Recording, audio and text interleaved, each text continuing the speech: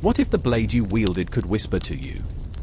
What if it craved blood, hungering for the stories of the fallen it has cleaved? Picture a weapon forged in the fires of divine wrath, pulsing with ancient curses and glories long forgotten. Each slice through flesh echoes the bitter laughter of gods, and every clash against steel tugs at the very fabric of fate itself. What if wielding one of these swords wasn't just a matter of might, but a game of destiny, where the stakes are your soul? Forget your average kitchen cutlery. This isn't a night in a medieval tavern slicing bread and sipping ale. This is a blood-soaked battlefield, where heroes rise and fall, and the tales of these 12 swords are written not in ink but in the blood of titans and monsters. Their names strike fear: Excalibur, Kusanagi, Durandal, each a legend, each with a past darker than the shadow of a moonless night. They beckon from history's depths, waiting for someone daring enough to claim their legacy, and their curse. Consider this: wielding one of these blades might promise power, but it also carries the potential for absolute madness. You think modern smartphones are addictive? Try an enchanted sword that devours the very essence of its owner, feeding on ambition and lust for battle. Each cut you make isn't just a blow against an enemy, it's a pact, a gamble with the ancient forces that dwell within steel and sorcery. Every swing could pull you closer to glory or drag you into an abyss of despair. Can you hear the whispers? They're loud now, echoing in your mind, tales of betrayal, valor, and vengeance swirling like a maelstrom. The swords vibrate with secrets that could fracture your sanity. Each blade possesses a personality as volatile as a mosh pit at a heavy metal concert.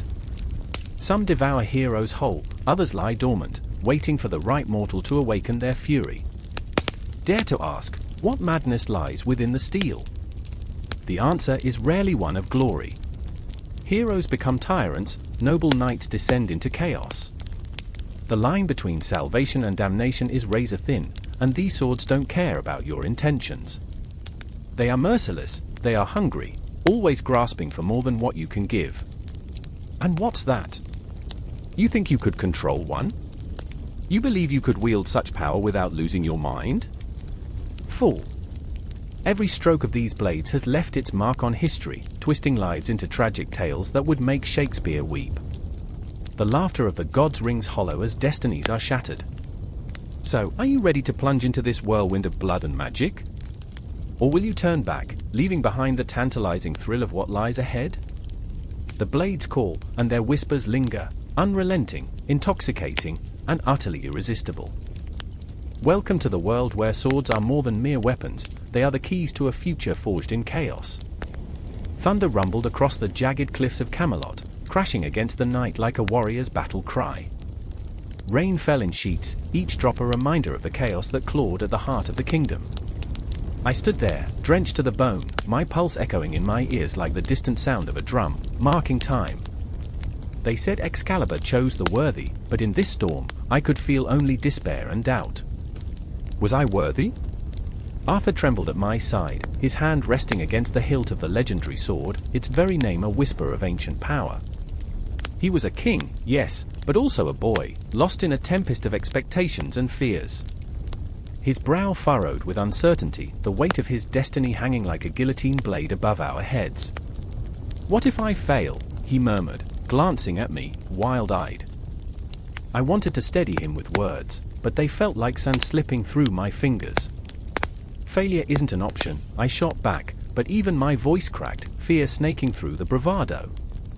There was something sacred about that sword, something that felt both promising and cursed.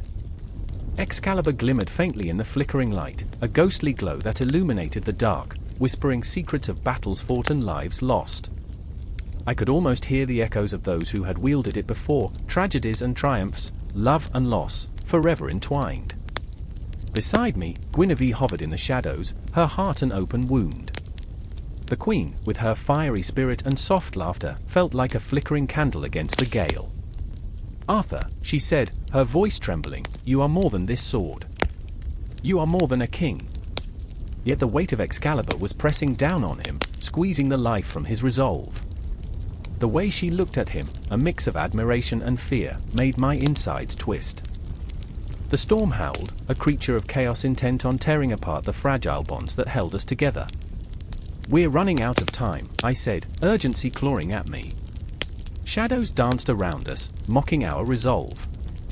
In this moment, everything felt tangible: the rain, the air thick with electricity, the pounding of our hearts. I wanted to scream, to tear at the darkness that threatened to swallow us whole. But there was only silence, the kind that settles deep in your bones, heavy and suffocating. I remembered the stories whispered by the fireside, of knights and chivalry, of Excalibur glimmering in the sun, a beacon of hope. But this night felt different. This night tasted like iron and ash. "Take it," I urged Arthur, my voice barely a whisper. "The sword is yours. You're its rightful heir." His fingers brushed the hilt, and I could feel the tremor in his resolve. "But what if I'm not the hero they need?" His eyes darted to Guinevere, whose gaze was a tempest of emotions: love, fear, hope, betrayal. She was caught in a web of loyalty to her king and an impossible desire for the man who stood beside him. I could feel it, the tension thickening the air, each moment stretching like a taut string ready to snap. "You fought for this, Arthur. For all of us." The words tumbled from my lips, desperate to stitch together the frayed threads of his confidence. I thought of the world outside, the cries of the people, lost in the shadows of despair, waiting for a hero, waiting for him. Guinevere stepped forward, breaking the spell of doubt. "You are not alone," she said fiercely, her voice cutting through the storm. "We all stand with you." Her gaze bore into Arthur, fierce and unyielding, igniting the flicker of determination deep within him. "You are our king, our hope. Don't let fear steal that from you." The air crackled as Arthur finally grasped the hilt, that fateful connection between man and sword igniting a fire in his heart. I could see it, the change, the resolve coursing through him like lightning. "I won't falter," he growled, his voice rising above the storm. "I will fight for Camelot, for you both. For us." With that admission, Excalibur pulsed with energy, a beacon of light in the consuming darkness, and my heart raced. I felt the echoes of history around us, the winds of the past swirling, memories grinding against our resolve, reminding us of the weight of our choices, the path carved by blood and sacrifice. But the shadows were not finished with us. They crept closer, intertwining with the storm, darkness bleeding into our hopes. A figure loomed in the distance, cloaked in shadows, eyes glinting like daggers. My breath hitched, fear wrapping around my throat. "Arthur," I warned, my voice trembling, "we are not alone." A chill swept through the air, freezing time for just a moment, as that figure stepped closer. I could feel the heartbeat of the storm matching my own, a terrifying rhythm that spoke of fate and doom. The figure raised a hand, the air thick with dread, and it felt like the cosmos had paused, holding its breath. I watched as Arthur tightened his grip on Excalibur, the blade shimmering with an otherworldly light, as if it knew the battles that awaited. Hearts raced, breaths quickened. This was no longer just a storm. The heart of Camelot was in peril, and we were the guardians, standing against the dark. In that moment, amidst the crashing thunder and lashing rain, the pull of destiny was palpable. There was no turning back. We were bound to this fight, to this sword, and to each other. And as the storm raged on, a symphony of chaos and courage, I could almost hear the echoes of the future whispering, promising both glory and ruin. The clash of metal echoes through the valley, a symphony of chaos and desperation. Roland stands amidst the swirling dust and the cries of dying men, his heart pounding like war drums in his chest. The sun is sinking, casting long shadows that stretch like fingers reaching for the lost souls scattered across the battlefield. It's there, in that haunting twilight, that the legendary blade, Durandal, rests heavy in his grip, a weight that feels both like salvation and a curse. I remember the stories. I remember how they said Durandal was forged with the fire of the gods, its steel blessed with unbreakable strength. But holding it now, in this moment of impending doom, all I feel is the chill of despair creeping under my skin. The blade, shining like a beacon of hope, is drenched in the blood of my enemies, and yet the stench of mortality clings to it like a lover-turned ghost. Across the field, I see my friend, Oliver, a stout-hearted knight whose laughter once filled the air with warmth. Today, his laughter is silenced, replaced by the grimace of a man clutching a wound that festers like a dark secret. He fights valiantly, but I can see it in his eyes, the flicker of fear, the haunting realization that this may be his end. I want to scream out to him, to tell him it will be all right, but the words drown in the chaos, swallowed by the screams of the dying. I remember when we were boys, chasing after dreams in a world that seemed so vast and full of promise. We were invincible then, armed with nothing but our dreams and toy swords made of wood. How naive we were.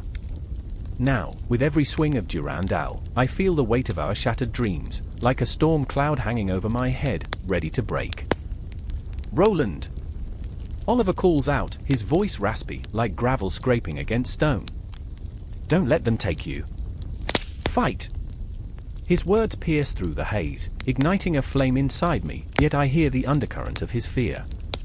This isn't just a battle for honor, it's a battle for survival, and even the bravest hearts can falter. I glance down at Durandal, the blade that feels like fate woven into steel. It glimmers with a promise, yet I can't shake the sense that it's not just a weapon, but a harbinger of loss. I know the legends, the whispers that say those who wield it are destined for greatness, but at what cost? I think of my mother's eyes, the way they sparkled with pride. You will be a hero, she said, her voice a melodic lullaby in my memory.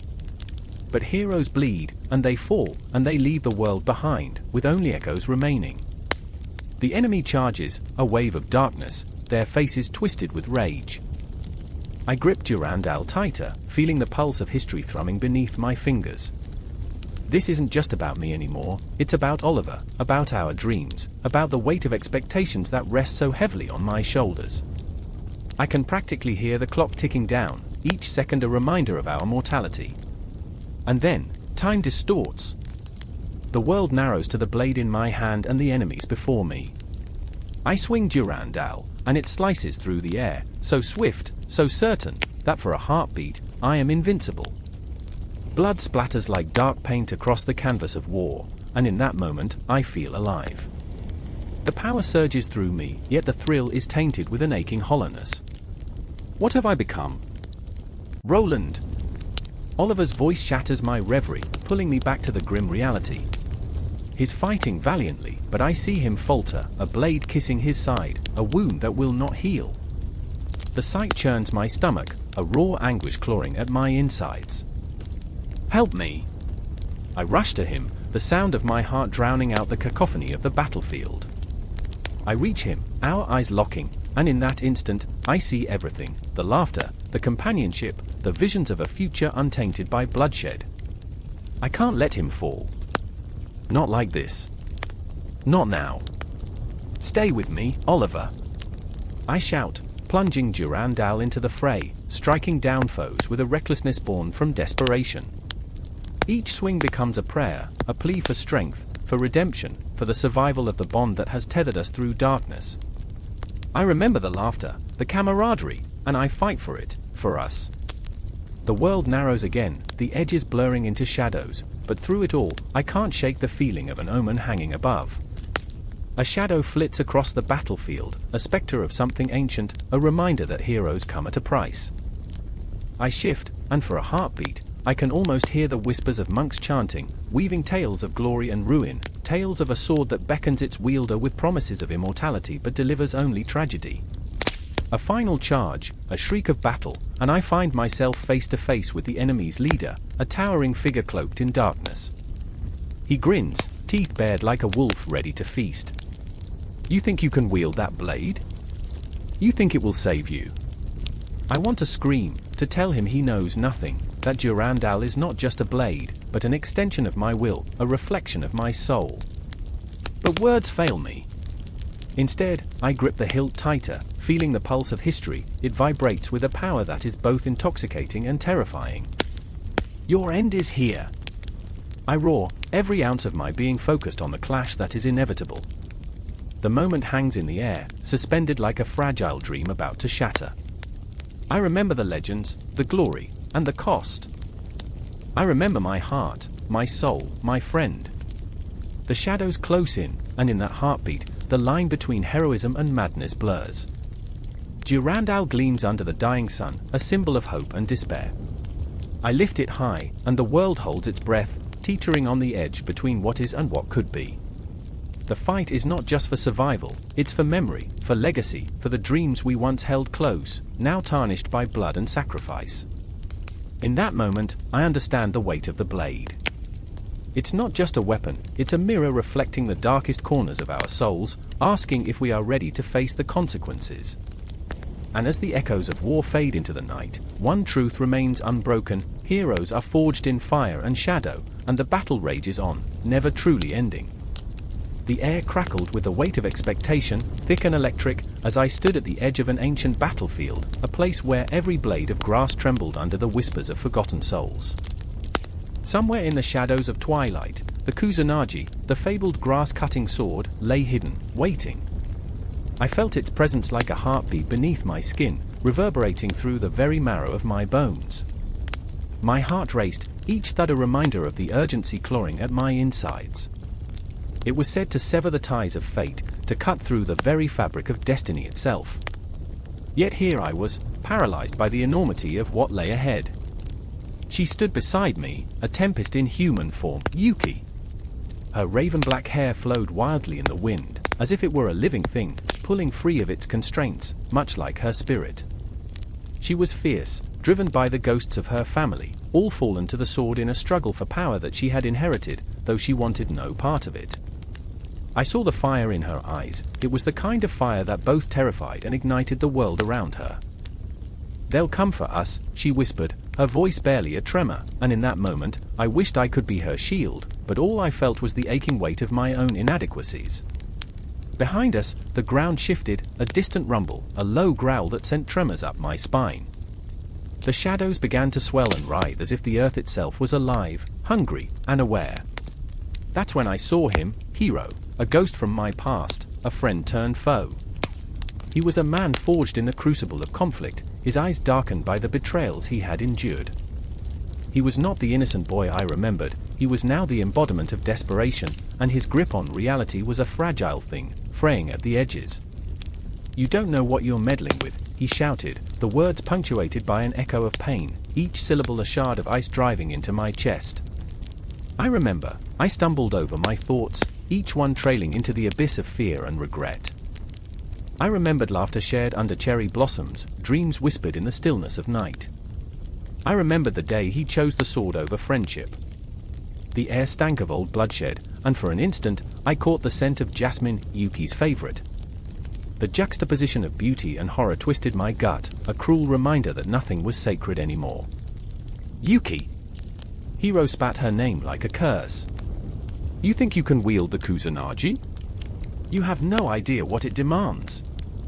"Demands?" Her voice sliced through the chaos, sharp and unyielding. "What does it matter? Everything we have is already lost. You're the one who turned your back on us." The fury in her words resonated like the clash of steel, echoing through the night, igniting an inferno within me. I wanted to scream, to shake her, to make her see the danger ahead, but fear paralyzed my tongue. The ground trembled again, closer this time, like a heartbeat quickening, like the universe holding its breath. The legends spoke of the sword's power, the ability to sever not just physical bonds but the very essence of one's fate. What if it chose Yuki? What if she became what she feared most? The thought clawed at my mind, relentless and vicious. Do we really want to unleash this? I dared to ask, my voice a whisper against the roaring tide of emotion swelling around us. Is it worth the risk? The moment hung heavy, the air thick with the weight of unspoken truths. Yuki turned to me, her gaze fierce yet clouded, a storm brewing in the depths of her soul. "If not us, then who?" Her voice broke and fell into the void. Before I could respond, shadows erupted from the dark, twisting and reaching, shrouded figures emerging like specters from the depths of our collective nightmares. Their eyes glimmered with malice, teeth bared in grim smiles. They were the remnants of those who had fallen, a legion of anger and bloodlust, seeking vengeance, seeking the Kusanagi. My body tensed, instinct screaming at me to run, to hide, but I was rooted to the spot, the weight of destiny pinning me down. Hiro stepped forward, an unwilling knight. "You think you can just take it? You think you can claim what's been lost?" His voice cracked, revealing the boy beneath the man, the boy who had once believed in the honor of a sword. A flash of dark laughter erupted from the shadows. Lost? It's ours for the taking, and we'll use it to carve out our revenge. Each word dripped with venom, igniting a firestorm of rage within me. They were wrong, they didn't understand. The Kusanagi was not a weapon to be wielded, it was a living entity, a force that demanded respect, a force that could just as easily consume its master. I felt the tension coil around us, tightening like a noose, ready to snap. Yuki stepped forward, resolute, eyes blazing with a fierce light. Then come. Let us face the storm together. And in that moment, I could see the woman she could become, a beacon of hope or a harbinger of despair. I wanted to reach out, to pull her back from the edge of the abyss, but the world spun, a cyclone of emotion and impending doom. The shadows lunged, a tide of darkness, and I braced for the impact, for the inevitable clash. The air thickened with the metallic scent of blood and sweat, hearts pounding in a chaotic rhythm as the battle commenced. I could feel the pulse of history thrumming beneath us, the echoes of the past mingled with the present, each heartbeat a reminder of the choices that had led us here. Together, I finally managed to shout, grasping Yuki's hand, feeling the heat of her determination against the cold grip of fear. Time stretched, a cosmic joke, as we stood at the precipice, two souls bound by destiny, by love, and by the weight of a sword that could cut through the very fabric of our fears. And then the moment shattered like glass, the world fracturing around us. The Kusanagi, its legend, its blood-soaked history, loomed in the distance, waiting like a spectre. A single question crackled in the air: could we wield it without losing ourselves? Tension swelled, a taut string ready to snap, and as dusk faded into night, the shadows surged forward. I held onto Yuki, and for one fleeting moment, I was terrified that the darkness would swallow us whole. But maybe, just maybe, we would find a way to cut through the night, to emerge, transformed, together. The air thrummed with a tension so electric, it felt as if the very fabric of reality might fray apart at any moment. Shadows danced against the stone walls of Hero, flickering like the last breaths of dying embers. The hall was thick with the smell of sweat and fear, a bitter mix that clung to the throat like the taste of bile. I remember the cold grip of fronting, the enchanted sword, resting heavy in my hand, as if it, too, sensed the approaching storm. It bore a history in its steel, a tale wrapped in whispers and blood, and I stood on the precipice of belief, teetering between hope and despair. In the flickering torchlight, I caught sight of Beowulf, his fierce gaze fixed on the darkening horizon beyond the hall. His shoulder was bruised and bloodied, a testament to the battle with Grendel's mother that still loomed large in our minds. There was a raw vulnerability beneath his bravado, a flicker of doubt that threatened to surface. That haunting moment when the hero becomes a man, when the armor feels less like protection and more like a shackle. He was a warrior, yes, but behind the mask of confidence flickered the shadows of what he had lost, what he yet might lose. The weight of his legacy pressed upon him, a ghost haunting the marrow of his bones. "Will it be enough?" he murmured, more to himself than to me, but I felt the weight of his question crash upon my chest like a tidal wave. I remember the way his hands trembled, those great hands that had slain monsters, now quaking beneath the burden of uncertainty. My heart thrummed a chaotic rhythm, and I fought the urge to scream, to shake him and ask if he could hear the echoes of the past, if he could feel the eyes of the fallen upon us, watching, judging. Fronting pulsed in my grip, a strange warmth glowing at the core of its blade. It was said to be blessed, infused with the magic of the ancients, but what magic can save us from ourselves? I remembered the tales spun by the fire, the songs of victorious battles, of swords that sang and shields that glimmered. But what is a song in the face of despair? What is glory when the soul is hollow? Then, I felt it, a tremor beneath my feet, a growing pulse that matched the thudding of my heart. The air shifted, thick with tension, as if the very night conspired against us. Beowulf straightened, his jaw set, eyes aflame with a determination forged in the fires of countless battles. "I will face her," he declared, the word slicing through the silence like a bolt of lightning. The certainty in his voice wrapped around me, comforting yet suffocating. He was the hero, yes, but the monster was real, and nightmares have a way of twisting even the noblest of intentions. And then there was me, standing in the shadows, an unwilling companion, an unremarkable scribe too enamored with history to be a part of it. Fear coiled around my heart, suffocating and sweet, like the sudden rush of memories, flashes of battles fought and battles lost, of laughter ringing through the halls, of blood spilled and tears shed. The weight of existence pressed down, a reminder that every tale carries a cost, and every sword has a price. Promise me, I found myself whispering, voice barely breaking the heavy silence, promise me you'll come back. The words felt absurd, a plea ripped from the deepest pit of my gut, but it was all I could think to say. The truth was, I was terrified. If he fell, if Runting failed him, then what was left? The spectre of defeat loomed like a dark cloud, mocking our courage, our camaraderie. The moment stretched, time bending around us, as Beowulf's gaze pierced through the darkness, searching for something, faith, perhaps, or a fragment of hope buried deep beneath the shadows. He turned to me, and in that instant, the world fell away. There was no honor, no glory, just a man who understood the weight of fate, and the fear that clung to him, just as it clung to me. I have faced worse, he said, voice steady, but I sensed the tremor beneath his bravado. I have faced the anger of the sea and the fury of beasts greater than I. This is just another battle, another story to tell. But the way his fingers lingered on the hilt of Fronting betrayed him, as if he sought solace in the sword's presence, a reminder that magic still existed in a world marred by despair. The ground shook again, a low growl echoing from the depths of the earth, and I felt a chill skitter down my spine, a reminder that the night was not yet done with us.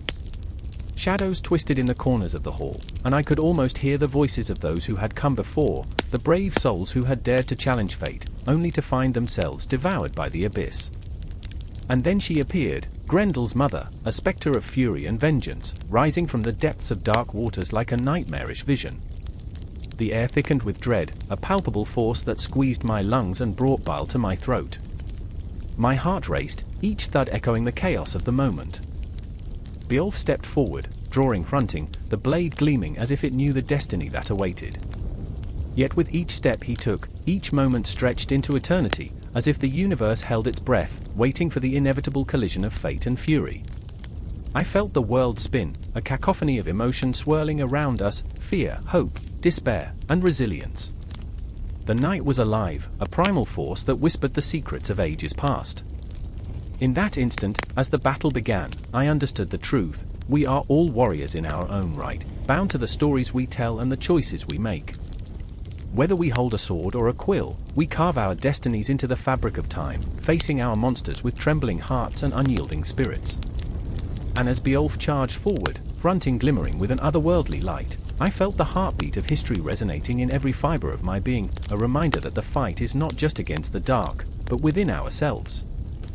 And just like that, the dance of fate began, the world holding its breath as the shadows closed in.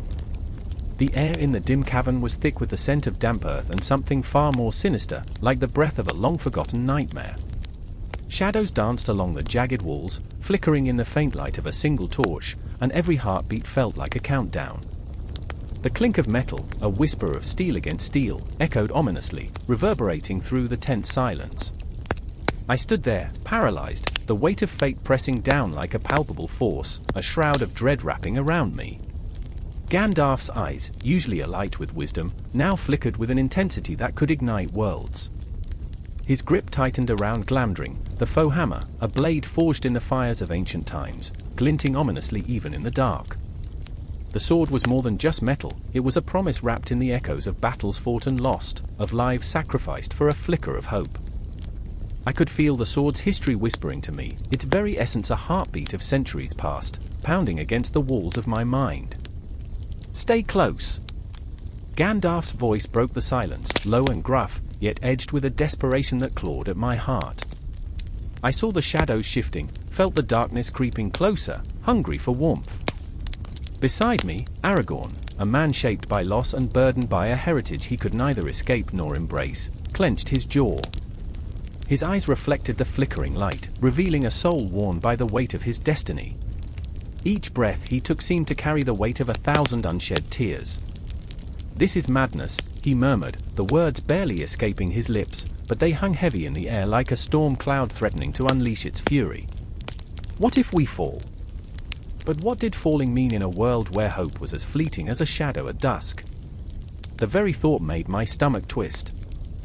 I remembered too well the faces of those who had fallen before us, friends, comrades, the loved ones who had believed in a future that now felt so fragile, like glass on the brink of shattering. "Madness is what we have," Gandalf said, his words a thunderstorm breaking through the silence, fierce and unyielding. He drew Glamdring, the sword's edge glistening with anticipation, ready to slice through the night's darkness. "And sometimes, madness is the only path left to tread." I could hear the rapid thud of my heart, a frantic drumbeat matching the tension that clung to us like a cloak. The ice-cold reality began to creep in, a chilling reminder of what we faced. The darkness was not merely a physical entity, it was a palpable force of despair, an ancient malevolence that had awoken with a hunger that gnawed at the edges of sanity. And there they were, shadows emerging from the void, creeping along the stone, forming grotesque figures that slithered forward, eyes like embers, hungry for the warmth of our life force. I felt a shiver race down my spine, a visceral fear that threatened to consume me, yet something deeper rose within me, a flicker of defiance. "We can fight," I whispered, more to myself than to anyone else, my voice trembling but fierce. Gandalf stepped forward, and in that moment, the air crackled with energy. Glamdring became an extension of him, a part of his very spirit, and the light of the sword cut through the gloom, illuminating the twisted faces of our foes. "Come then," he roared, the sound reverberating through the cavern, a rallying cry that shook the very stones around us. "Let them feel the foe hammer's wrath." As the first dark figure lunged forward, I couldn't breathe, time stretched, fleeting moments collapsing into infinity. I was a spectator in my own skin, watching as Gandalf moved with a grace that belied his age, Glamdring arcing through the air like a comet, slicing through shadow and dread. The impact of steel against flesh was like thunder, a visceral crescendo that made my heart race. Aragorn was beside him, a whirlwind of fury and determination, his sword singing as it met the dark forms that surged toward us. I could see the anger etched on his face, a storm of emotions battling within him, fear, frustration, and the relentless urge to protect. It was raw and human, a struggle that resonated deeply within me. I felt it too, that unquenchable fire. This was more than survival, it was a fight against the darkness that threatened to extinguish the light of our existence. "Remember them!" I shouted, the words bursting forth like a dam breaking. "Remember those who fell. Fight for them!" With every swing of Glamdring, every thrust of Aragorn's sword, I could almost hear their voices, the laughter of friends turned to whispers of the forgotten. I could feel their spirits rising in the air around us, urging us on, reminding us of the bonds that made us strong. But with each moment of triumph, shadows clawed back, relentless, unyielding. They were a wave of despair, crashing against our fragile defenses. I felt it, an icy tendril of fear creeping back into my chest, tightening around my heart. What if this isn't enough? I thought, the question gnawing at the edges of my resolve. But I pushed it away, clinging to that flicker of defiance. "We are not alone," I whispered, almost as a prayer. In this chaotic symphony of battle, Glamdring sang, a haunting melody of hope and despair.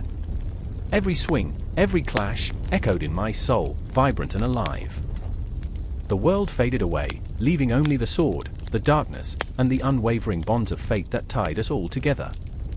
The shadows were relentless, but so were we. I could feel the thrill of fear, the exhilaration of the fight coursing through me. It was intoxicating, a reminder that we were alive, breathing in this moment of chaos. And then, as if summoned by the darkness itself, a figure emerged, a spectre wrapped in shadows, exuding a palpable dread. My heart stopped. I recognized that presence, felt the cold tendrils wrapping tighter around my throat. The ultimate confrontation loomed, and I could almost hear the ticking clock of fate, counting down the seconds until the final clash. I glanced at Gandalf as he faced the encroaching shadow, a resolute determination etched into his features, Glamdring poised and waiting. Time twisted and turned, the air thickened with tension, and I realized with a jolt that the battle was far from over. This was just the beginning, a single heartbeat in the chorus of the cosmos. "Prepare yourself," Gandalf breathed, as the shadows surged once more, and the true fight for our souls began. The darkness approached, hungry, and I felt the weight of it creeping closer, yet a spark ignited within me. Glamdring was a beacon. Hope was a flame. The night was alive, and our fight was just beginning. The air was thick with tension, an electric charge crackling between the shadows. I stood there, heart racing, watching as the sword of Gryffindor gleamed ominously under the flickering torchlight. The blade hummed, a low, whispering sound that clawed at the edges of my sanity. It was more than just a weapon, it was an echo of 1,000 battles fought, a tangible piece of history that had claimed its share of blood and tears, much like the three of us standing on the precipice of destiny. Harry was on edge, his eyes darting. They were windows into a storm, swirling with fear and determination. I could see the weight of the world pressing down on him, the burden of being the chosen one heavy on his shoulders. "I can't," he murmured, almost to himself. "I can't be the one to wield it." I wanted to reach out, to tell him he was more than just a boy with a scar, that he was fire and rage and hope all wrapped into one. But how could I? I remembered the time when he had saved me from the trolls in the caves of our childhood. That reckless bravery was gone, replaced by a deep-seated uncertainty that made my heart ache. The sword gleamed mockingly, its significance weighing down on him like an anchor pulling him into darkness. "Harry," I said, my voice trembling against the silence, "it chose you. It's not about what you think you can handle. It's about what you must do." I could feel the heat of my own emotions rise, a tide of fear for my friend. Would he rise to the occasion, or would he let this moment slip through his fingers like sand, like so many choices we had made before? Ron stood off to the side, arms crossed, the brow of his forehead knitted in contemplation. He was my rock, but even rocks could crack. "It's just a sword, isn't it?" His voice was low, almost desperate.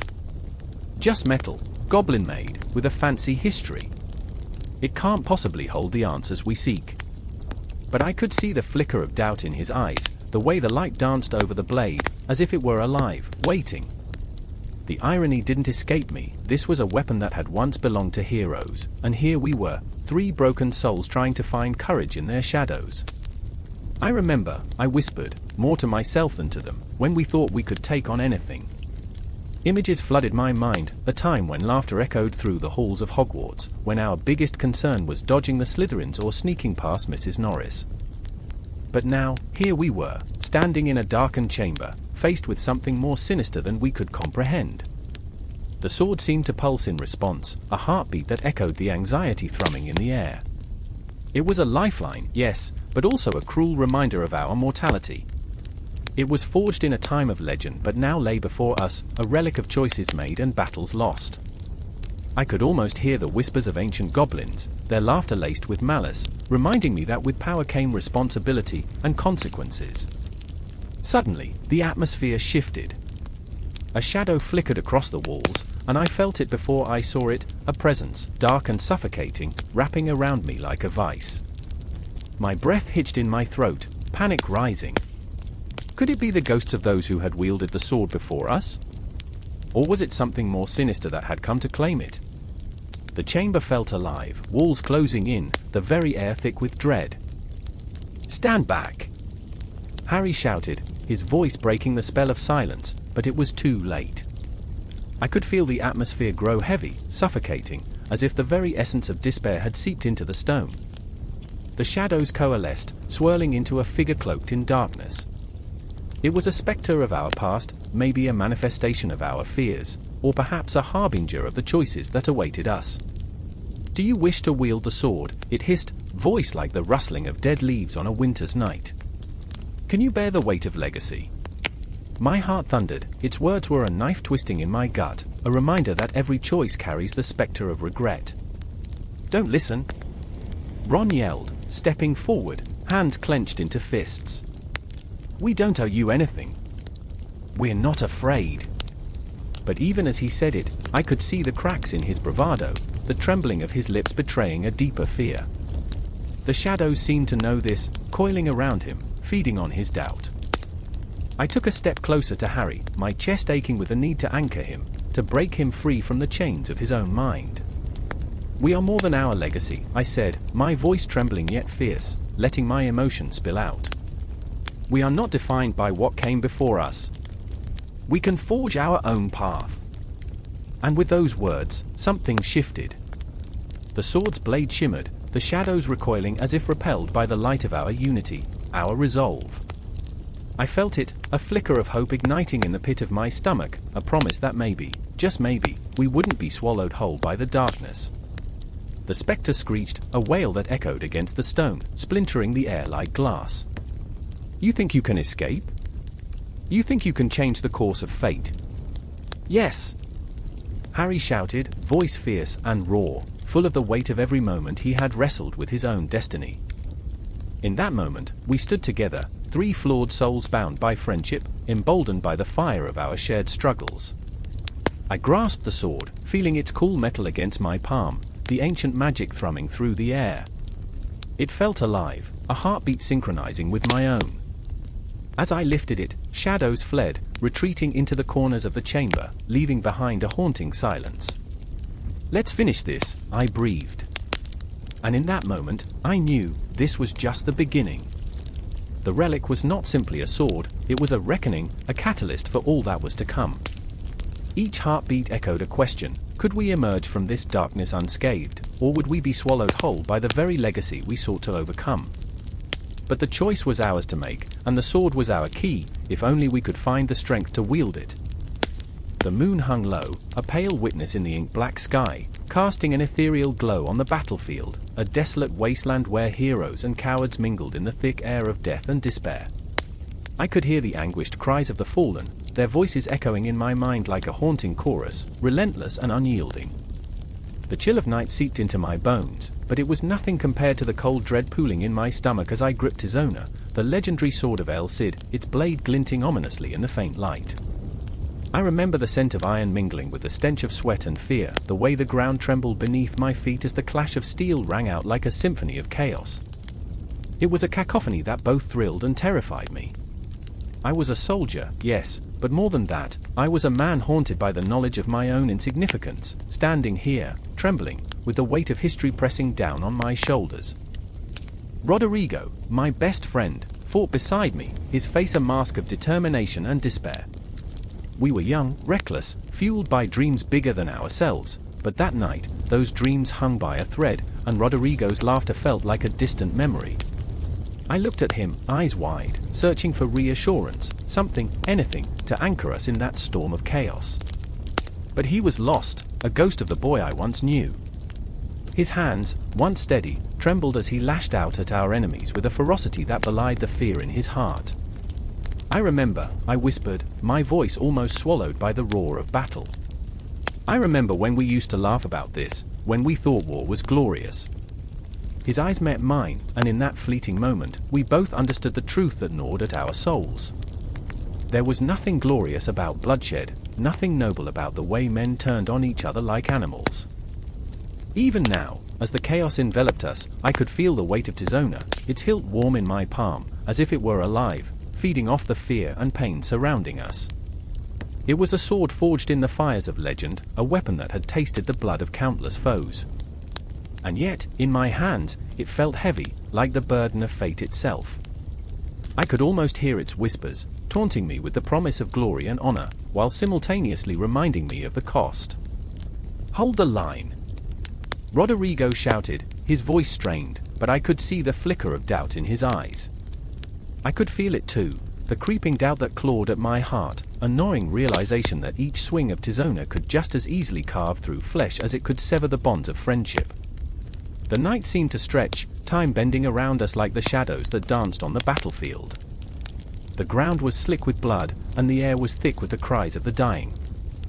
Each scream pierced my heart, a reminder of the price we were paying, and for what? Land? Honor? A legacy written in blood?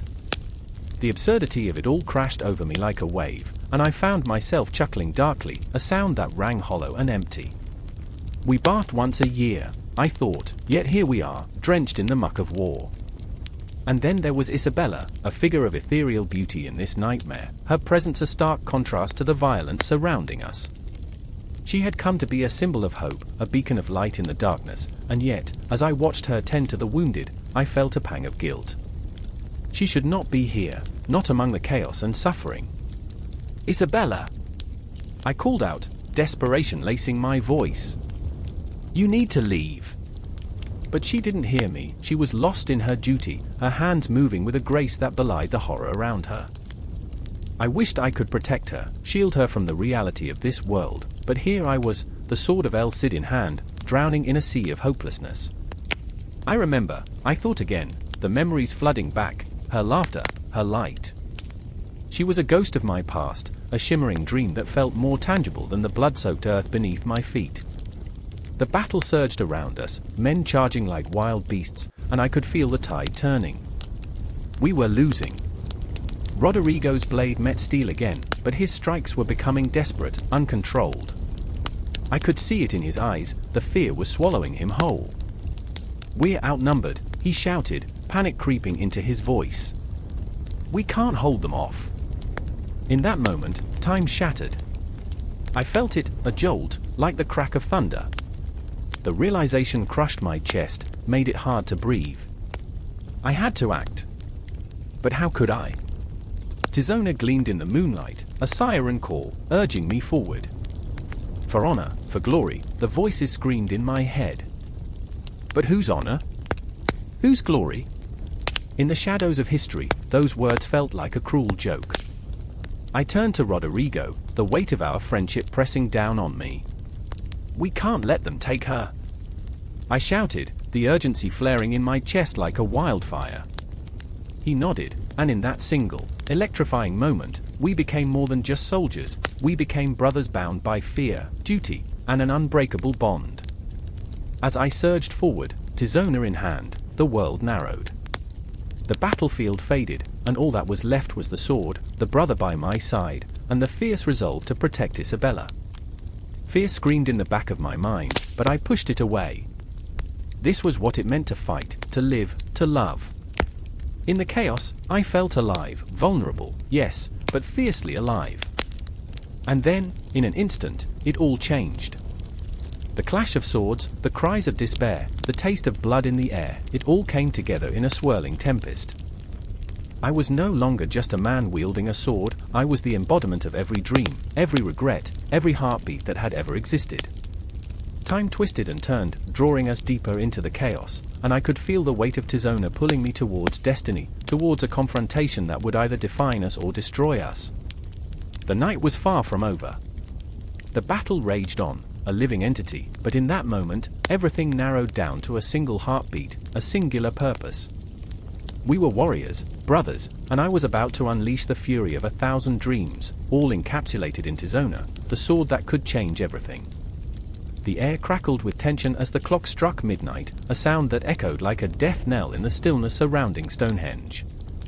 Shadows twisted in the moonlight, reaching like fingers, clawing at the earth.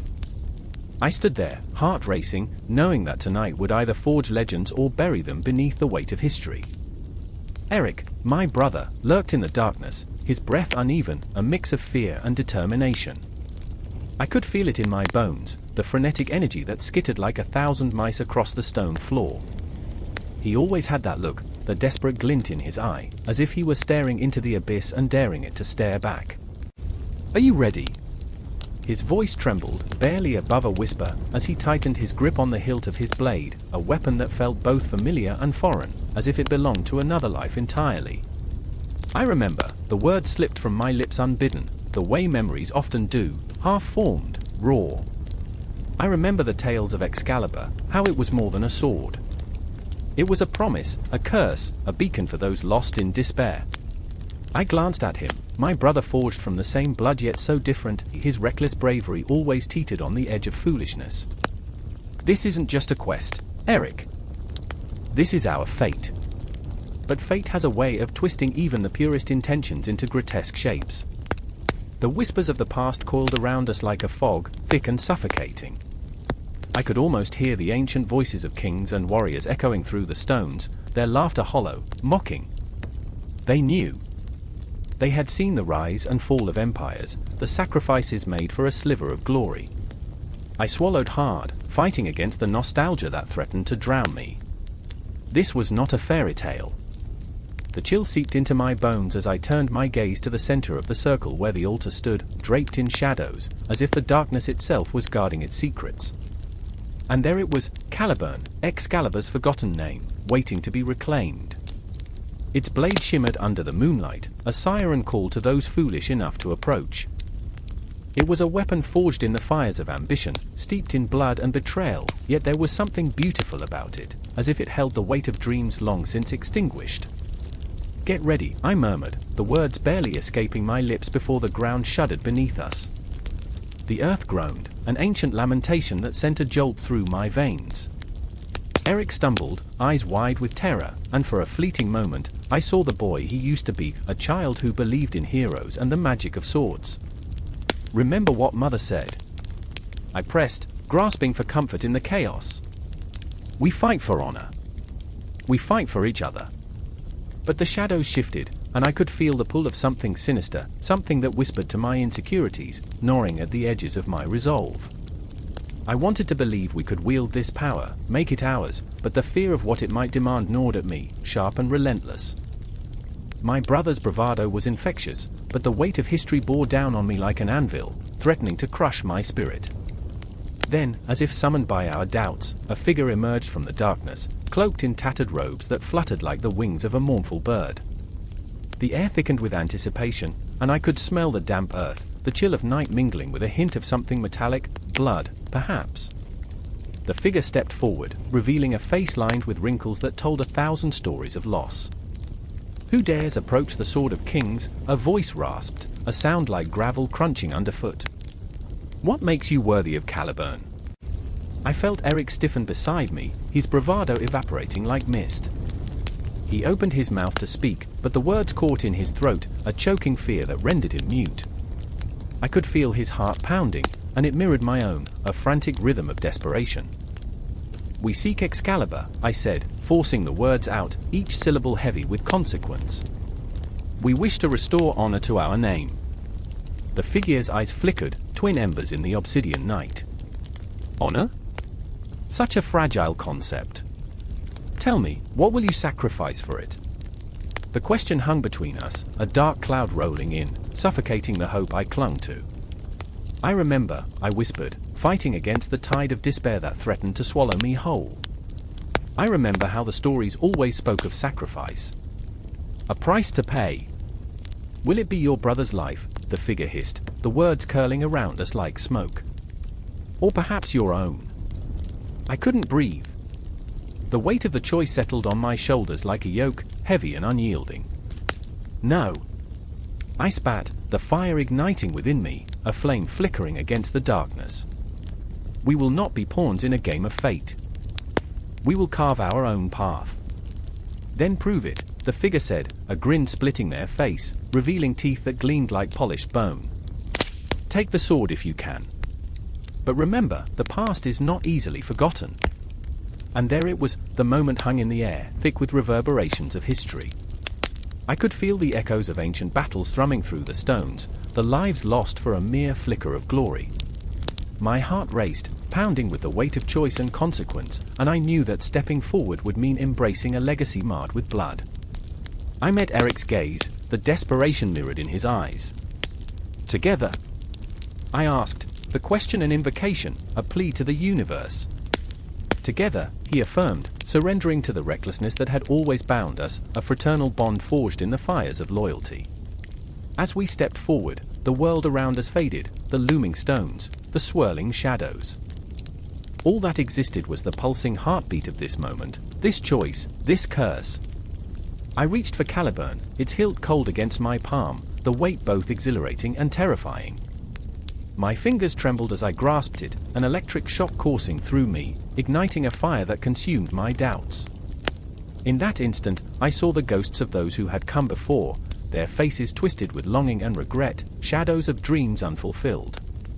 "Remember," I murmured, as darkness enveloped us, time bending, twisting, as the past collided with the present. In the depths of that darkness, I felt the weight of all that was to come, the sacrifice that would haunt us forever. And as I pulled the sword from its resting place, the air crackled with a promise, a curse, a legacy reborn. The earth shook again, and I knew this was merely the beginning.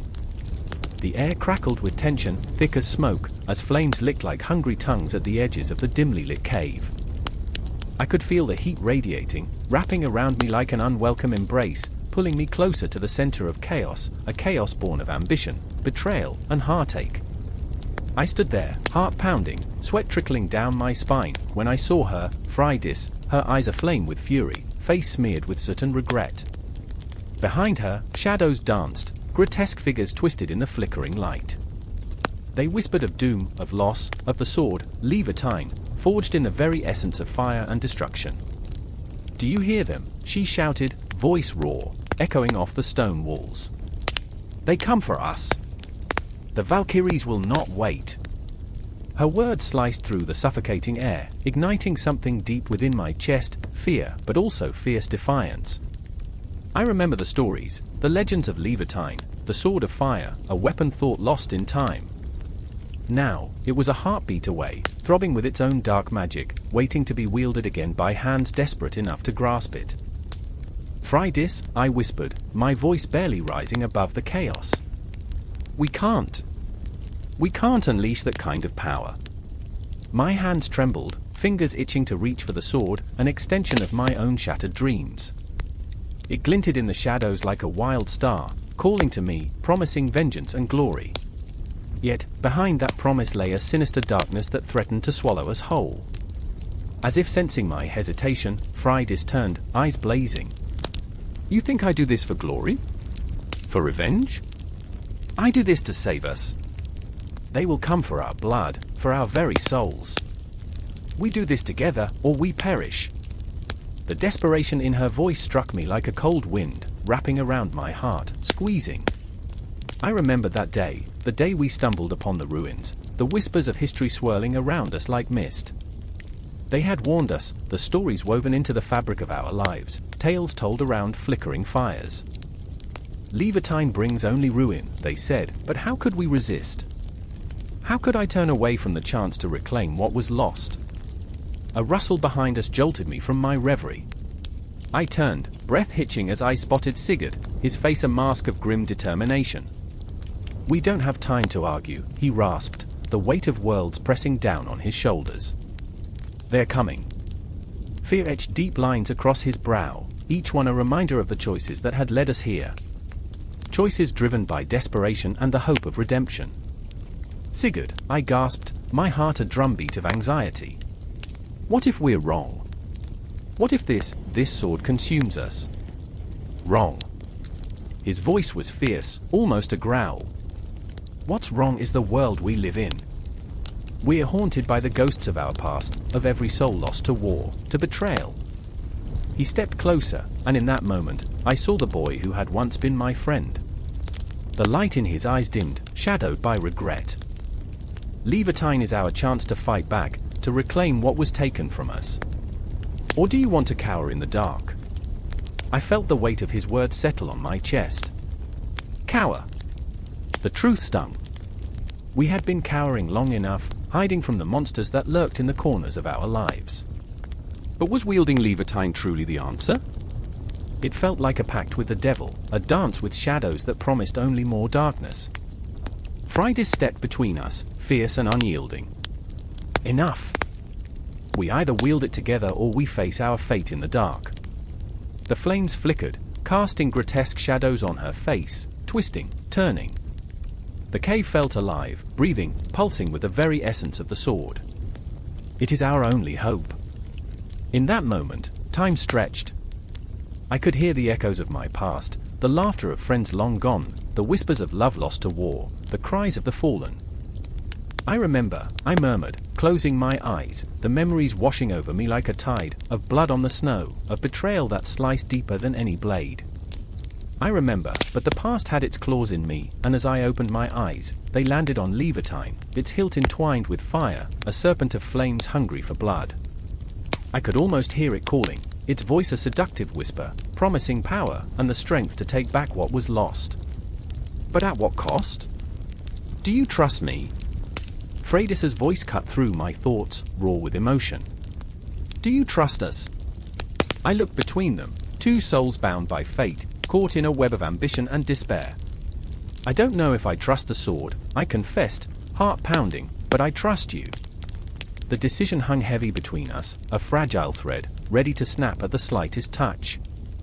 Sigurd nodded, a flicker of hope igniting in his eyes. "Then we do this together." And as my hand reached for the hilt, I felt the warmth of the flames wash over me, seeping into my very bones, a bittersweet fire that promised power but held the weight of centuries of blood. The shadows swirling around us morphed, whispering of the choices still to come, of the lives that would be changed, or lost, forever. The moment I grasped the sword, I felt it pulse with a life of its own, resonating with my heartbeat, alive, hungry, demanding. The cave trembled, and somewhere deep within, I understood that Leviathan was no ordinary weapon. It was a force, a harbinger of what was to come. The whispers intensified, a cacophony of voices, a dark symphony that echoed through the cavern. I could see the reflections of our fears and dreams shimmering in the flames. The air thickened, charged with anticipation, as the veil between our reality and the shadows began to thin. "Are you ready?" Freydis asked, her voice a blade of steel, cutting through the tension. But in that fleeting moment, I realized that we were not just wielding Leviathan, we were allowing ourselves to be consumed by it, by the weight of our choices, by the desperation to take back what had been stolen from us. The anticipation hung heavy, and I knew that this was only the beginning. The fire was just awakening, and it would burn down everything in its path. With a heart pounding in time with the flames, I nodded. And the darkness surged forward, hungry, as we stepped into the fire. Rain fell in sheets, drenching the cobblestone streets of Aachen, each drop a cold whisper. I could feel the pulse of the city, it throbbed like a wounded heart, heavy with anticipation. I remember the air thickening, the weight of history pressing down like a funeral shroud. And there, amid the storm, a shadow loomed, a figure cloaked in dread and ambition, hand steady on the hilt of a sword that gleamed like a promise under the muted glow of flickering torches. Joyce! I remember the name. It tasted like ash on my tongue, a relic of glory now steeped in blood. Elias! I could see him, a spectre of hope caught in the tempest. His eyes burned with fervor, the kind of fire that ignited revolutions and left ashes in its wake. But beneath that fervor lay a fracture, a deep chasm that threatened to swallow him whole. "We were meant to do this," he said, voice trembling against the howling wind.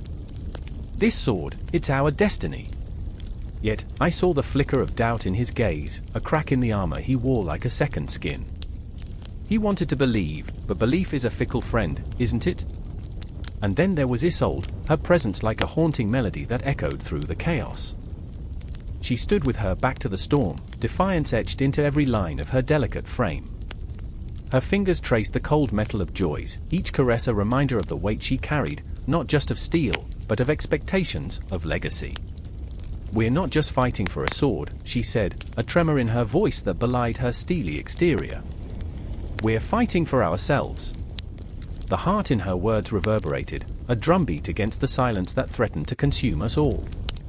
I remember the smell of wet earth mixed with the metallic tang of fear, a concoction potent enough to suffocate reason. The air crackled with tension, it was as if the very fabric of time held its breath, waiting for the inevitable clash.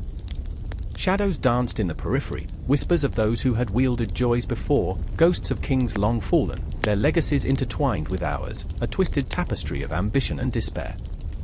The storm raged on, but it was the storm within us that truly threatened to spiral out of control. Elias stepped closer to Isolde, his voice barely a murmur above the tempest. "What if we fail?" A question steeped in vulnerability, stripped of bravado. I could feel the weight of his uncertainty, like leaden chains anchoring him to the ground. She turned, eyes fierce yet soft, and for a moment, the world fell away. "Failure isn't the end, Elias. It's only a step, just a step." But we all knew the truth. The bitter taste of failure lingered like an uninvited guest at the feast of our dreams. Joyce wasn't simply a sword, it was a symbol, a beacon of all that had come before us and all that could crumble in an instant. The night pressed on, the storm a relentless reminder of the chaos that awaited. A flicker of lightning split the sky, illuminating Isolde's face, a canvas of determination and despair. In that moment, she looked as if she could command the heavens, bend the storm to her will. But I knew better. We were mere mortals, dancing on the edge of fate, and fate has a cruel sense of humor. "We'll fight," she said, resolve hardening her voice. "We'll fight for every breath, every heartbeat, even if it kills us." And perhaps it would. Perhaps the sword we sought would turn against us, an iron serpent coiled around our ambitions, ready to strike. I remember the tales of Charlemagne, how they whispered of glory and honor, yet beneath the surface, there lay blood and betrayal. What price would we pay for our own tale? The question hung in the air like a specter, waiting to be answered with the clashing of steel. A horn blared in the distance, a harbinger of doom. The enemy was near, faces shrouded in darkness, eyes glinting with malice, hungry for the glory that joys promised. I felt the ground tremble beneath me, a silent drum roll signaling the end of our fragile sanctuary. "Are you ready?" I asked, my own voice wavering, a thin veneer of confidence cracking beneath the pressure of impending violence. Elias gripped Joyce tightly, knuckles white as snow. "Ready? Is anyone ever truly ready?" His laughter was bitter, echoing into the void, a stark contrast to the dread swirling around us. But there was no time left for doubt. The moment had come, the storm breaking, revealing a battleground soaked in rain and resolve. I could almost hear the heartbeat of the earth, a rhythm that pulsed with life and death, weaving us into its tapestry. And then it began, the clash of metal, the desperate cries of warriors caught in the throes of battle. I remember the chaos, the visceral thrill of survival igniting in my veins, as if I were a part of something far greater than myself. Joyce glinted under the storm, a star fallen to earth, a harbinger of destiny. I could feel the energy of the fight, a spiraling vortex that threatened to consume us all, and yet, in those moments, I felt alive, a fleeting glimpse of eternity among the chaos. But even in the heart of the storm, I could see the cracks in our resolve. Isolde, fierce yet fragile, faced her own demons as she fought, the sword a weight that threatened to drag her down. Elias, once bold, was now a tempest of emotions, each swing of the blade a desperate attempt to silence his fears. I could feel the tide shifting, a sense of dread creeping in, a realization that our battle was not just against the enemy, but against ourselves. Time warped, stretching into an agonizing eternity. I remember the faces of those around us, etched with determination and despair, the shared heartbeat of a city caught in the throes of history. We fought not just for joys, but for our dreams, our fears, and the haunting echoes of those who had come before. Yet, as the storm roared, I felt the weight of it all, the burden of choices yet to be made, the future hanging in the balance like a pendulum, swinging toward either salvation or ruin. And in that moment, as the rain washed over us, blending sweat and tears, I realized we stood not just as warriors but as human beings, flawed, trembling, yet unbreakable in our resolve. Joyce was more than a sword, it was a testament to our existence, a bridge between our past and an uncertain future. But as the battle raged on, I wondered, with bated breath, what price we would ultimately pay for its power. And deep in my heart, I knew this was just the beginning. The storm was far from over. The air crackled with unease, a heavy curtain of silence draping over the crumbling ruins of the old cathedral. Shadows twisted among the jagged stones, whispering secrets as the moon's pallid glow glimmered on the blade, a cursed relic resting at the altar, the blade of the afterlife. I stood there, heart pounding like a war drum, my breath shallow and quick. My fingers brushed against the hilt, and I felt the weight of ages press down on me, a burden of lost souls crying in the night. Mara. I could feel her presence, a ghost lingering in the corner of my mind, her laughter echoing in memories too painful to bear. She was my anchor and my tormentor, a light extinguished far too soon. The last time I saw her, she was draped in moonlight, her eyes shimmering with possibilities, but now, all that remained were whispers of what might have been. Rage bubbled in my chest, every heartbeat a reminder of her absence, every breath a testament to my failure. I remembered her smile, it had been a beacon in the dark. But now, that light was extinguished, and shadows danced with wicked delight. And then there was Alaric, my brother-turned-enemy. The betrayal twisted like a knife in the pit of my stomach. I could still hear his voice, velvet and smooth, laced with toxicity. "You've always been the weak one, haven't you?" he had sneered, the venom in his tone crystallizing into a blade of ice. Love and hate warred within me, a chaotic storm that threatened to consume everything. I could feel him lurking, hidden behind the veil of night, his intentions masked in darkness. I clenched my fists, the cold metal of the blade sending a shiver through my spine. It promised power. It promised revenge. Desperation surged within me, a tidal wave crashing against the shores of my resolve. Mara, I will bring you back, I whispered, as if the words alone held the power to resurrect the dead. The cathedral groaned, stones shifting under the weight of time. The air thickened, and I could taste the metallic tang of fear as I turned, eyes scanning the shadows. A figure emerged, cloaked in darkness, his presence as chilling as the winter's breath. Alaric. His eyes glinted with malice, a predator savoring the moment before the kill. You think you can wield that blade? He hissed, each word dripping with disdain, a shadow of the brother I once knew. Everything I do is for her, I spat, anger flaring like a wildfire. You've lost your way, Alaric. You don't understand the price of this power. He laughed, a hollow sound that made my skin crawl. I understand power better than you think. But Mara? She is gone. You're chasing ghosts. The air between us crackled, a palpable tension building, thick and suffocating. I could feel the weight of his gaze, the remnants of shared childhood memories colliding into this darkened moment. You don't know what you've done. I shouted, my voice echoing through the cathedral, a desperate plea that fell flat against the walls. Or what I'll do next, Alaric replied, stepping closer, shadows wrapping around him like a shroud. There was a flicker in his eyes, a trace of something I once recognized. But it was gone before I could grasp it, a fleeting specter of his former self. I remembered the dreams we shared, lying under the stars in our youth, whispering secrets of adventure and glory. Those dreams faded, but the night sky remained, a canvas of possibilities yet untouched. I could feel the cosmic weight of the universe pressing down on us, choices like constellations, each one leading us closer to this moment. Why, Alaric? I asked, my voice trembling, fear mingling with a desperate need for understanding. Why choose this path? He paused, a flicker of vulnerability crossing his face before the darkness swallowed it whole.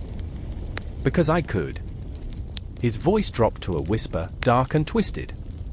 And that makes me more powerful than you'll ever be.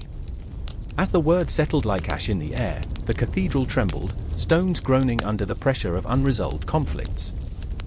I raised the blade, the metal shimmering with an eerie glow, a weapon forged in the fires of despair.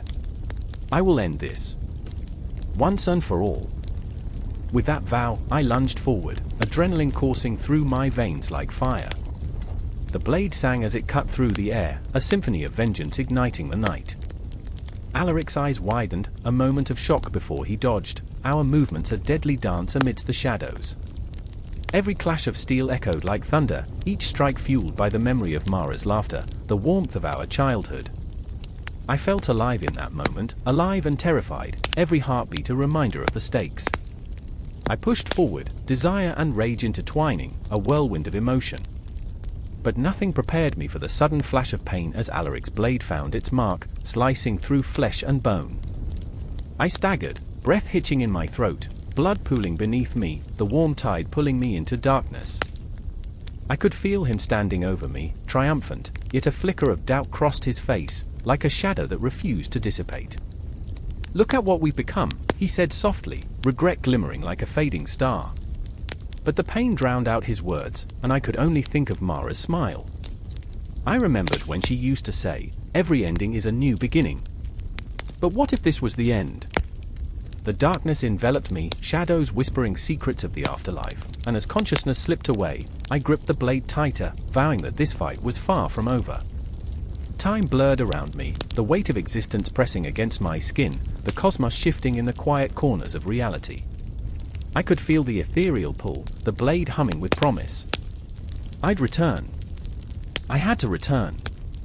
The ghosts of the past would not rest until justice was served, and I would not rest until Mara's laughter filled the air once more. And so, beneath the cathedral's shroud of despair, the story began to weave anew, a tapestry of fate and fury, binding us closer with each heartbeat, each breath, an unending cycle of life, death, and the haunting echoes of what was lost. The air crackled with tension as the shadows of the ancient ruins loomed over us, thick with the weight of unspoken histories. I could almost hear the whispers of the past, a cacophony of lost voices caught in the rustling leaves and the hissing wind. "Run!" Elenial's voice sliced through the murmur of the night, her eyes wide and glassy. I felt the pulse of fear thudding in my chest, raw and immediate, as I glanced back at the darkness that pursued us. Narsil, the shattered sword of Isildur, lay there on the cold, cracked stone, a fragmented relic of a lost age. Its once proud blade, now splintered and dulled, gleamed faintly under the sparse moonlight. I could sense its agony, could feel the frozen echoes of power it once held, as if the very air around it trembled with sorrow. "It's just a weapon," I told myself, that naive voice in my head desperately clinging to reason. But every fiber of my being whispered otherwise. In it lay history, hope, betrayal, and the burden of legacy. I remember everything about that night. I remember the way Elenial's breath hitched, the terror cutting through her resolve. She was a warrior, a sister carved from the same stone, but here we were, two children lost in a world far too big. Her fingers trembled against the hilt of her own sword, each twitch a silent prayer to gods who had long since abandoned us. And then there was Borin, my brother, a man forged from the fires of stubbornness. He stood there, chest heaving, eyes locked on Narsil as if it were a siren calling him home. "We can't leave it," he growled, fists clenched, knuckles white. I could see the gears turning in his mind, the desperate need to reclaim something that had been lost, something that belonged to our family, our history. It's part of who we are. But what did that mean when the weight of the past threatened to crush us all? A low growl reverberated through the darkness, a sound too primal to belong to the creatures of this world. My heart raced, each beat a frantic drum. Shadows danced around us, grotesque figures formed from our fears, and we stood frozen, three souls trapped in the web of fate, each thread tightening with every moment. "Borin!" Elenial shouted, her voice breaking through the chaos, filled with urgency. "We need to go, now." But oh, how he hesitated. The sword, the legacy, it called to him like moth to flame. I could see the conflict waging war within him, the tug-of-war between duty and desire, and it hurt, deep in my gut. I remember the stories our father told, late at night when the wind howled like a banshee outside. Tales of glory, of Isildur, who held the fate of Middle-earth in his grasp. But what of the shadows that lingered? What of the curse that followed that sword? I wanted to shake Borin, to scream, "Look at us! We are nothing but echoes." But then, the ground trembled, a rumble that coursed through my bones. The air thickened, pregnant with something dark and malevolent. I could feel it, the presence lurking just beyond the edge of sight, pulsating, hungry. I turned to Elenial, her face a mask of determination. "We fight together. We always have." And still, I could see the doubt in Borin's eyes. He was torn, caught between wanting to embrace the past and the very real danger that threatened to swallow us whole. What if it can still be wielded, he pondered, almost to himself, eyes glazed with visions of glory and blood. Or what if it's the very thing that brings our doom? I spat, bitterness creeping into my voice. The weight of our ancestors pressed down upon us, their choices dripping through time like poison. The shadows coiled closer, their hands clawing at my sanity. I felt the cold tendrils of despair wrap around my heart, squeezing tightly. I thought of my dreams, those vivid nightmares where I stood alone, surrounded by empty echoes of laughter and whispered promises, haunted by the spectre of a brother who could not see the abyss before him. "Borin!" I shouted, desperation clawing at my throat. "Look at what we are risking." A flash of something, of fear, realization, crossed his face, but it was too late. The darkness lunged forward, a rushing tide of terror. I felt its breath on my neck, frigid and suffocating. Elenial sprang into action, her sword a silver arc of defiance, and suddenly chaos exploded around us, a maelstrom of violence and desperation. In that moment, there was no time for regrets, no room for the past. Just the now. The sword, the shadows, the pulse of fear, it all merged into a singular heartbeat that throbbed with urgency. I could barely breathe, my world narrowing until all that existed was the fight for survival. As I swung my sword, I felt the connection to something greater. With each clash of steel, I could hear the echoes of history and loss, the unyielding cry of Narsil calling out from the void. It was a dance of desperation, as if we were mere puppets in a play scripted long before our birth, and the audience was the very fabric of fate itself. And somewhere, deep within the chaos, Borin's hand reached out for the hilt of Narsil. I saw it all unraveling, a thread pulled taut, ready to snap. The air crackled with the weight of choices, each moment a shard of glass that could slice through destiny. Would he grasp the sword that was both our savior and our curse? I could feel time slipping away, the cosmic clock ticking down to a moment that would change everything.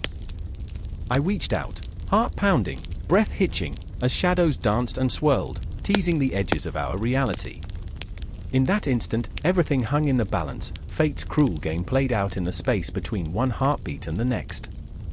And we stood on the precipice, our fates intertwined, ready to plunge into the unknown, where the remnants of Isildur's legacy awaited like a ghost in the dark, whispering the promise of power and the peril of ruin. The air crackled with tension, a storm on the brink of explosion, every heartbeat a countdown. I stood in a dimly lit chamber, the scent of old stone and damp earth wrapping around me like a shroud. Shadows danced on the walls, flickering with the wavering light of a solitary torch. The weight of history pressed like a hand on my chest, heavy, suffocating. There it was, the sword of Attila, propped against the crumbling wall, its blade glinting ominously, a whisper of power and conquest echoing through the ages. I remember the first time I saw it, how my breath caught, how the very marrow in my bones vibrated with the intensity of legends long gone.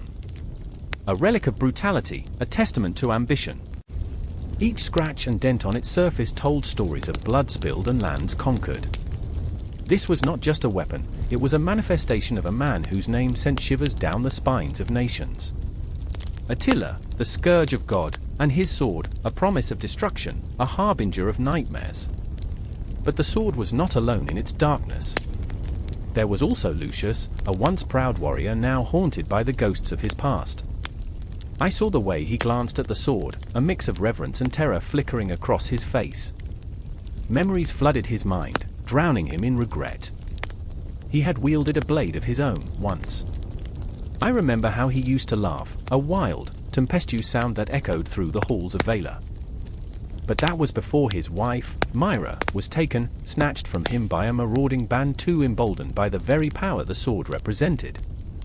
Myra, she was a dream wrapped in laughter, the light illuminating Lucius's darkness. But dreams can turn to nightmares in the blink of an eye. I remember the day the news came, his world shattered like glass, shards of hope piercing deep into his soul. In his eyes, I saw a void, a chasm of despair. Every glance back at the sword was a reminder of his failure, the battle he could not win. "Lucius," I called, my voice a fragile thread in the thick air. It trembled, quaked with the weight of unspoken words.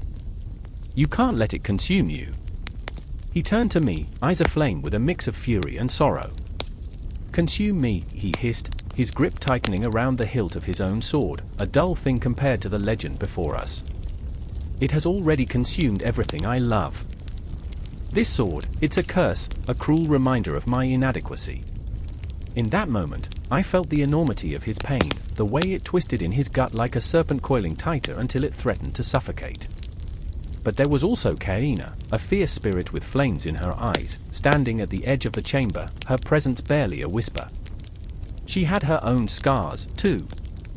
Haunted by a family torn apart, a sister lost to the same marauders that had taken Myra. The sword, much like her anger, was a double-edged blade, both a source of power and a reminder of what had been lost. "Lucius," she implored, her voice steady but filled with raw emotion. "You have to channel this. That sword, it can either break us or make us stronger." But how could he hear her? How could any of us hear anything over the reverberating echoes of pain and betrayal? Tension thickened, wrapping around us like chains. The steel of the sword seemed to pulse with a life of its own, throbbing in time with the torment in that chamber, a symphony of grief and rage. And then came the sound, distant at first, like thunder rolling across the hills. But it grew closer, a tide of footsteps crashing against the stone, angry voices rising in fervor. The marauders were back, led by a figure cloaked in darkness, teeth bared, eyes gleaming with the lust for conquest. They had come, once again, to remind us of our weakness, to claim what they believed was theirs. Tonight, we stand as shadows. Kaina shouted, her heart ablaze with the fires of vengeance. The shadows flickered, shifting like restless spirits dancing around us. We do not just fight for ourselves but for every soul they've snatched from our grasp, every life extinguished in their wake. I felt the heat of her passion wash over me, a wave of hope crashing against the despair that threatened to engulf us. Lucius, though still wrestling with his demons, straightened. His eyes met mine, a spark ignited between us, an understanding that transcended words. We were not just three broken souls in the presence of a cursed blade, we were warriors in a sea of shadows, a flicker of light against the encroaching darkness. The door burst open, and chaos erupted. They flooded into the chamber like a storm, faces twisted with malice, weapons drawn, hearts devoid of mercy. For a heartbeat, time seemed to stretch infinitely, a fragile moment suspended in the air. I could hear my own pulse, thundering in my ears, drowning out the world around us. And then, it all shattered, the silence, the tension, the promise of revenge. Lucius charged, fury coursing through him like a wildfire. Kaina followed, a fierce wind at her back, her blade gleaming in the dim light, a comet racing against the night. I stood, paralyzed for a heartbeat, and then I joined them, spurred on by the echoes of a dream, the dream of a world where shadows no longer ruled. The sword of Attila loomed behind us, watching, waiting. But we weren't its pawns, we were its reckoning, a storm of emotions and rage, a dance of vengeance and hope. As the battle commenced, the air thickened with the scent of sweat and steel, a bitter reminder that for every soul lost, there was another willing to fight. And even as I felt the chaos rise around me, even as pain blossomed like flowers in the dark, I knew this was just the beginning. The sword, with all its weight and history, would witness it all, power, love, and the unyielding human spirit clashing against the abyss. The moon hung low in the sky, a sliver of silver light fighting against the heavy cloak of night. The air was thick with tension, the kind that called in the gut and whispered of impending doom. Heartbeats quickened, and shadows danced with a sinister grace, swirling around the crumbling ruins of a once great fortress. A storm brewed on the horizon, dark and impenetrable, as if nature itself awaited the clash of titans. I remember the first time I saw Graham. It was not a gleaming sword, but a rusted blade buried beneath the earth, half hidden in the dirt like a secret too heavy to bear. The moment I unearthed it, a chill ran down my spine, a promise and a curse forged together in steel. The sword spoke of heroes and monsters, of bloodshed and glory. It felt alive, pulsating with the weight of stories untold. Beside me stood Sigurd, his eyes wide with a mixture of awe and fear. He was a man of contradictions, brimming with unyielding courage yet haunted by shadows of his past. He had a smile that could light the darkest corners of despair, but those corners were where he often retreated, wrestling with demons only he could see. "This is it," he whispered, his voice trembling. "This is the sword that will end it." "End what?" I wondered. The question clung to my thoughts like a stubborn fog. Fafnir, the dragon, loomed as the spectre of our nightmares, a beast wrapped in scales as black as the void, eyes burning with ancient rage. He had taken everything from us, land, lives, laughter. The villagers spoke of him in hushed tones, their faces drawn and pale, etched with the fear that gnawed at their souls.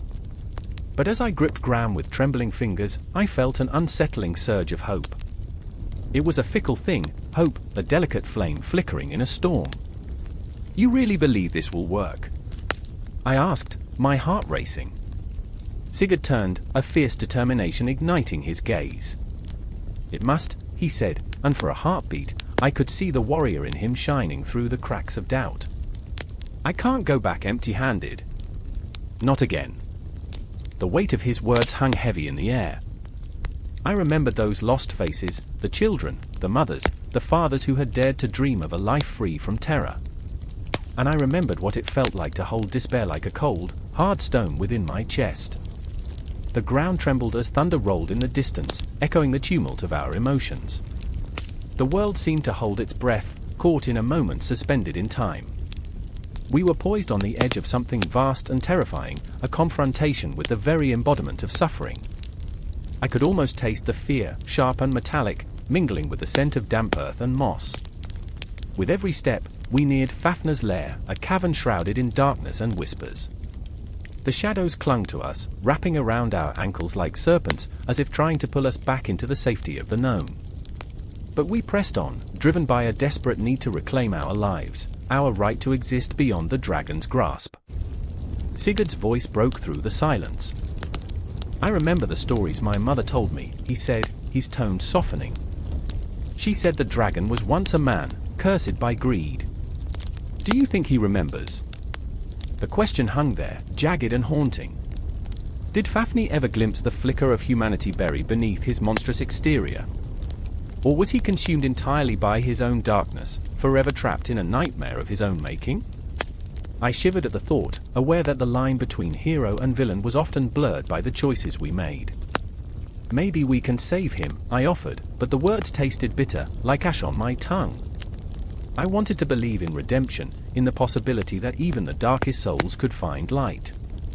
But with every heartbeat, the reality of our quest pressed against my chest, suffocating.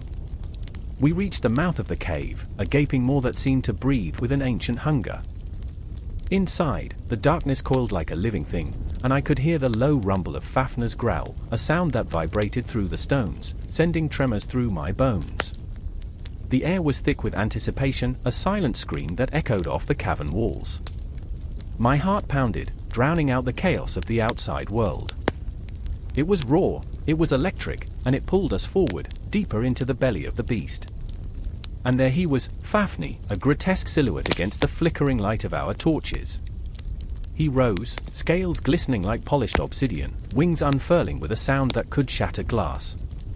His eyes, twin suns of fury, locked onto us, and in that moment, everything else faded away. Sigurd stepped forward, gram raised high, the blade catching the light in a glint of silver. "You will pay for what you've done," he shouted, voice cracking, filled with a mixture of rage and sorrow. The dragon roared in response, a sound that reverberated through my very soul, igniting a primal fear that threatened to claw its way out. I could see it in Sigurd, the conflict, the pain, the unyielding remembrance of all we had lost. "Help me," I murmured, the words escaping my lips like a prayer. Not just for victory, but for understanding, for compassion in the face of horror. And as the battle erupted, steel clashing against scale, fire igniting the air with deadly brilliance, I felt the world shift, time folding in on itself. Each moment stretched into eternity, filled with the agony of screams and the sweet taste of defiance. The sword was not just a weapon, it was a lifeline. A chance to rewrite our fate, to reclaim the light lost in the encroaching shadow. In that chaos, I found my resolve. I was not merely a spectator in this tragedy, I was a part of it, woven into the fabric of struggle and sacrifice. The storm raged outside, but within this cavern, we were the eye, the stillness before the tempest. And so we fought, not just for survival, but for the echoes of lives intertwined in a dance of destiny. The dragon snarled, flames licking the air like hungry demons, but we stood together, unyielding. The battle was far from over, but in that moment, we were alive, each heartbeat a testament to our existence, each clash a defiance against the shadows. This was our story, filled with blood and fire, hope and despair, and as the echoes of our struggle reverberated in the darkness, the night held its breath, waiting for the dawn. The air crackled with tension, heavy like the humidity before a summer storm. Shadows danced on the cobblestones of Kufa, twisting and morphing as if they were alive, ready to consume the unwary. I could taste the metallic tang of fear on my tongue, thick and choking. Every heartbeat echoed like a war drum in my ears, thrumming with the impending clash of destinies. I was there, in that moment, a spectator caught in a wild storm of conflicting loyalties, whispers of revolution swirling around like autumn leaves caught in a whirlwind. Ali stood less than 15 paces away, a figure of defiance and quiet strength. The sun hung low, casting a golden hue over his weathered skin, illuminating the lines etched deeply by years of strife and sacrifice. I remember the way his eyes glimmered, a tempestuous sea amid a storm. They held the weight of 1,000 battles, 1,000 betrayals, and for a fleeting second, I thought he might vanish into thin air, swallowed by the shadows, leaving nothing but a lingering echo of his unyielding spirit.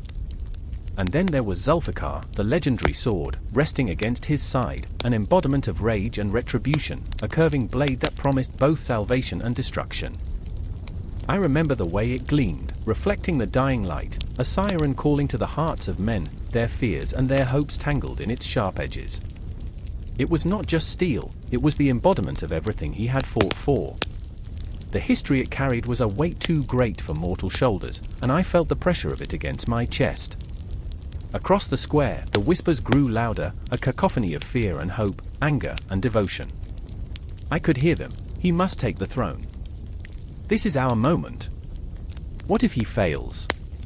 The crowd surged, a living entity, swelling and shrinking like the tides, each face a reflection of despair and determination. And then, in a heartbeat, the air shifted, the tension crackling like a whip. Move forward! The shout sliced through the air, a command that sent a ripple through the masses. I remember the moment. It was electric, it was terrifying. Ali's gaze locked onto mine, and in that fleeting connection, I felt the weight of his burden, an entire world balanced on the edge of his sword. The soldiers came, clad in iron and malice, their eyes devoid of mercy. They were a wall of fury, a force that promised to extinguish the flickering flame of rebellion. My heart thundered, each beat a reminder of the fragility of resolve, a rhythm of impending doom. They moved like shadows, dark and relentless, and I could almost see the ghosts of fallen warriors swirling around them, urging their vengeance. Ali! I wanted to scream, to shout caution into the storm, but the words caught in my throat, heavy with the knowledge that some battles are destined to be fought. And then there was Zainab, a fierce spirit wrapped in silk and sorrow. She stood beside me, her fingers trembling as they clutched a faded prayer bead. Her eyes reflected the turmoil of a soul caught between love and loyalty, the conflict scarred deep in her heart. He must be careful, she murmured, her voice barely a whisper, yet it sliced through the tumult. This sword, it carries his fate, and ours. I remember, I wanted to say, when we were children, running through the orchards, dreaming of a world without shadows. But the memories felt like ghosts now, drifting just out of reach, taunting me with their innocence. The clash of swords rang out in the square like the tolling of a funeral bell, slicing through the murmurs of the crowd, sending a shudder through my bones. Zulfiqar danced in his hands, a whirlwind of silver and power, striking fear into the hearts of those who dared to oppose him. Each swing was a prayer, a plea for justice, a cry for liberation. Your past is not shrouded in darkness, Ali. It's a tapestry of both light and shadow, Zainab said, her eyes shining with unshed tears. But every cut, every scar, has led you to this moment. I watched as Ali fought, the embodiment of every man who had ever felt the sting of oppression, the fire of rebellion ignited in his heart. With every thrust of Zulfiqar, I felt the air shift, the gravity of history pulling us into a vortex of destiny. The sword became an extension of his soul, carving out a path against the tide of fate, yet each slash held a haunting echo, a reminder of what was at stake. Time slowed. I felt each second stretching, twisting, as if the universe held its breath in anticipation. And in that suspended moment, I saw it, the glint of betrayal in the eyes of a comrade, the flicker of doubt creeping into Ali's mind, the weight of Zulfiqar becoming an anchor rather than a sword. Ali! Trust yourself! I screamed, but the words were swallowed by the chaos. A violent clash echoed around us, the air thick with the stench of sweat and blood, the cries of the fallen mingling with the tempest of war. Zainab's grip tightened around her beads, her breaths coming fast and shallow. I wanted to shield her, to pull her away from this nightmare, but my feet were glued to the spot, rooted by the weight of allegiance and fearful admiration for the man who wielded Zulfiqar. Look, she pointed, her voice rising above the fray. He's winning! And yet, even as the tide turned in our favor, a creeping dread slithered through my veins. I could feel the shadows lurking, waiting for the moment of triumph to strike, like the silent approach of death in a battlefield, where victory and loss danced hand in hand, forever intertwined. I remember the night sky stretched impossibly wide, dark and endless above us, while the cries of anguish braided with shouts of victory. The stars, distant and cold, watched as destinies collided, as Ali became both the hero and the martyr, the sword carrying the weight of the world, Zulfiqar, a legacy of blood and honor, a symbol of our deepest fears and wildest hopes. With every clash of steel, time spiraled, the moment stretching infinitely, a canvas splattered with the hues of chaos and resolve. I remember the feeling, a kaleidoscope of fear and hope spinning wildly, leaving me breathless, teetering on the edge of something vast and ungraspable. I was alive with the pulse of history, and yet I felt the shadows closing in, whispering of the battles yet to come. And in that chaos, as Ali swung Zulfiqar with a fierce cry, I realized this was just the beginning. The story of the blade, of the man, of the world tearing at the seams, still unwritten, still unfolding. A single drop of rain splattered against the cobblestones, echoing like the heartbeat of a dying man. It hung in the air, heavy with the weight of foreboding. I could feel the tension crackle, a living thing, as if the very sky held its breath. Shadows danced around me, whispering secrets, and in that moment, I knew something was coming, something terrible.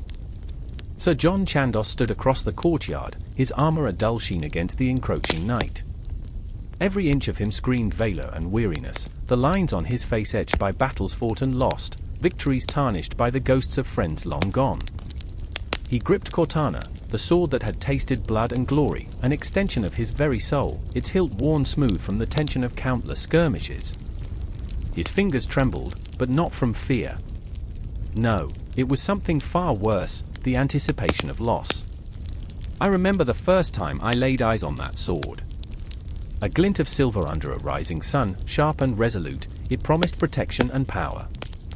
But now, it felt like a noose, tightening around Sir John's neck, begging for release. The sword, once a beacon of hope, had become a weight that threatened to drag him into the abyss. And then there was Eleonora. Her heart beat in sync with the storm clouds above, a tempest of her own. She stood at the edge of the courtyard, watching, waiting, caught between fear and fierce loyalty. Her brown hair whipped around her face, wild and free like the spirit she contained. Every glance she threw at Sir John carried unsaid words, a depth of emotion that hung like fog, thick and suffocating. I could see it, taste it, love mixed with anguish, like sweet wine turned sour. "John," she whispered, taking a tentative step forward. The word was a plea, a lifeline thrown into turbulent waters. "You can't face them alone." He didn't look at her. His eyes remained fixed on the horizon, where darkness met darkness. "I have to. Cortana demands it." The sword seemed to vibrate at his words, as if it recognized its master's call, but the weight of his duty was heavier than steel. He was a knight, yes, but also a man, and the burden of his choices bore down on him like lead. I remember that moment, every agonizing second. The gust of wind that swept through the courtyard, carrying with it the chill of inevitability. The way Eleonora's hand trembled as she reached out for him, her fingers brushing against his arm, a fragile connection in a world poised on the brink of chaos. Their eyes met, and I felt the crackle of unspoken words between them, as powerful as a sword's edge. "Cortana isn't just a sword," she said, her voice breaking, a whisper against the howl of the wind. "It's a part of you. But you're still alive, John. Promise me you'll come back." His resolve cracked, just for a moment. The armor around his heart shifted, and I could see the flicker of fear in his eyes. "Every man must choose his fate," he replied, the weight of the world in his tone. "And I've already chosen mine." But beneath the bravado, I sensed something darker. A shadow lurking just out of sight, whispering doubts that clawed at the edges of his mind. What if he failed? What if he fell? The sword gleamed ominously, embodying every battle, every sacrifice, every life lost in the name of honor. It was a promise, a curse, a tether to a past he could not escape. Time felt unmoored. Seconds stretched into eternity, and with each heartbeat, the world fell away. I watched as Eleonora's gaze turned desperate, her emotions a whirlwind of love and despair. "You don't have to do this. You can choose us. Choose me." A flicker of hope ignited in her eyes, and for a breath, I believed it might be enough. But the storm inside Sir John raged on, fueled by duty, by the weight of his legacy. He took a step back, shaking his head as if to clear away the fog of uncertainty. "Eleonora, I'm bound to this. To my men, to my honor." The words stung as they hung between them. Honor, what a fickle beast it was. It could elevate a man, and yet, it could just as easily consume him whole. I could feel the air thicken with their unspoken emotions, the heartache laid bare before the backdrop of their realities. Love and loss entwined like the roots of a gnarled tree, deep and foundational, yet frail against the relentless winds. Then, the distant sound of horns echoed, a rallying cry that sliced through the tension, a reminder that time was no longer their ally. The enemy was coming, and with them, the promise of bloodshed and sorrow. I could hear it, feel it in my bones, the clash of steel against steel, the cries of men lost to the chaos of war. "John!" Eleonora's voice rose in desperation, a last plea, a final chance to pull him back from the precipice. "You can fight without the sword. You can fight for us. For love." But love was a fragile thing, easily shattered by the weight of destiny. With one last glance at her, Sir John turned, his spine straightening, the armor of his resolve settling back into place. "I can't. I'm sorry." And with that, he strode into the encroaching darkness, leaving Eleonora trembling at the edge of the light, the space between them expanding into an abyss filled with unfulfilled promises and shattered dreams. The rain began to fall heavier now, a relentless downpour that mirrored the storm raging in their hearts. I stood there, caught in the web of their emotions, feeling the pulse of fear and bravery intertwine. The universe seemed to pause, holding its breath alongside us, waiting for the inevitable clash of fate and free will. And as Sir John raised Cortana, glistening against the tempest, I couldn't shake the feeling that the storm was not just outside, it was inside them both, a force ready to tear them apart. I remember the moment, the weight of it all, heavy as the sword in his hand, echoing with the promise of a future that no one could foresee. I remember the way the room felt, heavy with dread. The air was thick, as if it was saturated with the weight of 1,000 unspoken fears. Candles flickered, their flames barely holding onto life, shadows dancing on the walls like wraiths caught between this world and the next. I was there, on that fateful day, the scent of wax and sweat intertwining as the court buzzed with hushed whispers, a symphony of anxiety. Damocles stood in the center, a man both revered and pitied, his golden robes glistening under the dim light. But the opulence of his attire could not mask the frantic terror bubbling beneath his surface. He was a man teetering on the edge of a precipice, a tightrope walker with no safety net. You could see it in his eyes, the frantic glimmer of ambition battling against the cold grip of reality. He had coveted power, longed for the throne, but now he stood beneath the sword of Damocles, a blade suspended by a mere strand of horsehair, a poignant reminder of the fragility of power and the burden it carries. And there was Dionysius, his counterpart, the king cradling his empire with an iron fist. He watched, a cruel smile curling upon his lips, relishing the spectacle he had orchestrated. The throne, once a seat of glory, now felt like a prison cell, each moment a countdown to disaster. I remember the air crackling with tension, the silence so profound it was as if the world held its breath, waiting for the inevitable. Dionysius, with his eyes glinting like polished steel, had orchestrated this grotesque play, a cruel jest masked as a lesson. "Do you see it, Damocles?" he taunted, his voice smooth as silk yet hard as granite. "This is what you wished for, a taste of my power, a glimpse of the crown." I could almost feel Damocles' heart racing, an erratic drumbeat echoing through the chamber. The sword hung above him, a grim symbol of all he had desired and all he feared. It was absurd, a macabre joke that twisted in my gut like a knife.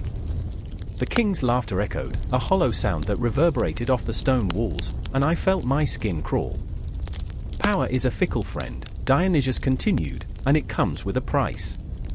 In that moment, I caught a glimpse of the ghost that haunted both men, fear. It clung to them like shadows at twilight, invisible yet suffocating. Damocles' bravado faltered under the gaze of the blade, and I could see the cracks in his facade. A man who once craved the throne now stood on the precipice of despair, staring into a chasm of uncertainty. His smile wavered, a rictus of dread painted across his face. "Look around you," Dionysius commanded, the walls themselves vibrating with his authority. "This is your kingdom, but you're nothing but a jester in a king's court. Relish in this moment of power, but remember, this is not your throne.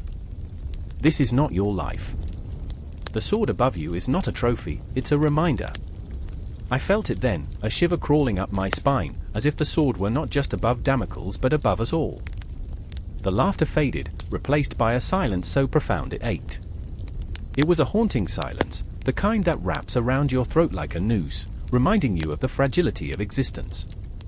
The moment you lose sight of the ground, the moment you revel in your delusions, that's when the sword will drop, Dionysius hissed, his voice now a chilling whisper that echoed through the hall. And in that moment, Damocles, once the embodiment of ambition, became a man crushed under the weight of his own dreams. The laughter faded into a distant memory, replaced by the echoes of his own heartbeat. Every thud felt like a countdown, the tension palpable, electric, as if the universe itself were trembling in anticipation. I remember the flickering candles, their flames sputtering as if in sympathy for Damocles' plight. Each moment stretched, time itself seeming to fracture under the pressure. The sword hung there, a silent witness to the tragedy unfolding beneath it, a blade poised to sever the thin thread of fate that tethered Damocles to the throne. "Am I truly so blind?" he whispered, voice cracking under the weight of realization. "Power is intoxicating," I thought, "but it is a thief that steals your peace and leaves you with nothing but dread." With every heartbeat, Damocles understood that the higher you climb, the harder you fall. I could see it in his eyes, a tempest of emotion swirling, a mix of pride, fear, and a haunting clarity that pierced through the veil of ambition like a dagger. "What is power without safety?" he murmured, his breath quickening. "What is a crown if it is forever balancing on a thread?" Dionysius smirked, leaning back on his throne, a predator reveling in the hunt. "And yet here you stand, Damocles, a king in your own delusion." The silence returned, thick and suffocating, as we all held our collective breath. The sword was a ghost in the room, a constant reminder of the peril that accompanies power, a chilling specter that loomed over us. I could feel the tension wrapping around me, a palpable force that quickened my pulse. Then it happened, the moment of revelation. Damocles lifted his gaze toward the sword, and in that fleeting instant, he saw not the weapon's menace but the truth of his existence. It was a moment suspended in time, a heartbeat caught in a web of fear and enlightenment. "Perhaps," he breathed, "the true power lies not in the throne, but in the understanding of its fragility." As the words left his lips, the atmosphere shifted. The air crackled with a new intensity, a shift in the balance of power. The sword trembled, as if in response to this newfound clarity. My heart raced, thundering in my chest like a war drum, echoing the realization that power is not just a right, it is a burden, a dance with danger that stretches across an infinite expanse of uncertainty. And there we stood, all of us, witnesses to the unfolding drama of ambition, fear, and the raw, unyielding nature of existence. A moment stretched into eternity, the tension so thick it could be sliced with a knife as Damocles, once so eager for the throne, now stood humbled beneath the sword. The weight of it all settled over us, a reminder that the dance with power is as perilous as it is intoxicating. The shadows deepened, the candles flickered, and within that chamber, we were left to ponder. The sword hung above us all, a ghostly reminder of our choices, our fears, our dreams. And as the silence enveloped us, the truth loomed larger than life, haunting and inescapable, a truth that echoed in the chambers of our hearts as we braced for the descent. The blade gleamed, a shard of moonlight reflecting in the dimness, sharp as a whisper in a silent room. It lay there, waiting, cradled in a bed of crimson silk, vivid against the backdrop of decay. I could taste the metallic tang of fear rising in my throat. The air was thick, suffocating with unspoken words and ghostly memories. Time stuttered in the presence of that sword, a weapon of vengeance and despair, whispering promises of blood that had yet to be spilled. I remember the fire in her eyes, the way they danced with fury and a deep, unrelenting sorrow. Aveline stood before me, fierce like a tempest, her hands trembling as they clutched the hilt of that accursed sword. "I will not be a pawn in their game," she said, her voice low, a fragile thread of steel. "This is my choice. I will take back what they stole." I watched her with a mix of admiration and dread, knowing the cost of such resolve. I remember the warmth of her presence, how it once enveloped me like a familiar blanket, and now it felt like a shroud. Across the room, The shadows stretched and twisted, revealing another figure, Thomas, the reluctant ally. He watched Aveline, a storm of emotions brewing beneath his calm facade. His laughter, once a balm in the harshness of our world, now felt like shards of glass. You think wielding that sword will heal your wounds? You think vengeance will fill the gaping hole they've left? His words cut deep, sharper than the blade itself. I felt the tension crackle between them, a fragile line trembling in the air. And yet, I understood Aveline's heart, the betrayal that had carved her soul into jagged pieces. The death of her brother had ignited a fire that could consume her whole. I had seen it before, the way despair could twist a person into something unrecognizable. They took everything from me, she whispered, and I felt the weight of her grief drape over me like the coldest winter night. Memories of laughter shared, of secrets exchanged were now ghosts haunting her every step. Outside, the world pulsed with a rhythm of chaos, faint sounds of clashing swords and anguished cries echoing in the distance. A war was brewing, but it felt so far away, enveloped in the fog of our own turmoil. Each heartbeat resounded like a drum, marking the passing of moments that felt like lifetimes. Thomas stepped closer to Aveline, his hand brushing against the hilt of the sword, an unspoken plea dancing in the air. Listen to me. This path leads to darkness. It will swallow you whole. But darkness was a comfort to her now. She looked at him, and I could see the flicker of doubt, like a candle fighting against a tempest. I would rather be consumed than live in this void. Her breath came quick, the fire igniting her senses. She was on the edge, teetering between the abyss and the light, her heart a battlefield. Do you think I don't feel it too? Thomas's voice rose, a crack in his carefully crafted armor. I lost him too. We all did. But is this really how you want to honor him? His anger cracked through the facade of calm, but Aveline's gaze was unyielding, her resolve a fortress. I felt the air thrum with unspoken pain, a tapestry woven from threads of love, loss, and desperation. The sword seemed to pulse with a life of its own, a heartbeat resonating with each fleeting moment. You think it will end with their deaths? Thomas took a step back, his voice softer now, almost pleading. You will become the very thing you hate. The truth of his words hung heavy, like a stone in the pit of my stomach.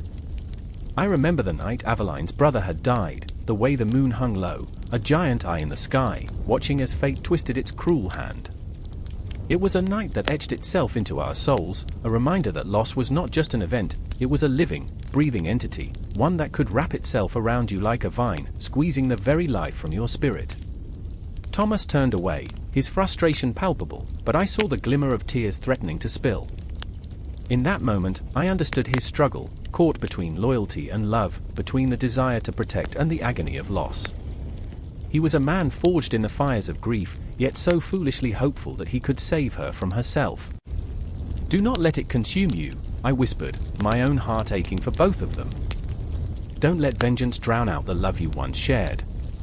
But my words felt like feathers against a tempest, insignificant and lost in the storm. Aveline's eyes locked onto mine, and I felt the weight of 1,000 unshed tears, a torrent of emotion swirling within her. Then what do I do? Her voice was raw, stripped of bravado, revealing the scared girl hidden behind the warrior mask. What do I do when every breath I take is haunted by their laughter? When every shadow reminds me of what I lost? And in that moment, I wished I could take her pain, wrap it in my own, and carry it away. But the truth is, pain is a stubborn companion. It clings to you, refusing to let go, reminding you of your scars. You fight, I said, my voice a whisper, but not with a sword. You fight with your heart. The tension twisted and wound around us, thick and unyielding, as Aveline's eyes bore into mine. I saw the conflict raging within her, the hope battling against the inevitability of despair. In that moment, the world outside faded to shadows, and all that existed was our shared anguish, the echoes of a past that would not release its grip. The sword lay between us, a silent witness to our pain, and as the first cries of dawn began to bleed into the darkness, I knew the confrontation was inevitable. The sword of vengeance was not merely an object, it was a mirror of our souls, fractured, desperate, and yearning for peace. and as we stood on the precipice of that dark choice, I could only hope that somehow, against all odds, love would rise above the ashes of destruction. The world would keep spinning, the war would rage on, but within the walls of our hearts, the battle for redemption had just begun, a journey not just of vengeance, but of healing, of remembrance, of finding the light amidst the shadows. With that thought, I felt the weight of the sword heavy in the air, a prelude to a storm that was yet to unfold, gripping our hearts in a vice of anticipation. The darkness was a thick fog, heavy and suffocating, wrapping around the throne room like a shroud. Each breath was laced with the scent of damp stone and fear, a palpable weight that pressed down on the shoulders of those who dared enter. Elessar stood, the air crackling with tension, the blade of Andriel glinting ominously in the dim light, the reminder of power and loss intertwined. This was not merely a sword, it was a lifeline, a beacon of hope, and a harbinger of doom. I remember, he whispered, voice barely a tremor, when I thought wearing this crown would feel like sunlight on my skin.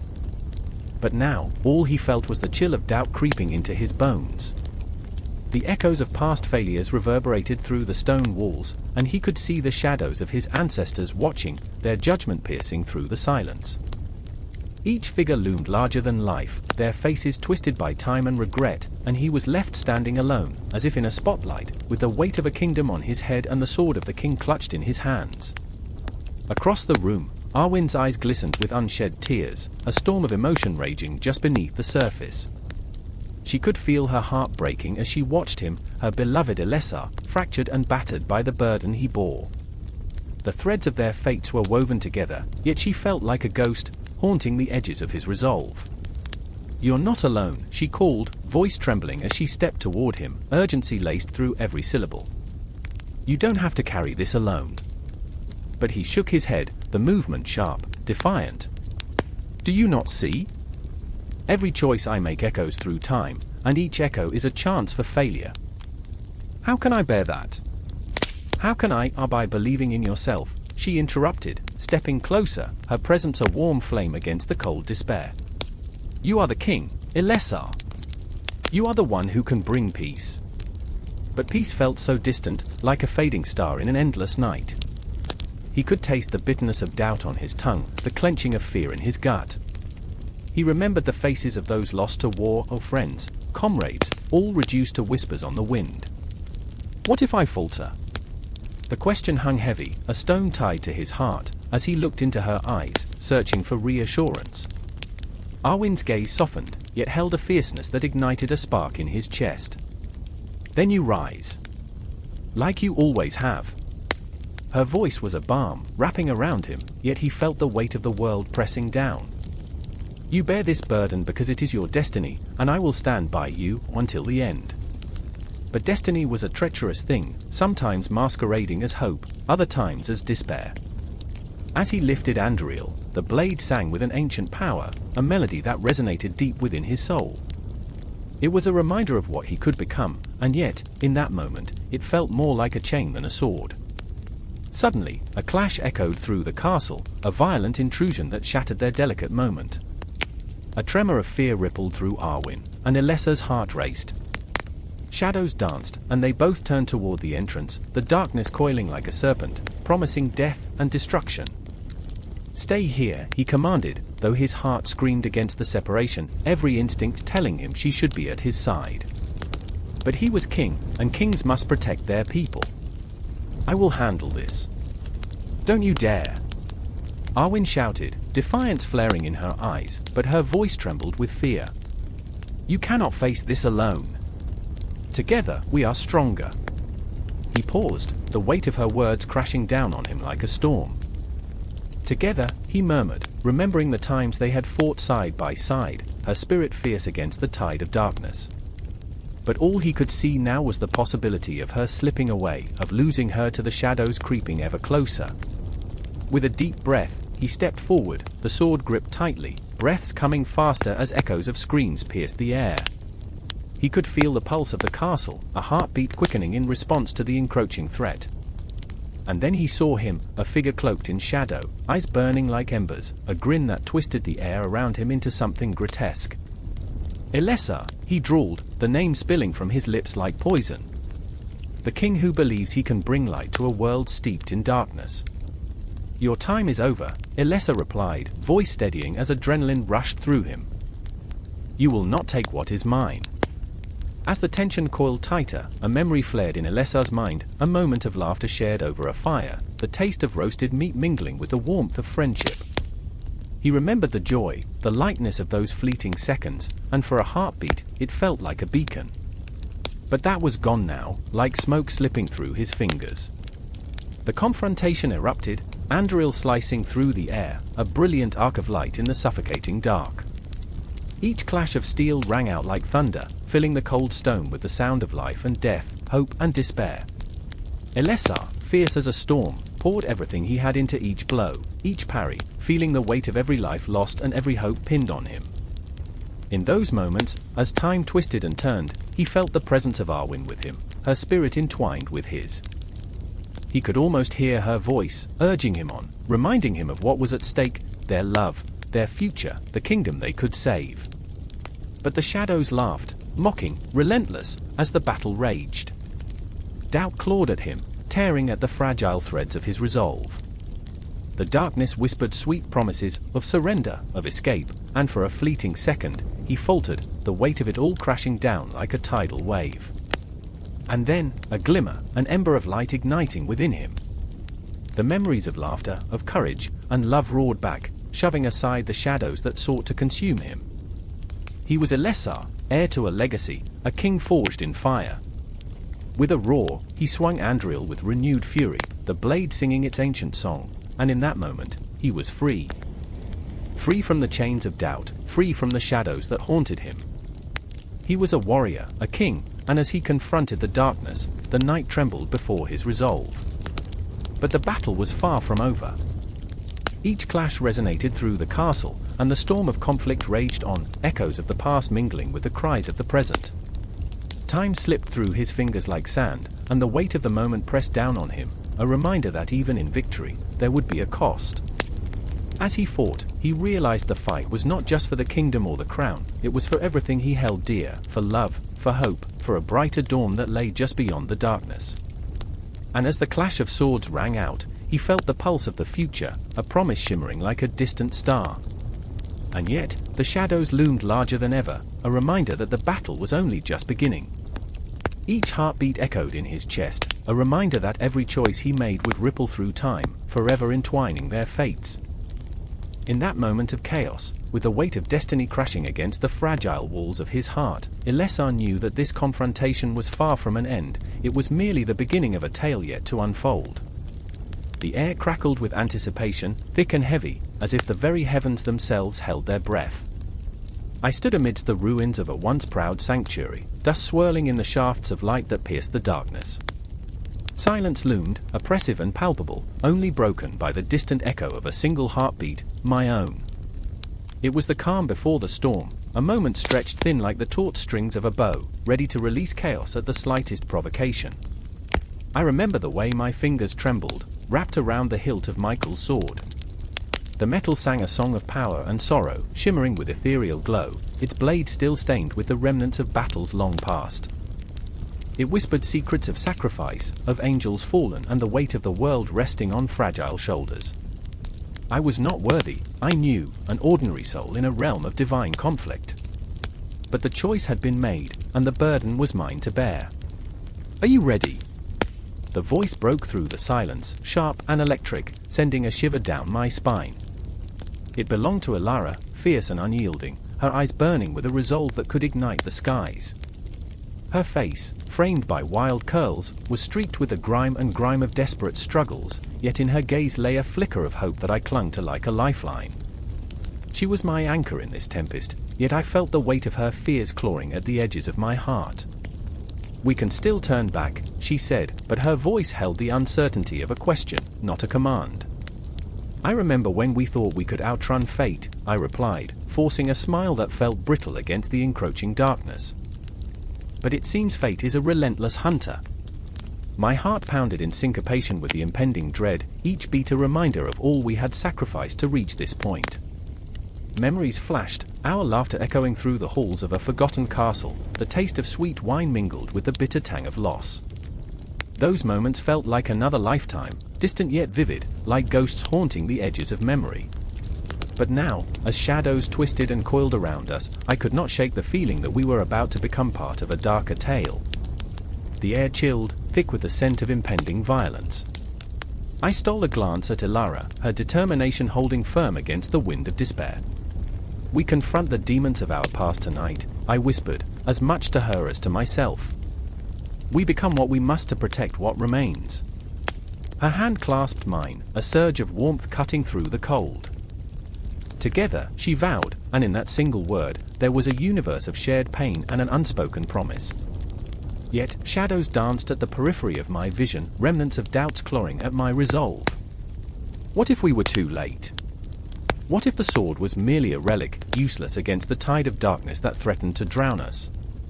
A rumble echoed, like thunder rolling upon the horizon, and I knew the time had come. The ground beneath us trembled, a warning of the chaos unleashed. In that moment, dread pulled in the pits of my stomach, a familiar foe whispering, "You are not enough." It clawed at the edges of my courage, threatening to unravel the fragile strands of hope that bound us. "Focus!" Ilara snapped, her voice a sharp blade cutting through my reverie. "Remember why we fight." Her intensity grounded me, a beacon of fierce clarity amidst the tempest. I thought of the people, innocent souls caught in the crossfire of battles they never asked for. I thought of their faces, their hopes, and their dreams, all teetering on the abyss. I remembered the city, once alive with laughter, now silent, shadows creeping through the streets like ghosts of what once was. "I remember," I whispered, and with each syllable, I felt the weight of their dreams wrapping around my heart. "I remember the laughter. I remember the love. I remember," and then, the darkness surged, a tidal wave crashing against our resolve. From the shadows emerged figures, twisted, grotesque, their eyes burning with malice.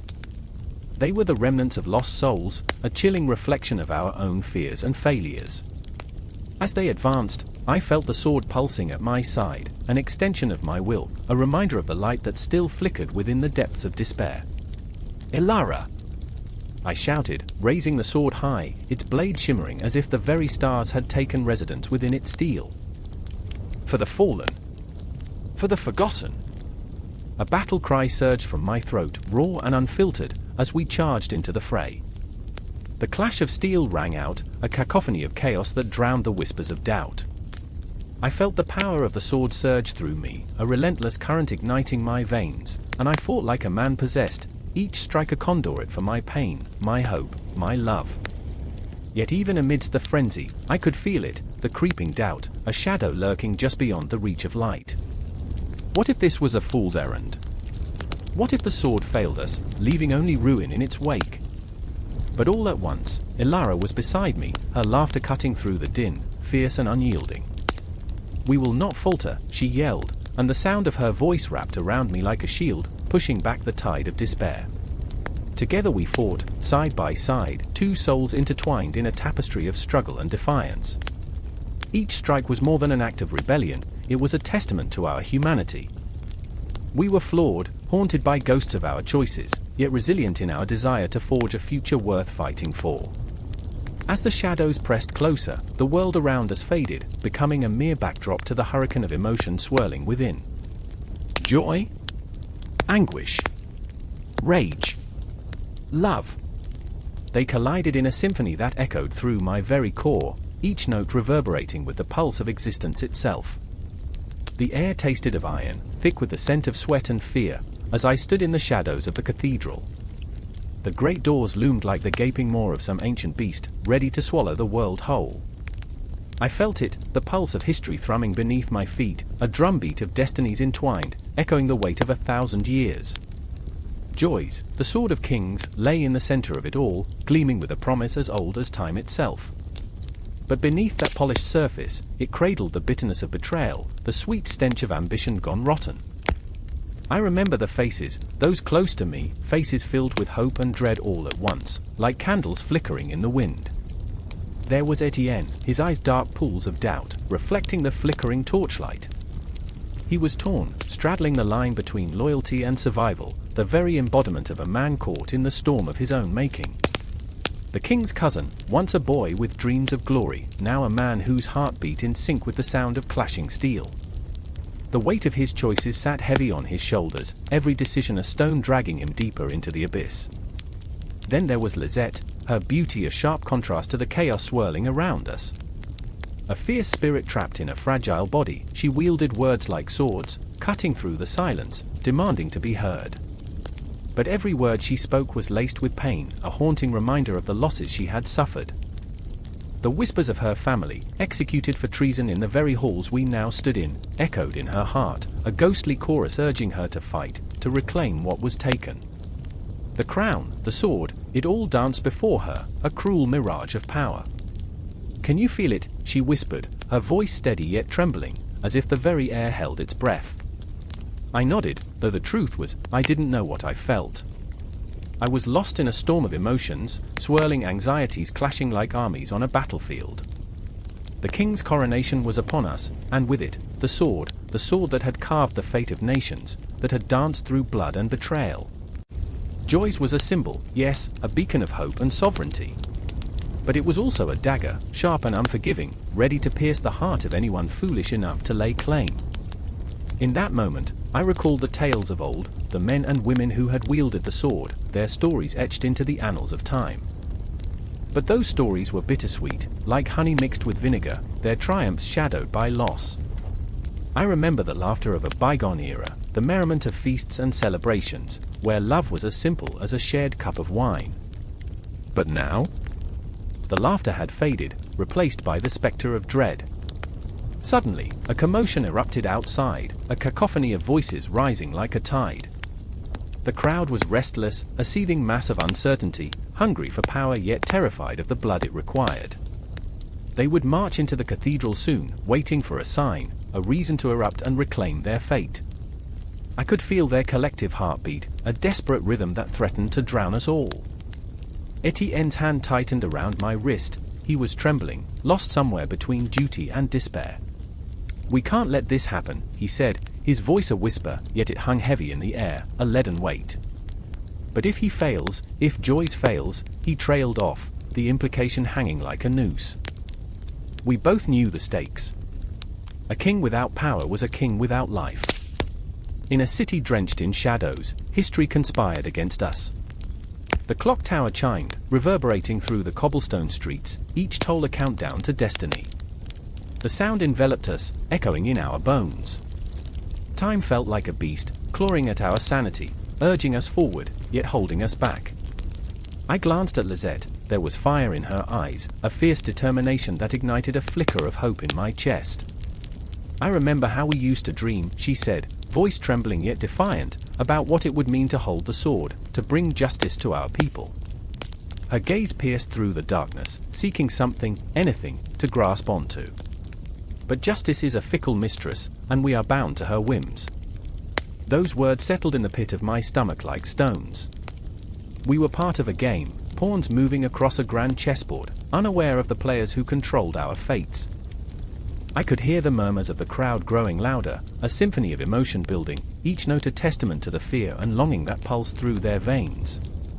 They were waiting for a hero, a savior cloaked in the remnants of glory. And then, it happened. The doors burst open, flooding the room with light, and the king entered, clad in gold and velvet, the weight of the crown heavy upon his brow. Joyce gleamed at his side, a beacon amidst the encroaching darkness. A collective gasp escaped from the mouths of the gathered, an exhalation of hope mingled with trepidation. But I felt the tension snap like a taut string, the air crackling with electricity. Etienne's grip slackened, and I knew, in that moment, that the sword was more than just a weapon. It was a curse. A legacy interwoven with the threads of fate, binding us all in ways we could not yet comprehend. As the king moved forward, I felt Lisette's presence beside me, fierce and unwavering. She was ready to fight, to belong to something greater than herself. I wanted to shout, to pull her back from the precipice, but the words lodged in my throat like a stone. The confrontation loomed like a spectre, a ghost of what could be, and I was trapped in the web of my own making, unable to escape. Joyce glimmered under the flickering torches, a serpent poised to strike. It would not merely cut flesh, it would sever lives, dreams, and destinies. In that moment of realization, with the weight of history pressing down, I knew none of us could escape the dance of fate. All we could do was brace ourselves against the storm, hoping, praying, that the echoes of the past would not consume us whole. The air crackled, thick with an electricity that made the skin prickle, as shadows flickered like restless spirits in the moonlight. A scream pierced the night, a sound so raw, so gut-wrenching, it rumbled through the cobblestones of the city like thunder. I stood frozen, heart racing, pulse pounding in sync with the chaos that erupted around me. Panic surged, a tidal wave crashing over the fragile dam of my composure. Why did I think I could escape this fate? The whispers of the underworld were not content to stay silent. Artemis stood a few steps away, her bow taut, an arrow poised like a coiled serpent, ready to strike. Her face was a mask of determination, but within her eyes, I caught a flicker of doubt. "We need to move," she shouted, her voice slicing through the chaos. But the words fell heavy, a leaden weight against the backdrop of screams and the clang of metal. What good was speed when the very ground seemed to tremble beneath our feet, as if the earth itself was weary of holding our sins? I remembered the stories, the ones told in hushed tones around flickering fires. The fables of Hade's blade, the cursed sword of the underworld, forged from the very darkness that birthed despair. "They say it can cut through the veil between life and death," I whispered, barely audible over the cacophony. "Stop talking nonsense." Artemis snapped, her eyes narrowing, glistening with an unfathomable fear.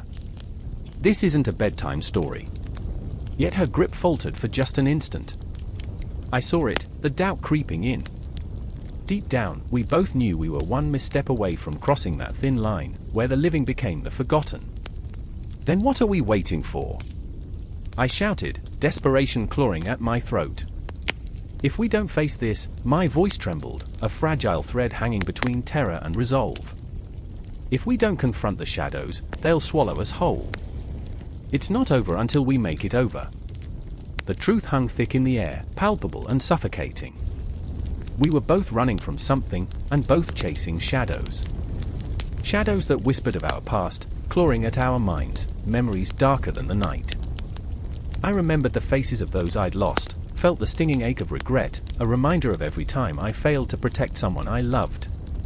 The ground shuddered again, and from the abyss came a figure cloaked in shadows, each step echoing like a funeral dirge. The air chilled, a cold breath of death wrapping around me. It was Elysium. His voice echoed, a dark melody woven with malice.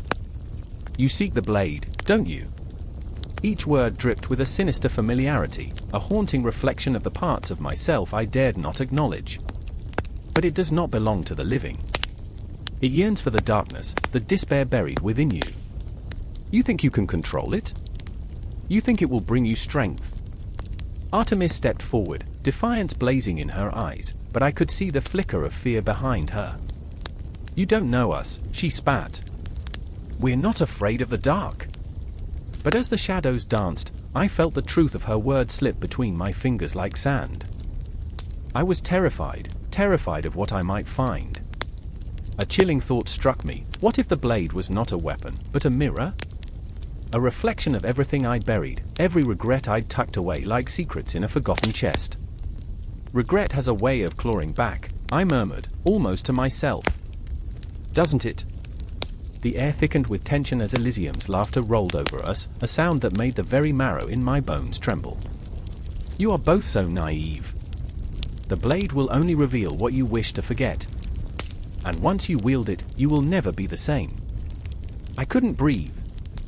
I could feel the weight of the blade, heavy and sinister, pressing down on my heart. What would it reveal? The faces of my lost friends? The screams that echoed in my dreams? The scars I hid beneath my skin? I wanted to run, to flee from the confrontation with my own darkness. But Artemis stood firm, her determination a beacon in the encroaching shadows. "Together," she whispered, her voice laced with an unyielding bond. "No matter what we face it together." And in that moment, I realized the truth. The battle was not just against Elysium or the shadows of our past, it was against the fear that clung to us like a shroud. the fear of confronting the darkness that lay within. If we accept the shadows, I said, my voice steadying, perhaps we can wield the light. But Elysium's grin broadened, a crescent moon against the dark sky. Light cannot exist without darkness. You'll see. When the sword reveals its truth, you'll be left with nothing but despair. There was no more time for hesitation. The shadows surged forward, black tendrils reaching out, grasping at our very souls. I could feel Artemis's breath quicken beside me, our hearts pounding in a chaotic rhythm, a duet of fear and resolve. I grasped her hand, our fingers intertwining like vines, and for a moment, I was filled with hope against the encroaching dread. Let's go, I said, the words bursting forth with a strange, newfound strength. Let's end this. But even I knew it wasn't just about the blade, it was the reckoning we both faced, the shadows that needed to be confronted. As we charged into the darkness, I could hear the whispers begin to rise louder, a symphony of the damned. The sound wrapped around us, suffocating yet intoxicating, a reminder that the past would always haunt, but we had the power to face it. And as we plunged deeper into the shadows, I couldn't help but wonder if we were stepping towards salvation or simply falling into despair. But one thing was certain, the night was alive with the promise of reckoning. And I was ready to embrace it. The moon hung high, a cold eye in the dark sky, as if it were judging us, watching our every move. I could smell the dampness of the earth beneath my feet, an earthy scent mingled with the metallic tang of blood that lingered in the air. The night was alive with whispers, shadows dancing just out of reach, teasing the edges of my vision. I could almost hear the laughter of ghosts, echoing from the past, mingling with the chaos unfolding before me. Are you ready, Cora? Rianne's voice cut through the silence like a knife. I turned to him, his eyes dark pools of uncertainty, a storm brewing in their depths. He had always been the brave one, the protector, yet here we stood on the precipice of despair, a thin line separating courage from fear. I could see the tremor in his hands, the way he gripped the hilt of his sword, knuckles white against the darkness. No, I whispered, the word barely escaping my throat. I felt the weight of the night pressing in on me, the anticipation of what lay ahead. We were not just facing the black sword and the dark night, we were confronting our own demons, the shadows that had haunted us long before this moment. The ground trembled beneath our feet as the dark night emerged from the shadows, clad in obsidian armor that swallowed the light. He was a nightmare made flesh, the embodiment of every fear I had ever harbored. As he stepped into the moonlight, I felt a chill run down my spine, a sensation like ice sliding into my veins. The sword he wielded gleamed with a life of its own, pulsating with dark energy, a heartbeat syncing with the rhythm of my own terror. Cora! Rianne yelled, breaking me from my trance. But it was too late. I was already lost, caught in the web of memories that spun around me like a relentless storm. I remember the laughter we shared, the dreams we built but never dared to voice. I remember the day my brother fell to the darkness, how I had sworn to protect Rianne from that fate, how I had failed. The guilt wrapped around my heart like a noose, tightening with every breath. Run! Rianne shouted, pushing me back, but my feet were rooted to the ground, anchored by fear and regret. The dark night advanced, each step echoing like thunder, each moment stretching into eternity. I could taste the despair on my tongue, feel it clawing at my insides. Then, in a burst of defiant rage, Rianne lunged forward, sword drawn, the silver edge catching the moonlight like a flash of hope. But hope was a fragile thing, a flickering candle in a tempest, and I could see the futility of his charge. The dark night raised the black sword, its depth swirling with shadows, ready to extinguish our light. Cora! His voice, desperate now, reached into the core of my being, demanding I confront my fears. I remembered the stories, those grim tales wrapped in laughter, absurdities of a time when love had been as simple as a shared meal and a warm bath, which, by the way, happened once a year. They bathed once a year. So yeah, romance was earthy, I had joked, but this was no joke. We were standing on the edge of oblivion, and all the absurdities of life could not save us now. I clawed at the memories, yearning for the light, the laughter, the humanity buried beneath the weight of despair. The black sword was not just a weapon, it was a metaphor for every pain, every heartbreak, every moment lost to darkness. I could feel it whispering to me, drawing me closer, promising the release that I so desperately sought. Cora! Rian's cry was like a lifeline, pulling me back from the abyss. The shadows danced, laughing at my hesitation, but in that moment, I felt something crack inside me. A flicker of defiance ignited, a spark in a sea of darkness. I wouldn't allow the shadows to claim us. I couldn't let them win. I lunged forward, fueled by a blend of fear and fierce determination. Together, Rian and I charged the dark night, our hearts pounding like war drums, our breaths coming in ragged gasps. The air was thick with tension, and I could almost hear the clock ticking, each second stretching into infinity as we closed the distance. Rian struck first, his sword slicing through the air with a scream of metal, a desperate plea for survival. Yet the dark night parried with a fluid motion, a dark laughter echoing in the void between us. I felt the weight of our impending doom pressing down, but I pressed on, fueled by the memories that lingered like ghosts in the night. Remember, Cora! Fight for us! Rian's voice surged through the storm, a beacon of light in the suffocating darkness. I could feel the fierce loyalty in his words, the bond that had grown between us through hardship and heartache. The weight of my insecurities began to lift, replaced by the fierce love I held for him, the desire to fight. Together, we struck, a tempest of steel and shadows, the black sword slicing through the air, seeking to tear apart our hearts. I could feel the agony of the moment, the dance of life and death, the collision of dreams and nightmares. But in the chaos, I caught a glimpse of something, a flicker of vulnerability in the dark night's stance, a glimpse into the abyss that twisted behind his cruel exterior. Then, I remembered every loss, every moment that had led me here, and I found my voice. We will not be your ghosts! I shouted, a fierce, primal scream that echoed through the night, reverberating against the walls of fear that had built within me. The shadows writhed, and for a brief moment, I saw clarity in the darkness. In that heartbeat of time, as time itself seemed to pause, I felt the bond between Rian and me strengthen, the raw power of our shared pain igniting a flame of defiance. The dark night faltered, and for the first time, I believed we could face him. The storm raged on, the night whispering secrets that begged for release. We were caught in a tapestry of darkness and light, fate swirling around us like an unyielding tide. And as we charged forward, every heartbeat echoed with a promise, this battle was far from over. The air crackled as if the world was holding its breath, waiting for a storm to break. Shadows danced wildly against the stone walls of the ancient cathedral, flickering in the dim light of hastily lit torches.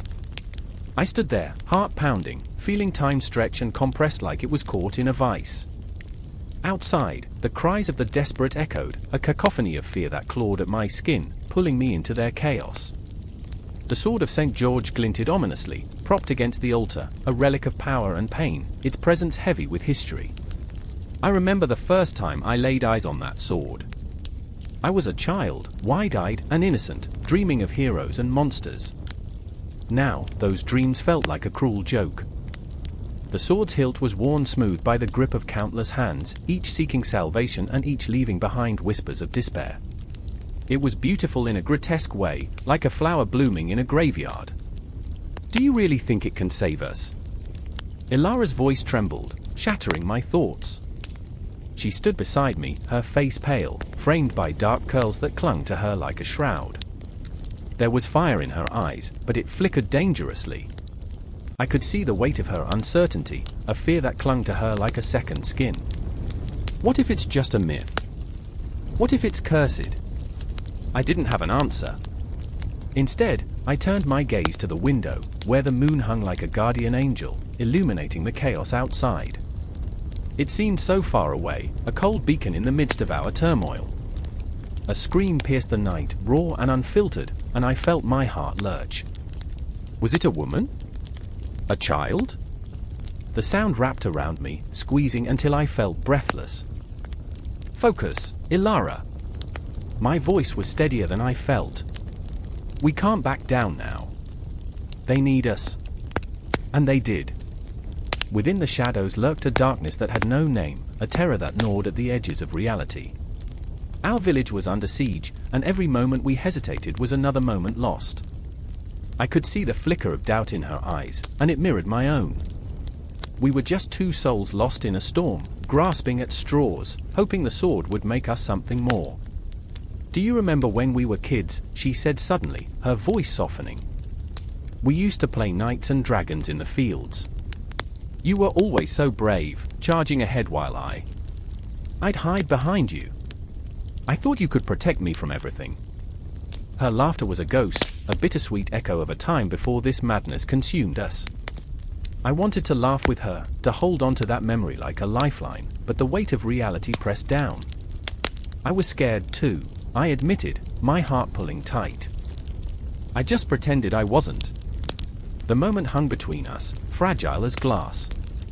I caught her gaze, and for a heartbeat, we were kids again, dreaming of adventures beneath a sky unblemished by shadows. But then, the world outside shattered that illusion, another scream, this one closer, more desperate. It was a reminder that our childhood was long gone, replaced by a nightmare that refused to end. "I won't hide anymore," she declared, her voice gaining strength. "If we're going to die, I want to die fighting." I felt a surge of admiration, mixed with a raw fear that clawed at my insides. Ilara was brave, but bravery had its price. I reached for her hand, squeezing it tightly. "Then we fight together," I said, the words a pact, a promise against the encroaching darkness. As we turned to face the altar, the sword of St. George seemed to pulse with life, its ancient steel holding secrets of valor and betrayal. The legends whispered of its power, how it had once brought down giants and vanquished evil, but those tales felt hollow in the face of our reality. "Are you ready?" I asked, my voice barely a whisper. She nodded, though beneath that nod lay the tremor of doubt. The moment stretched, heavy with unsaid words, the kind that could either bind us together or shatter us apart. In that instant, I remembered the clock in the village square, each tick a reminder of time slipping away. The cosmos spun relentlessly, indifferent to our fears and our hopes. And then footsteps, heavy and deliberate, echoed from the shadows, a reminder that we were not alone. My breath hitched, adrenaline coursing through my veins like wildfire. "They're coming," I said, urgency crackling in the air. "Get the sword." Ilara moved, her hands trembling as she reached for the hilt. The moment her fingers grazed the cool metal, a jolt of energy shot through her. I could see it ignite something inside her, a spark of defiance that was both terrifying and beautiful. But as she lifted it, I noticed how it wavered in her grasp, like a candle flickering against the wind. "Hold it steady," I urged. "You have to believe it's real, that we can fight with it." Her eyes found mine, fierce and resolute, yet beneath that fire lay the flicker of doubt and fear. "What if it doesn't work?" The question hung in the air, a specter of all that could go wrong. "Then we fight anyway," I said, desperation spilling from my lips. "Even if it's our last stand, we won't go quietly." The shadows closed in, and in that moment, the cathedral felt both sacred and cursed. The wall seemed to lean closer, as if eavesdropping on our fragile resolve. I swallowed hard, the taste of iron in my mouth. Outside, the sounds of chaos grew louder, a wild symphony of anguish that echoed in my bones. "Whatever happens, Ilara, remember this moment," I said, squeezing her shoulder. "We're not just fighting for ourselves. We're fighting for everyone who believes in us." She nodded, a warrior in the making, and as she raised the sword, the light from the torches glinted dangerously off its blade. I felt the weight of her resolve, the unyielding need to protect our home, our people. And then, like a dam bursting, they were upon us. The door slammed open with a bone-rattling crash, and the silhouettes of our enemies poured into the sanctuary, shadows of dread and despair, hungry for destruction. I felt the surge of adrenaline, the instinct to fight or flee, but my feet were rooted to the ground. The battle was upon us, the moment had arrived, and in the chaos of fear and courage, I held on to one truth: we were alive, and we would not go quietly into the night.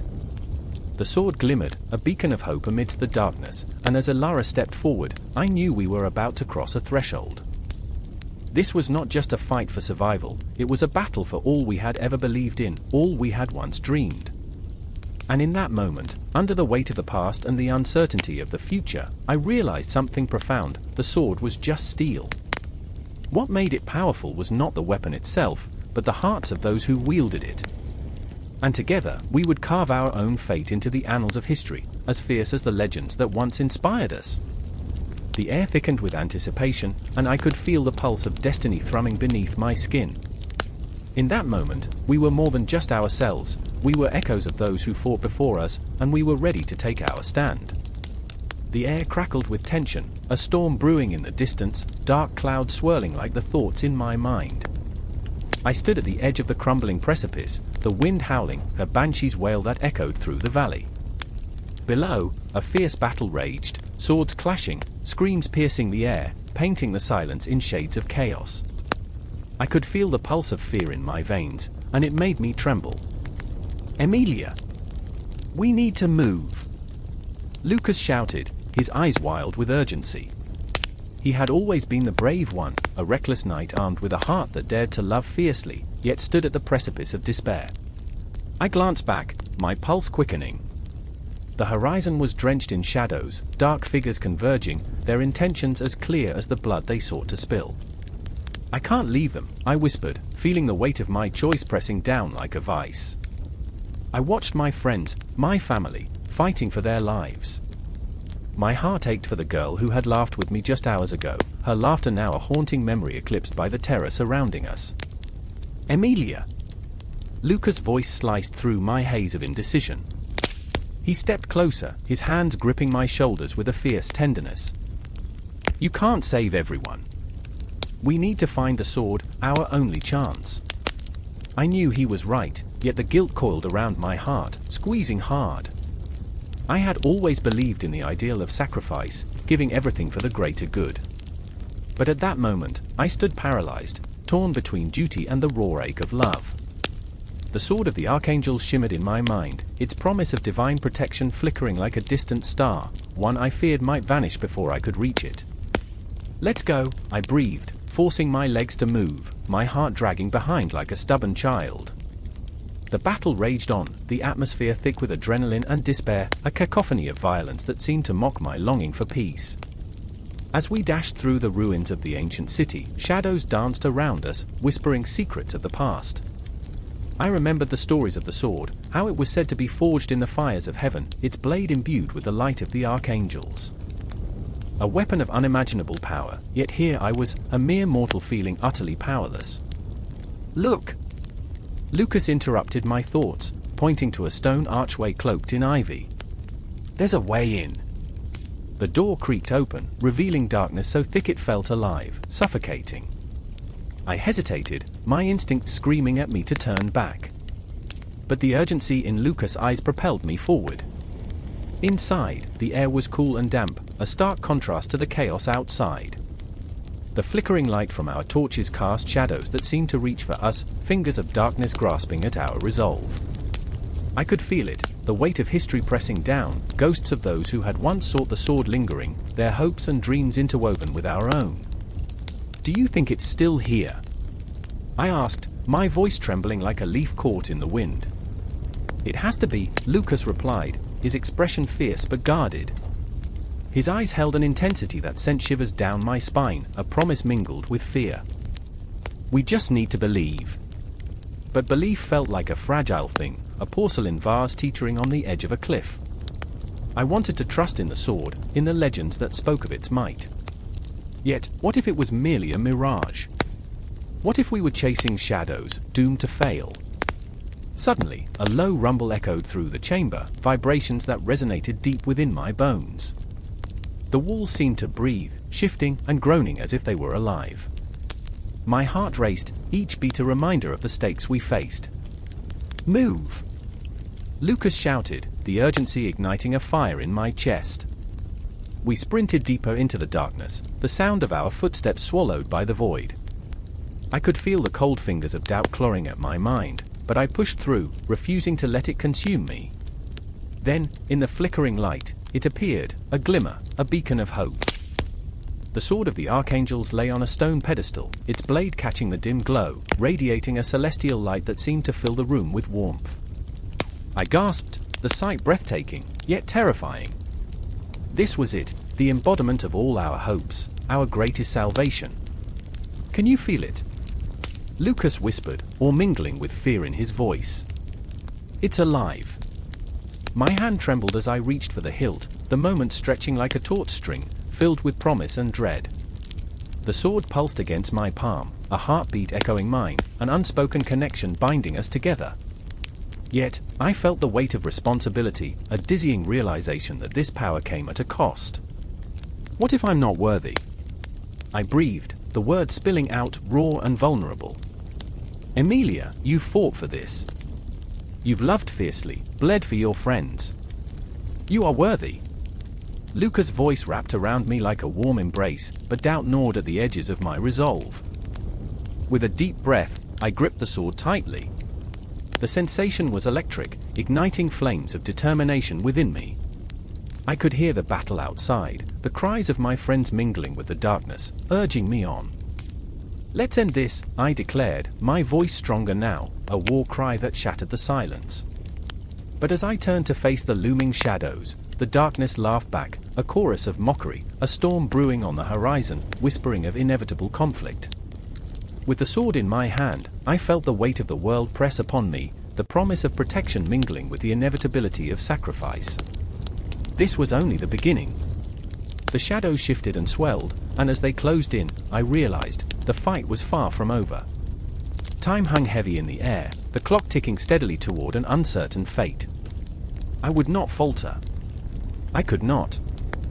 The line between light and darkness blurred, and with every heartbeat, I knew the battle for our lives, and our souls, was just beginning. A crimson moon hung low, bathing the battlefield in a sinister glow. The air was thick with the metallic scent of blood, a scent that mingled with the smoke curling from torches, flickering shadows dancing like lost souls. I stood there paralyzed, breath hitching in my throat, as reality twisted and writhed around me. The clang of steel on steel rang out, a symphony of chaos, each strike echoing like a thundering heartbeat. I could feel the pulse of fate thrumming in my ears. There she was, Ilara. Her hair, wild and unkempt, framed her face like a lion's manner, but the fire in her eyes flickered like a candle in a storm. She was no longer the healer of lore and legend, but a warrior forged in the furnace of despair. We must make them pay, she shouted, her voice breaking through the din of battle, raw with emotion, fervent with rage. I could see the way her hands trembled, not from fear, but from the weight of her choice, the blood sword clutched tightly, its edge glinting ominously in the moonlight. The blood sword. A name that slipped off tongues like venom. It was not merely a weapon, it was a soul taker, a vessel for sacrifice.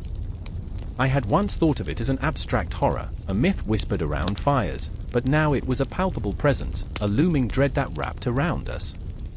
I could feel the history of it in my bones, the lives lost, the screams echoing through time. Ilara, don't! My voice sliced through the chaos, but it felt weak, impotent against the tide of fate that swept us all toward ruin. And there was Marcus, the last remnant of hope, his heart a fortress crumbling under the siege of burden. He stood beside Ilara, his face a mask of resolve, yet his eyes betrayed him. We can't go down this path, he murmured, more to himself than to her, a desperate plea lost in the cacophony. His hands, once gentle, now bore scars from battles fought, not just against enemies, but against his own demons. It will consume you. He glanced at the sword, its dark promises shimmering in the night. His voice trembled, laced with agony. It demands too much. The ground shook with the weight of their choices, and I felt myself sinking into the earth, swallowed by the very essence of despair that surrounded us. I remembered the stories we told by the fireside, the legends that shaped our lives, but never had I imagined the truth would be so grotesque, so raw. The whispers of the sword lingered in the air, weaving in and out of the battle cries, taunting us, beckoning us to a fate we could not escape. The moon hung heavy, a witness to our demise. What choice do we have? Ilara's voice cracked, a fragile note that sent a shiver down my spine. I could see the flickering shadows of her past, her laughter as she healed the sick, the warmth of her touch, now turned into the cold grip of the blood sword. We fight or we die. This is our moment. She lifted the sword, the blood of the fallen glistening on its edge, and I felt it, the pull, the seduction of power. But power comes at a cost. I had seen it consume people, turn friends into foes, lovers into strangers. I wanted to scream, to rush forward and snatch the sword from her hands, but I was caught in this web of fate, my heart pounding in my chest, a war drum marching toward our doom. Memories flashed through my mind, the laughter in the tavern, the warmth of a summer's day, the promise of tomorrow. All of it now teetering on the brink of oblivion. "Marcus, do you remember the time I started, but he cut me off, his voice low, urgent. This isn't the time for nostalgia, not when the ghosts of our past are clawing at our souls." I felt the ache of memory clawing at me, the laughter now hollow, the warmth replaced by an icy grip of fear. "We're fighting shadows," he pressed on, desperation etched into his features. "The sword will take us down with it." Ilara's resolve wavered, just for a moment, but the thirst for vengeance surged within her. "What if I could save them?" she whispered, almost pleading with herself, as if the sword could grant her a second chance, a way to rewrite the ending. The glint of hope was a fragile shard, shimmering against the darkness. I wanted to reach out, to pull her back from the edge, but the distance felt insurmountable. "Every sacrifice has a price," I reminded her, my voice trembling as the reality of our choices crashed down around us. I could see the ghosts of those who had wielded the blood sword before, their shadows stretching long and dark, waiting for another soul to claim. "You can't save everyone." The words hung in the air, heavy with truth. The wind howled around us, a mournful lament, and I watched as the battle raged on, a cruel tapestry woven with threads of agony and sacrifice. Each clash a reminder of what we stood to lose. But even as I spoke, a part of me yearned for the power, the rush that came with it. But what if I could hear the whisper of my own ambition clawing at my spirit? The moon cast its indifferent gaze upon us, a silent observer to our turmoil. In that moment, we stood at the precipice, the abyss yawning wide before us, our fates intertwined with that of the blood sword. "Make your choice, Ilara," I breathed, feeling the weight of eternity pressing down upon us, the echoes of the past whispering our names. The world around us faded, but the sword glimmered, waiting, hungry for its next sacrifice. And as the battle raged on, the sword sang its sweet song, a hymn of despair, beckoning us onward, ever onward, into the dark embrace of fate. The wind howled through the crumbling ruins, carrying whispers of the past, as though the ancient stones themselves mourned the weight of forgotten stories. I stood there, heart racing, breath hitching in my throat, the chill of the night seeping into my bones. It was a night painted in shades of fear and uncertainty, shadows stretching like dark fingers across the uneven cobblestones. In the distance, a figure appeared, silhouetted against the pale moonlight. It was Ilara, her auburn hair dancing wildly in the breeze, eyes aflame with a desperate determination. "It's here, Marcus!" "I can feel it," she called, her voice a blend of hope and dread, resonating like a bell tolling the beginning of the end. Ilara, fierce yet haunted by her past, had always been the flame that lit my dim corners. But tonight, her light flickered dangerously close to extinguishment. "I remember," I murmured, the words slipping from my lips like a prayer. "I remember the tales, the sword forged by the ancients, a relic of power, and the blood it craved." The legends wrapped around my mind like a vice, squeezing tighter with each heartbeat. The sword of the ancients was not just an artifact, it was a curse, a beacon of hope twisted into an instrument of despair. I recalled the stories, the echoes of laughter drowned in the cries of betrayal, and my own pulse quickened with the fear that history was about to repeat itself. As I stepped closer to Ilara, the ground trembled beneath us, a warning, or perhaps a promise. "Are you sure? Are you ready to face what's been buried for centuries?" My voice cracked, the weight of my own uncertainties heavy on my tongue. Would we emerge whole, or would we be consumed by the shadows we sought to confront? Do we have a choice? Ilara's gaze bore into mine, a tempest of emotion swirling within her. Her haunted past, I could see it in the depths of her gaze, a kaleidoscope of regret and longing. The sword was not merely an object, it was her chance for redemption, a chance to rewrite her own story.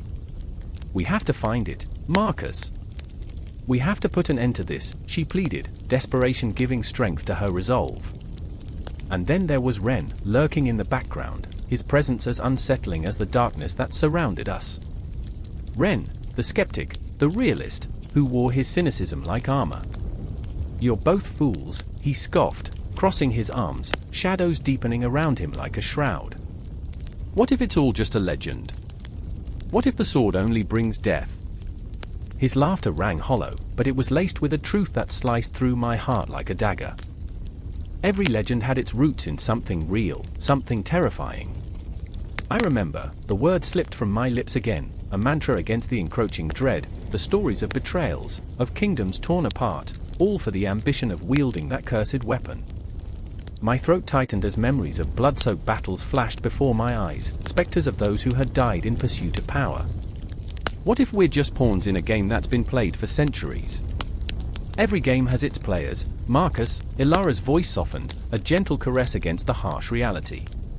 But this time, maybe it can be different. Her words hung in the air like fragile glass, ready to shatter at the slightest breath. The tension coiled around us, thick and suffocating. Ren's skepticism clashed with Ilara's hope, and I stood in the middle, torn between the two. The sword, the relic, it wasn't just about power, it was about choice, about the ghosts of our pasts haunting our futures. Was I ready to confront my own demons, to face the echoes of choices that had long since silenced themselves? A tremor shook the ground, and the air crackled with energy. Something ancient stirred beneath our feet, awakening from a slumber that lasted centuries. The ruins began to shift, revealing a staircase spiraling down into darkness. My heart pounded, drumming against my ribcage like a frantic call to arms. "We have to go down," I said, the urgency spilling from my lips. "It's down there." Ilara took a step forward, her determination unwavering, but Ren hesitated. "And if it's a trap?" he asked, his skepticism now tinged with a flicker of fear. "What if we unleash something we can't control? If we don't take that chance, we'll live in fear of it forever," Ilara shot back, her voice like steel. I refused to let the past dictate my future. I felt it then, the weight of her words. I had been living in the shadows of what had been, allowing the echoes of history to imprison me. Did I want to walk free, to embrace the uncertainty that lay ahead? The darkness beckoned, a void filled with possibilities and fears, and I felt my resolve harden. "Together," I said, my voice firm. "We face whatever awaits us, together." With a nod, we descended into the abyss, the air growing thick with anticipation and dread. The darkness closed around us, each step echoing like a heartbeat, a reminder of our fragile existence. I could feel the pulse of the ancestors beneath the earth, a rhythm that matched my own, as if they were calling out, urging us to listen, to remember. The shadows seemed to whisper secrets as we ventured deeper, the air heavy with the scent of damp earth and ancient stone. I strained to hear, to catch the fleeting echoes of the past, but the further we went, the more it felt as if the darkness was swallowing us whole. And then, we reached a chamber, its walls adorned with glyphs that seemed to shimmer in the dim light. In the center, a pedestal stood, ancient and foreboding, cradling the sword of the ancients. I remember the moment the sword glinted in the flickering torchlight. Time stood still, and I could hear my heart pounding, each beat reverberating through the silence. This was it. The moment we'd been racing toward, and yet, beneath the exhilaration lurked the chilling realization that this was just the beginning. The sword promised power, but at what cost? Ilara stepped forward, entranced, but as she reached for the hilt, Ren's voice cut through the stillness like a knife. "Wait. Do you really understand what you're about to do?" And in that moment, everything hung in the balance, possibilities woven with the weight of our fears, our hopes, as the echoes of the past reached out, weaving our fates into a tapestry too complex to comprehend. I felt the universe contracting, expanding in waves of emotion, and the realization settled in my chest. The relic was not just a weapon, it was a mirror reflecting the deepest corners of our souls. In the suffocating silence, I closed my eyes for a fleeting second, grasping at the threads of time, memories clawing at me like shadows. Each breath felt monumental, like the ticking of a clock counting down to the inevitable. I could taste the tension, bitter and sharp, and the world spun around us, a cyclone of chaos and possibility, as we stood on the precipice of our shared destiny. The moon hung high, an unblinking eye above the swiftly darkening village, where shadows danced like whispers of ghosts. I could feel it, the air thick with portent, heavy as old books filled with secrets that had never seen the light of day.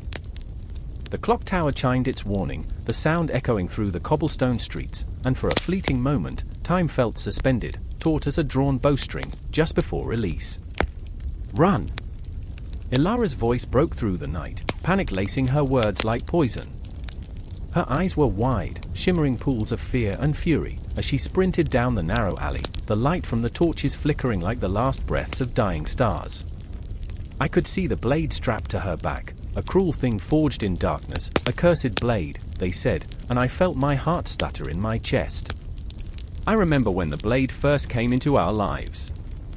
It was a beautiful weapon, glinting with an allure that promised power and glory. We were young then, naive.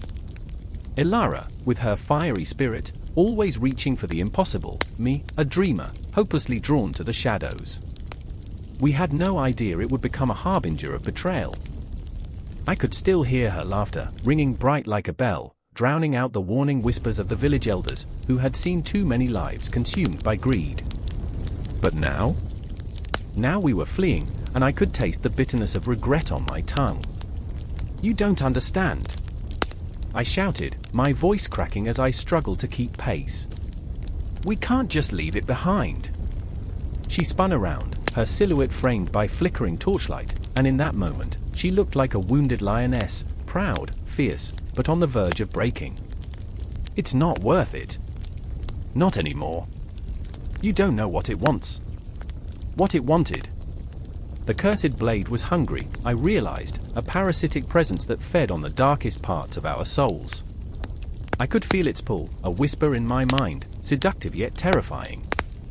A part of me wanted to yield, to embrace the darkness, while another part, my better half, screamed to resist, to break free from its chains. In that breath of a moment, I thought of Victor, our once inseparable friend, now twisted into something unrecognizable, consumed by the blade's insatiable hunger. I remembered the way he had laughed, how it had felt like music, until it turned into a chilling cackle. The night he turned on us, eyes alight with madness, I had seen the transformation take root in his heart, blackening it completely. Ilara and I had been there, standing shoulder to shoulder, united against the darkness. But betrayal had become a ghost between us, haunting our every decision. She didn't trust me anymore. I could feel it in the way her shoulders tightened, how her fists clenched at her side. "Why did you bring it back, Ilara?" I couldn't hold back the accusation, the hurt spilling from my lips like a wound reopening. "You knew it was cursed. You brought it back to us." She flinched, her breath caught in her throat, and for a heartbeat, I saw the girl I loved buried beneath layers of hurt and anger. I thought I could control it, that it would make us stronger, she whispered, her voice trembling. But it's controlling me now. A chill raced down my spine. The shadows around us began to thrum with life, crawling closer, whispering secrets I didn't want to hear. They were hungry too, the shadows, and whatever lingered in the dark corners of our hearts. A sharp sound pierced the silence, a metallic clang that echoed off the stone walls. I turned, terror gripping my insides. Victor's shadow loomed at the far end of the alley, his eyes glinting with a manic light, the cursed blade gleaming in his grip like a serpent poised to strike. "Ilara!" I shouted, the urgency in my voice slicing through the air. But she was already moving, a whirl of defiance and urgency, charging toward him with a ferocity that was breathtaking and terrifying. My heart raced, caught in the web of their shared past, their laughter echoing through the tavern, their secrets whispered behind closed doors. I remembered the day Victor had found the blade, a moment of thrill that transformed into something grotesque. "Stop!" I screamed, but my voice was lost as she collided with him, the impact sending shockwaves through the night.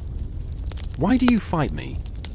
Victor spat, a cruel smile spreading across his face. "You should embrace what you are, what you could become."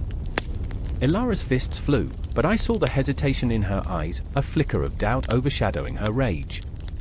I stepped forward, a desperate plea rising in my throat, but the shadows shifted, filling the space between us, twisting around me like a dark vine. "Don't you see? I called out, my heart breaking. We were meant to be more than this. The blade doesn't make us stronger, it chains us. But as I reached out, the air crackled, charged with tension.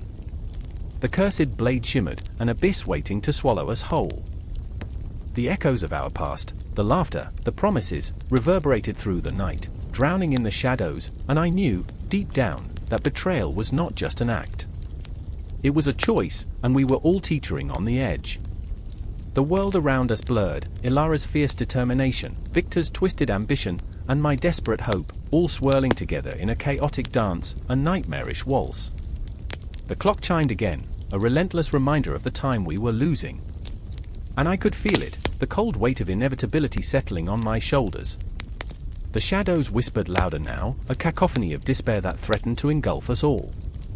In that moment, I realized there was no escaping the curse. We were bound to it, tangled in its embrace, and neither of us could turn back. The confrontation loomed, a tempest of emotions, a battle of wills. The blade was not just cursed, it was a mirror reflecting our deepest fears, our darkest desires, and the betrayal that lingered like a ghost. The night tightened around us, and as I watched Ilara and Victor move closer to their breaking point, I knew that whatever happened next would change everything. I could only hope that love could still pierce the darkness, as we stood on the edge of despair, waiting for the inevitable storm to break. The air surged like a living thing, crackling with an electric tension that wrapped around Ilara's throat. She stood on the precipice of the world, her eyes locked on the fiery sky, the very heavens bleeding red and gold as the sun sank to its grave. The weight of the celestial sword pressed against her back, a cold promise of power that made her breath shallow. It had been forged in the celestial furnace of stars, yet here she was, a mere mortal on the edge of chaos. I should have turned back, she thought, but the truth was that retreat felt like a betrayal of everything she had ever fought for. Below, the village lay in ruins, smoke curling from the remnants of homes, whispers of laughter that had once danced through the streets now silenced by despair. The echoes of the past haunted her, specters of joy turned to shadows. She remembered the faces, bright, innocent, unaware of the storm brewing just beyond the horizon, unaware of the doom that now loomed like a predator stalking its prey. "Where are you, Marcus?" The thought came out as a prayer, a desperate plea for his presence, for the strength he always seemed to exude even in the darkest hours. They had fought side by side, each battle a testament to their bond, their shared scars and unspoken language. And now it felt like the universe had turned against them, like fate had conspired to rip apart everything they held dear. Then, a cry pierced the silence, sharp and jagged, a sound that sent a shiver through her bones. It was a familiar voice, one she would recognize anywhere. Marcus! He was fighting, she could hear the clang of steel, the terrified cries of those who had been caught in the crossfire. No, not now. Not when the sword was so close. She could feel it calling to her, its power a seductive whisper that promised strength and vengeance. "Stay focused, Ilara." "This isn't about revenge," she muttered to herself, but the words felt like a lie as they slipped from her lips. Revenge was what had brought her here, what had driven her to this point of no return. The celestial sword shimmered, teasing her resolve, igniting a fire within her heart. I remember the day they took everything from us. I remember, the rhythm of her thoughts stumbled as she turned, sprinting toward the sounds of battle, each step pounding against the earth like the drums of war. She could feel the pulse of her heart in her throat, the blood thrumming in her ears. She was a storm, a tempest unleashed, but the fear clawed at her insides like a ravenous beast, demanding to be fed with flesh and bone. "Marcus!" she shouted, a voice raw with desperation, the word tumbling from her lips, an incantation against the encroaching darkness. She rounded a corner, heart racing, and there he was, battered, bloodied, but still standing, defiant against the encroaching shadows of the enemy. His sword glinted viciously, a flash of light in the gloom, and her breath caught. But as her eyes met his, something shifted. The defiance in his gaze faltered, the shadows creeping behind him, tendrils of darkness that spoke of betrayal. "Ilara, get back!" He lunged forward, but it was too late. The world tilted, and a deafening crack split the air as an unseen force threw him back, crashing into the earth. No! The scream tore from her lungs, a primal sound of shattered hope. She surged forward, the sword pulsing against her skin, urging her to draw it. To wield its power. But power came with a price, and she could feel the weight of the cost pressing down on her, drowning her in uncertainty. She knelt by Marcus, his breath ragged, hands trembling on the ground. "I'm sorry, I thought I could protect you," he gasped, eyes blazing with pain and something else, fear. "You shouldn't have come here." "Neither should you," she snapped, fury mingling with despair, a tempest raging within her chest. "You think I would let you face this alone? I'm not afraid. Not anymore." But, oh, how wrong she was. Shadows twisted and morphed, clawing at the edges of her vision, and she knew that they had been lured here, like moths to a flame, and the fire would consume them both. I remember how it felt to be invincible." The words slipped from her like distant echoes, memories of battles fought and won, but now it was just a whisper tainted with fear.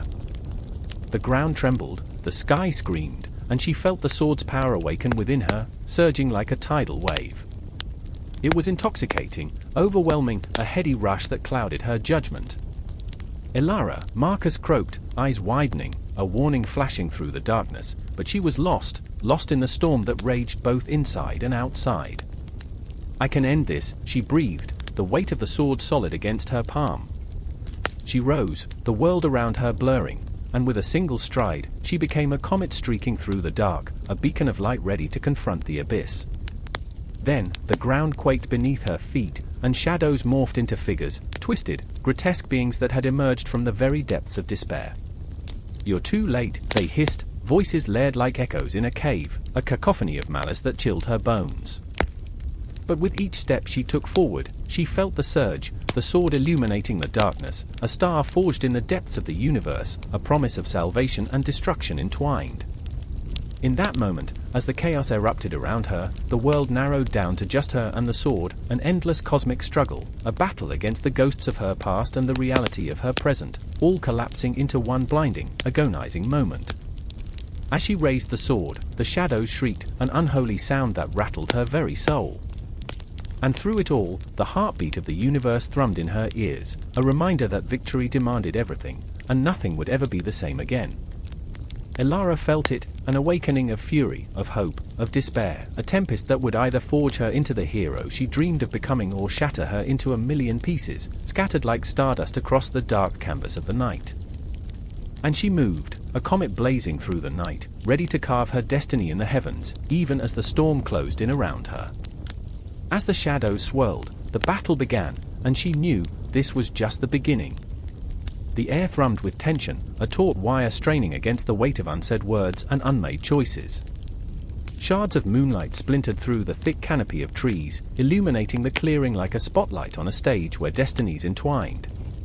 I stood at the edge, breath hitching in my throat, half hidden behind the gnarled trunk of an ancient oak, its bark rough against my palm, a reminder that nature, like life, could be cruelly beautiful. Talia was there, her back straight, sword drawn, its blade trembling with a light that seemed to pulse as if infused with the very essence of hope. It reflected her inner fire, the courage she wore like armor.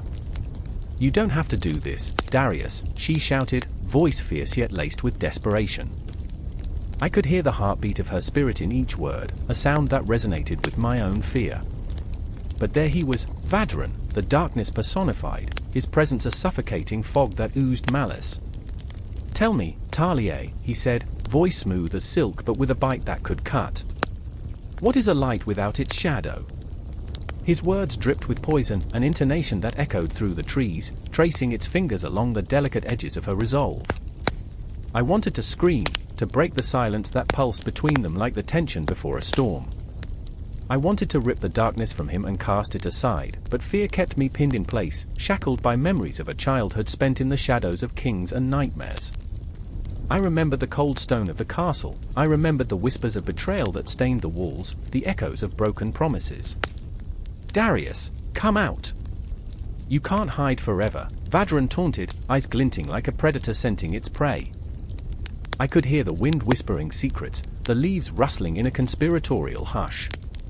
My heart raced, a frantic drumbeat against my ribs. Talia was more than a warrior, she was a part of me, a reflection of the light I feared to embrace. I wanted to reach for her, to take her hand and run into the night, away from this confrontation that felt like the end of all things. But there was the weight of my own darkness, a chasm of doubt that gripped me, pulling me down, deeper and deeper. Darius, she called again, softer this time, a fragile thread that sought to pull me out of my own abyss. In that moment, the world paused, and I could almost hear the stars holding their breath. You have to choose. You can't let him win. I wanted to scream, I'm here. I'm right here.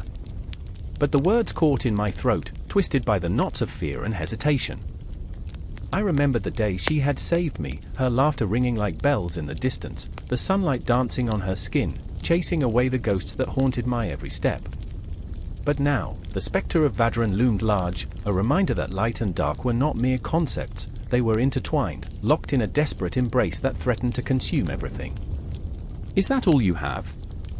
Vadran sneered, stepping forward, the shadows swirling around him like a cloak woven from nightmares. You think she can save you? She can't even save herself. Each word he spoke crackled with malice, and I felt Talia's resolve falter for just a heartbeat, her grip on the sword slipping. I remembered the heavy weight of expectation, the burden of my family's legacy pressing down on me. How many times had I looked in the mirror and seen not myself, but the shadow of a man I was expected to be? I was never afraid of the dark, she shot back, voice steady, even as her eyes betrayed a flicker of fear. I've learned that sometimes, to find the light, you must walk through the shadows. Every heartbeat heightened the urgency of her words, the pulse of the moment thundering against my ears. I could feel the air thickening, laden with the tension of choices left unmade, of futures hanging in the balance. Vadran's smile was a crack that split his face, a promise of the terror he could unleash if we faltered. I took a shaky step forward, the ground solid beneath my feet despite the chaos swirling around me. Talia! My voice broke free, raw, and scraping against the edges of fear. I won't let him take you. Not again. Vadran laughed, a sound that echoed into the night, sharp and mocking. You think you can save her? You're nothing more than a candle flickering in the wind. But in that moment, I felt a flicker of something else, a spark igniting in my chest. I knew what I was, more than a shadow, more than a remnant of a fractured past. I was the storm that had yet to break, the tide that had not yet turned. I am not afraid. Not anymore. With those words, the world shifted. Time itself slowed, stretching like the fabric of dreams. I reached for the sword that had always felt foreign in my grip, a symbol of the strength I had long abandoned. The blade gleamed, not with the brilliance of Talia's light, but with the stark clarity of resolve forged in the fires of despair. The moment stretched out, a breath caught in the throat of fate. I saw the shadows twist and writhe, felt the pull of the unknown, the weight of histories entwined in a desperate dance. Talia stood there, fierce and defiant, her light illuminating the darkness that sought to engulf us both. Together, she said, the word a promise, a vow that transcended the chaos around us. And in that heartbeat, I understood. The twin swords of light and dark were not opposites but halves of a whole. I stepped forward, joining her, not as a flickering candle but as a blazing fire. The darkness whispered, clawing at my mind, but I had Talia's light to guide me. I wasn't just standing beside her, I was standing for something greater, an unbreakable bond, a shared destiny that no shadow could extinguish. Let's finish this, I said, voice steady, heart racing, as we faced the encroaching night together, ready to carve our path through the chaos that sought to consume us. The air crackled with tension, a silence so heavy it felt like a foreboding weight pushing down on every living soul in the valley. I stood at the edge of the forest, heart thrumming like a frantic drum, as the sun dipped below the jagged horizon. Shadows stretched and twisted, curling around the trees like restless spirits waiting for the night to swallow them whole. Time itself seemed to hold its breath, every second stretching out, taunting me with the certainty that the moment of reckoning was close, too close.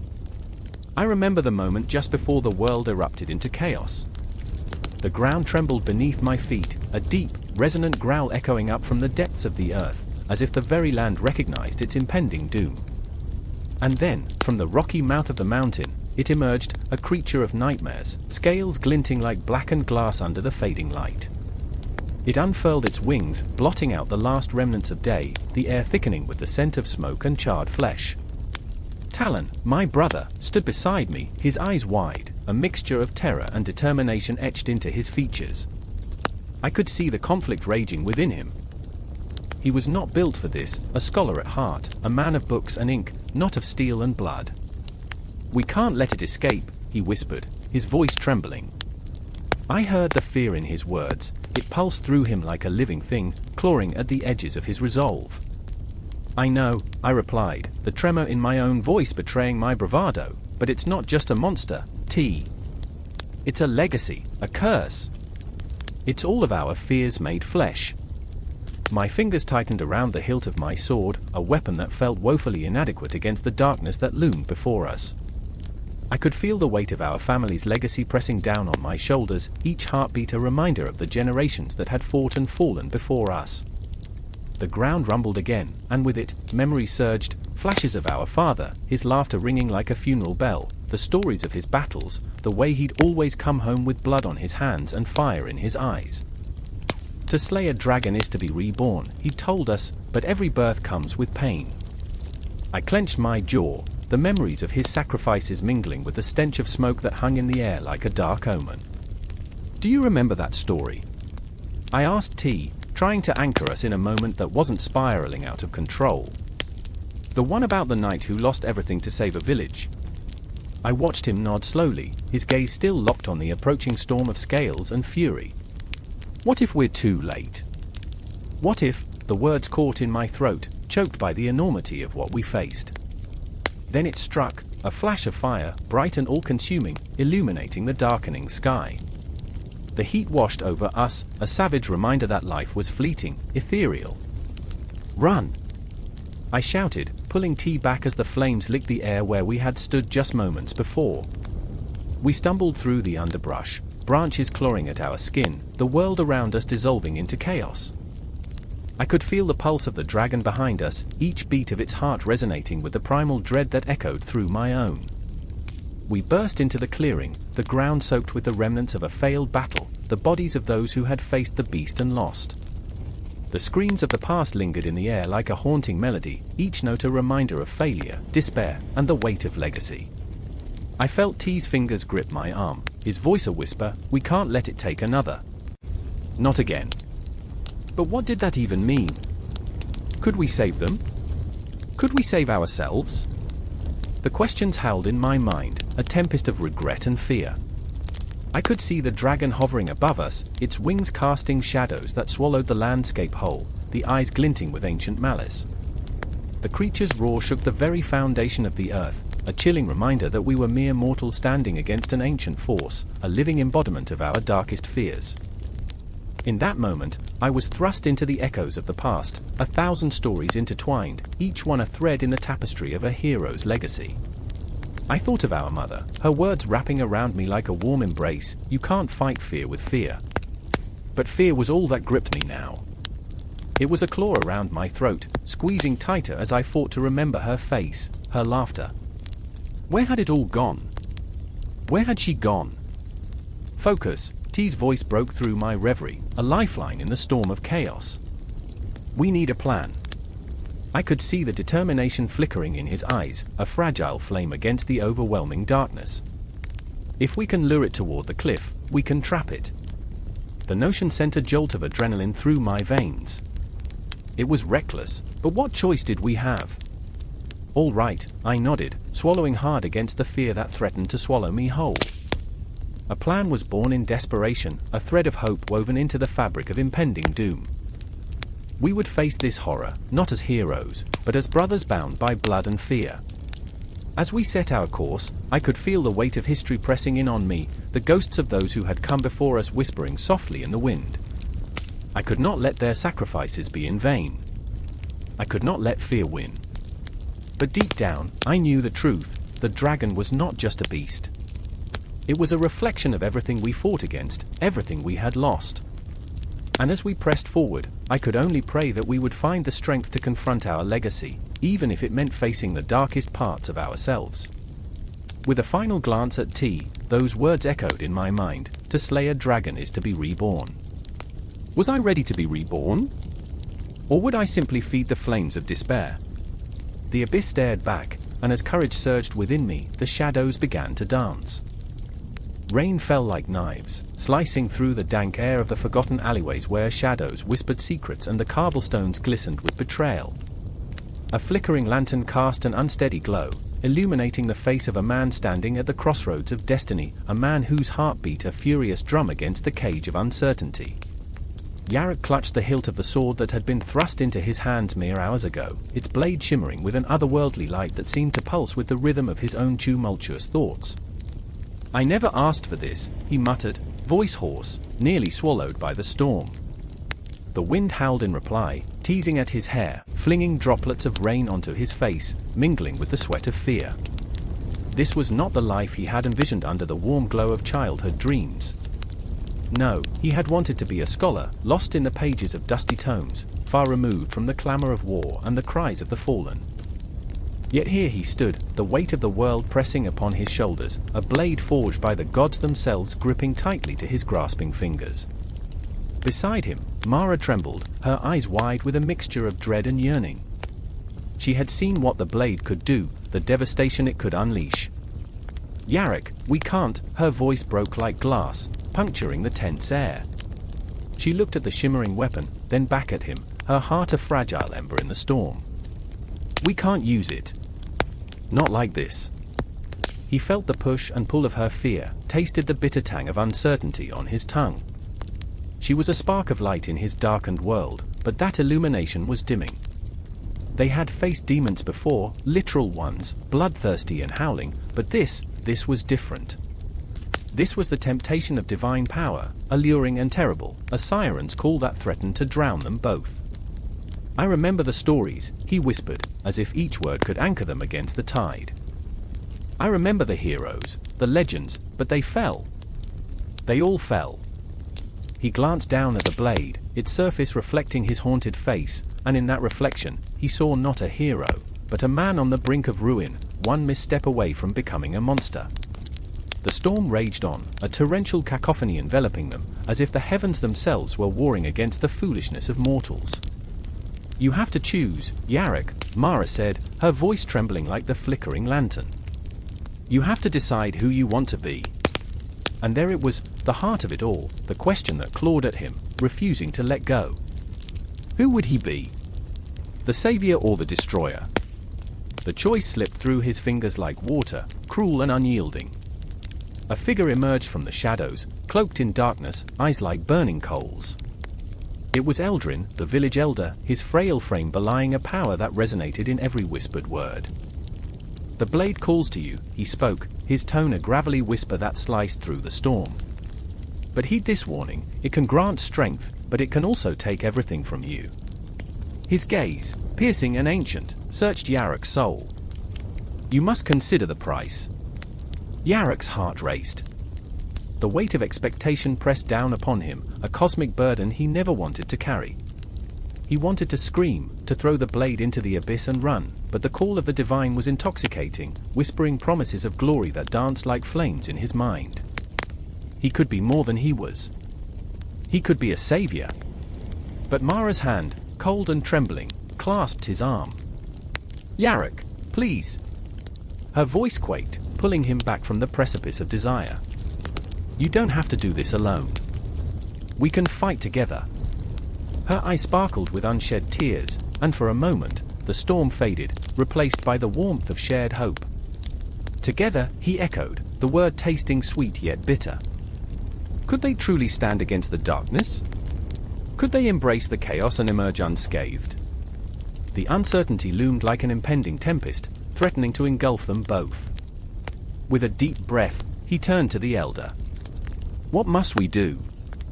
The moment weighed heavy with finality, the air thick with unspoken fears and untold promises. Eldrin stepped forward, his presence commanding yet fragile, like a spider's web glistening with morning dew. "The blade is not a mere weapon. It is a choice, a path that will lead you down corridors of light and shadow. To wield it is to dance with fate." He leaned closer, voice barely a whisper, tinged with urgency. But remember, once the path is chosen, there is no turning back. Around them, the storm's fury intensified, a symphony of chaos that mirrored the turmoil in Yarek's soul. The air crackled with tension, pregnant with possibility. He glanced at Mara, who stood resolute yet vulnerable, the embodiment of hope and fear tangled into one. "I remember," he started, the words spilling from his lips like a confession. "I remember when we were children, laughing in sunlit fields, far from this madness." A fleeting smile broke through the dread, but it was quickly swallowed by the shadows. "We dreamed of battles and glory." "Those dreams were innocent," she replied softly, tears glistening like stars in her eyes. "This isn't a game, Yarek. This is life and death." And there it was, the truth that echoed through the storm. Life and death. The choice loomed before him, a chasm he could not ignore. The blade pulsed, its power beckoning him closer, whispering sweet nothings that promised everything he had ever wanted, and everything he feared. As the thunder rumbled in the distance, Yarek felt the weight of fate pressing down upon him, the world around him fading into a blur of colors and sounds. Time itself twisted, coiling around him like a serpent, urging him forward. With a determined grip, he raised the blade, its light illuminating the darkness around them, casting long shadows that danced like phantoms in the storm.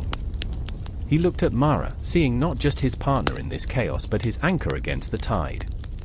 "Whatever happens, we face it together." And as he spoke those words, the storm erupted, a tempest of fury and ferocity that would change everything. The blade of the gods thrummed in his hand, a pulse that echoed the heartbeat of the universe, a call to arms, a divine gift shrouded in blood and sacrifice. In that moment of clarity, Yarek stepped forward, the whispers of destiny wrapping around him like a shroud, drawing him into the embrace of the unknown, the storm gathering, shadows swirling, and the world holding its breath. The air crackled with an energy so thick that it felt like a storm was brewing, a whisper of dread hanging just above the village like a blade poised to fall. I stood among them, eyes wide, heart racing as I gripped the hilt of my sword, a mere reflection of the real power it was meant to hold. Shadows loomed, twisting in the flickering light of torches, casting haunting shapes on the cobblestones like ghosts of regrets long buried. The night was alive, tremors rolling through the earth, and the palpable fear seeped into my bones. I remember the moment so vividly, the vibrant colors of the banners fluttering in the wind, contrasting sharply with the dark dread settling upon us. "Is this truly what we've become, Ilara?" I whispered to my sister, whose eyes mirrored a storm of emotions, fear, anger, and the stubborn spark of hope that refused to die. She was the fire in the darkness, the fierce embodiment of resilience, yet even she felt the weight of despair pressing down like iron shackles. "Hope? It's a foolish thing to cling to in times like these," she replied, her voice steady but laced with a tremor that betrayed her. I could sense her heart, racing with the rhythm of 1,000 battles fought in silence. "But what else do we have?" "The Shining Sword, it can't be just a myth." The Shining Sword lay hidden, a beacon of hope we needed now more than ever, and the thought of it both exhilarated and terrified me.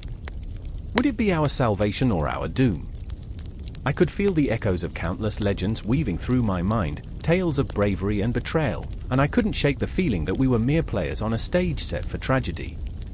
Just beyond the square, the distant howl of wolves sent a shiver racing along my spine. I could almost see the shadows of our fears taking shape, dark figures flitting through the trees, waiting. "They're coming, aren't they?" I said, the question barely a whisper, but Ilara's nod felt like the weight of 1,000 stones crashing onto my chest. We were not alone in this fight. A ragtag group surrounded us, each face telling a story, each heart drumming with the pulse of desperation. Marcus, the blacksmith, whose calloused hands had forged not just weapons but the dreams of a village unwilling to succumb. I saw the flicker of determination in his eyes, it was a fire that refused to be extinguished. And then there was Myra, the healer, her gentle spirit a balm to our frayed nerves, even as her own trembled with fear for what lay ahead. The air thickened with unspoken words, the kind that clung to the throat like a bitter taste. I remember the way Marcus laughed, a rough, hearty sound that echoed off the stone walls, trying to ignite hope where it flickered. "What's a little darkness when we've got each other?" but his bravado felt brittle, hanging by a thread as dread pooled in our hearts. We can't let the shadows swallow us whole. But I could see the shadows creeping, inching closer, the darkness tangible, almost alive. A chill ran through me, a reminder of how fragile our hopes were, how easily they could be snuffed out. What if they take you first? The thought clawed at my mind, gnawing at my insides like a ravenous beast. I could not bear the thought of losing Elara. Then I'll fight, she said, her voice resolute, yet beneath it lay a tremor that echoed my own fear. If we fall, we'll fall together. And there it was, the heart-wrenching promise of sibling bond, laced with the sweetness of shared memories and the bitterness of fierce loyalty. The ghosts of our childhood danced in the corners of my mind, the laughter, the whispered dreams of a future bright and unmarred. Would those dreams die tonight? The distant howl of wolves grew closer, more menacing, and as a chilling wind swept through the square, I felt it. The darkness was not just closing in, it was breathing down our necks, tightening its grip. The shadows morphed, swirling in the night, a living tapestry of our worst fears. My skin prickled with anticipation, a prelude to the chaos that was about to erupt. "Gather your swords," I shouted, the words bursting from my lips like a firework, raw, desperate. "We stand together." My heart raced, the rhythm echoing through the night air, a heartbeat in sync with the village. Each face turned to me, eyes glistening with a mixture of hope and terror. It was a spark, fragile yet fierce, igniting a fire within us. Tension hung in the air like a taut string, ready to snap, every heartbeat an echo of what was to come. And as the wolves emerged from the shadows, their eyes glinting like shards of glass, I felt the weight of the shining sword heavy on my mind, a promise of salvation and destruction intertwined. I looked to Elara, who stood at my side, her resolve a fortress against the encroaching darkness. I reached for her hand, the warmth of it grounding me, reminding me that this fight was about more than mere survival, it was about protecting what we loved, what we believed in. The battle was upon us, the air thick with the scent of fear and courage intertwining. I could feel the pulse of the night, the heartbeat of destiny calling us forth, a symphony of chaos ready to unfold. The shadows were no longer just shadows, they were a tide, and we were the last line of defense against the impending storm. And in that moment, as we prepared to face what lay ahead, I realized that the shining sword was not just a weapon. It was a testament, an unwavering light in the darkest of nights, a beacon of hope shining through the cracks of despair. So we stood, together, ready to face the darkness, the echoes of our hearts merging into one. The wind howled through the empty streets, the cobblestones slick with rain, each drop a reminder of what had been lost. Shadows danced under the flickering lamplight, twisting like ghosts of a forgotten past. I stood, heart pounding, breath caught in my throat, the scent of iron heavy in the air. Somewhere, a clock struck midnight, the sound echoing against the stone walls, each chime a reminder of fate's relentless march. I remember the first time I saw the blade. It gleamed beneath a shroud of dust, an artifact of an age when kings ruled with iron fists and the skies wept for the innocent. My fingers brushed against its hilt, and in that moment, time fractured, a jagged memory, a whisper of destiny tinged with dread. The blade was alive, a relic of blood and sorrow, and it knew my name. "Get out!" Elara's voice sliced through the haze like the blade itself. Her eyes, two stormy seas, flickered with fear and rage as she shoved me aside, darting forward with the desperate grace of a hunted doe.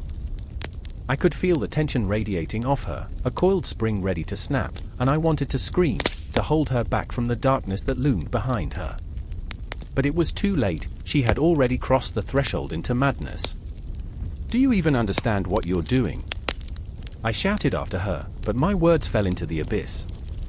She was chasing shadows, trying to reclaim a past that had never been hers to hold. I remember when we first met, how her laughter had been a balm to my battered soul.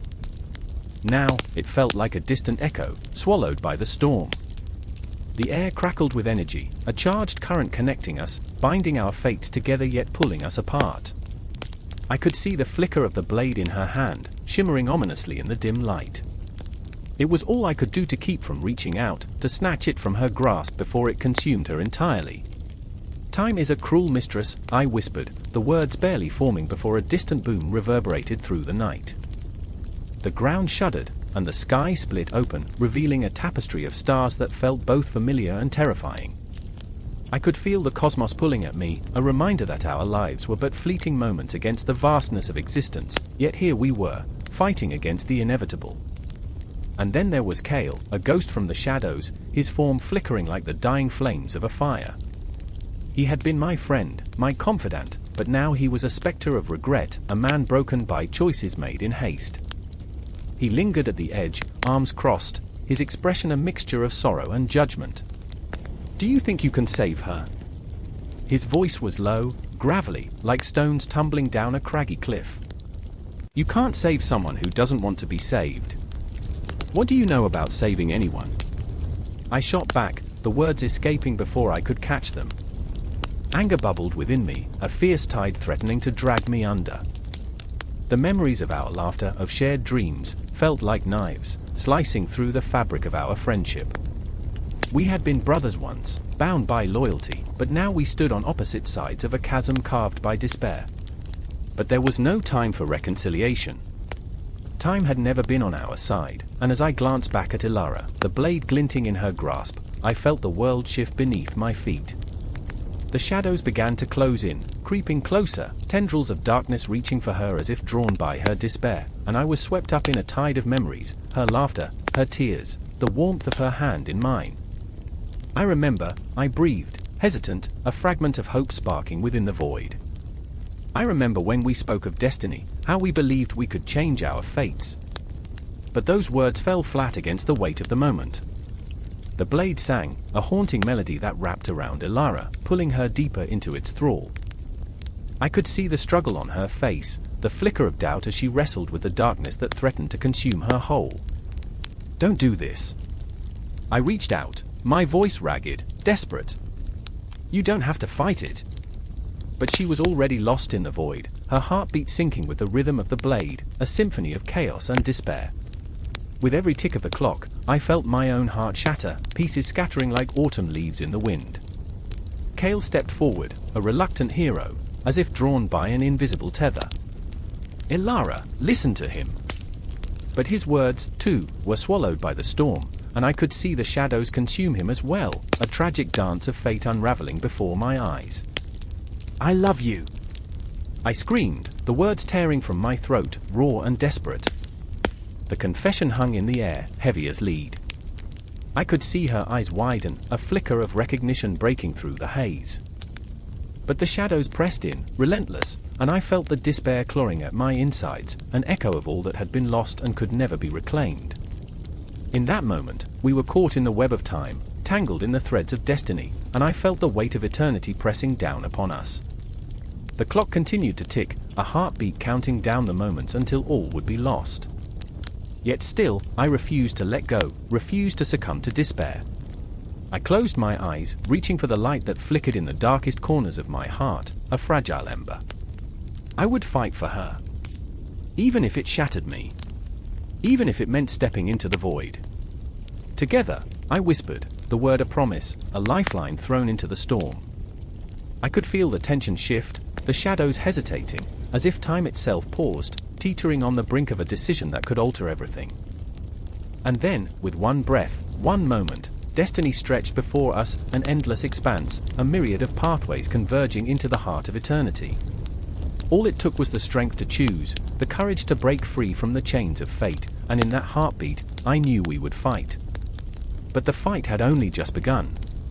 The blade awaited, time unfurled, and our destinies intertwined, spiraling into the vast unknown. The moon hung low, a ghostly eye in the velvet sky, casting jagged shadows across the cobblestones of Eldamir. The air crackled, heavy with an impending storm, and a soft rustle of wings whispered a warning. I stood at the edge of the marketplace, heart pounding, as the scent of damp earth mixed with the metallic tang of fear. This was not just another night, this was a reckoning. A scream pierced the silence, sharp as glass, and I turned, my breath hitching. Bright eyes wide, I saw her, Myra, my sister.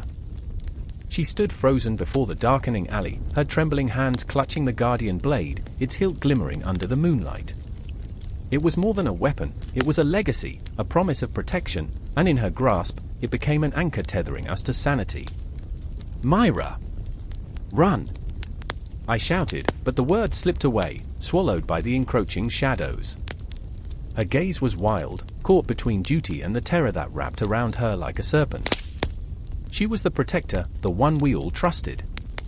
Yet, in this moment, she looked so small, so fragile. I reached for her, but something, a presence, a weight, held me back. My own heart raced with memories, a collage of our childhood, laughter echoing through sunlit days, the warmth of shared secrets, the promise of tomorrow.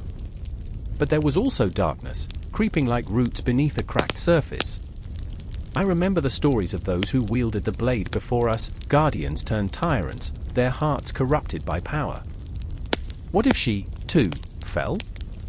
With a fierce cry, she lunged into the alley, the blade slicing through the darkness.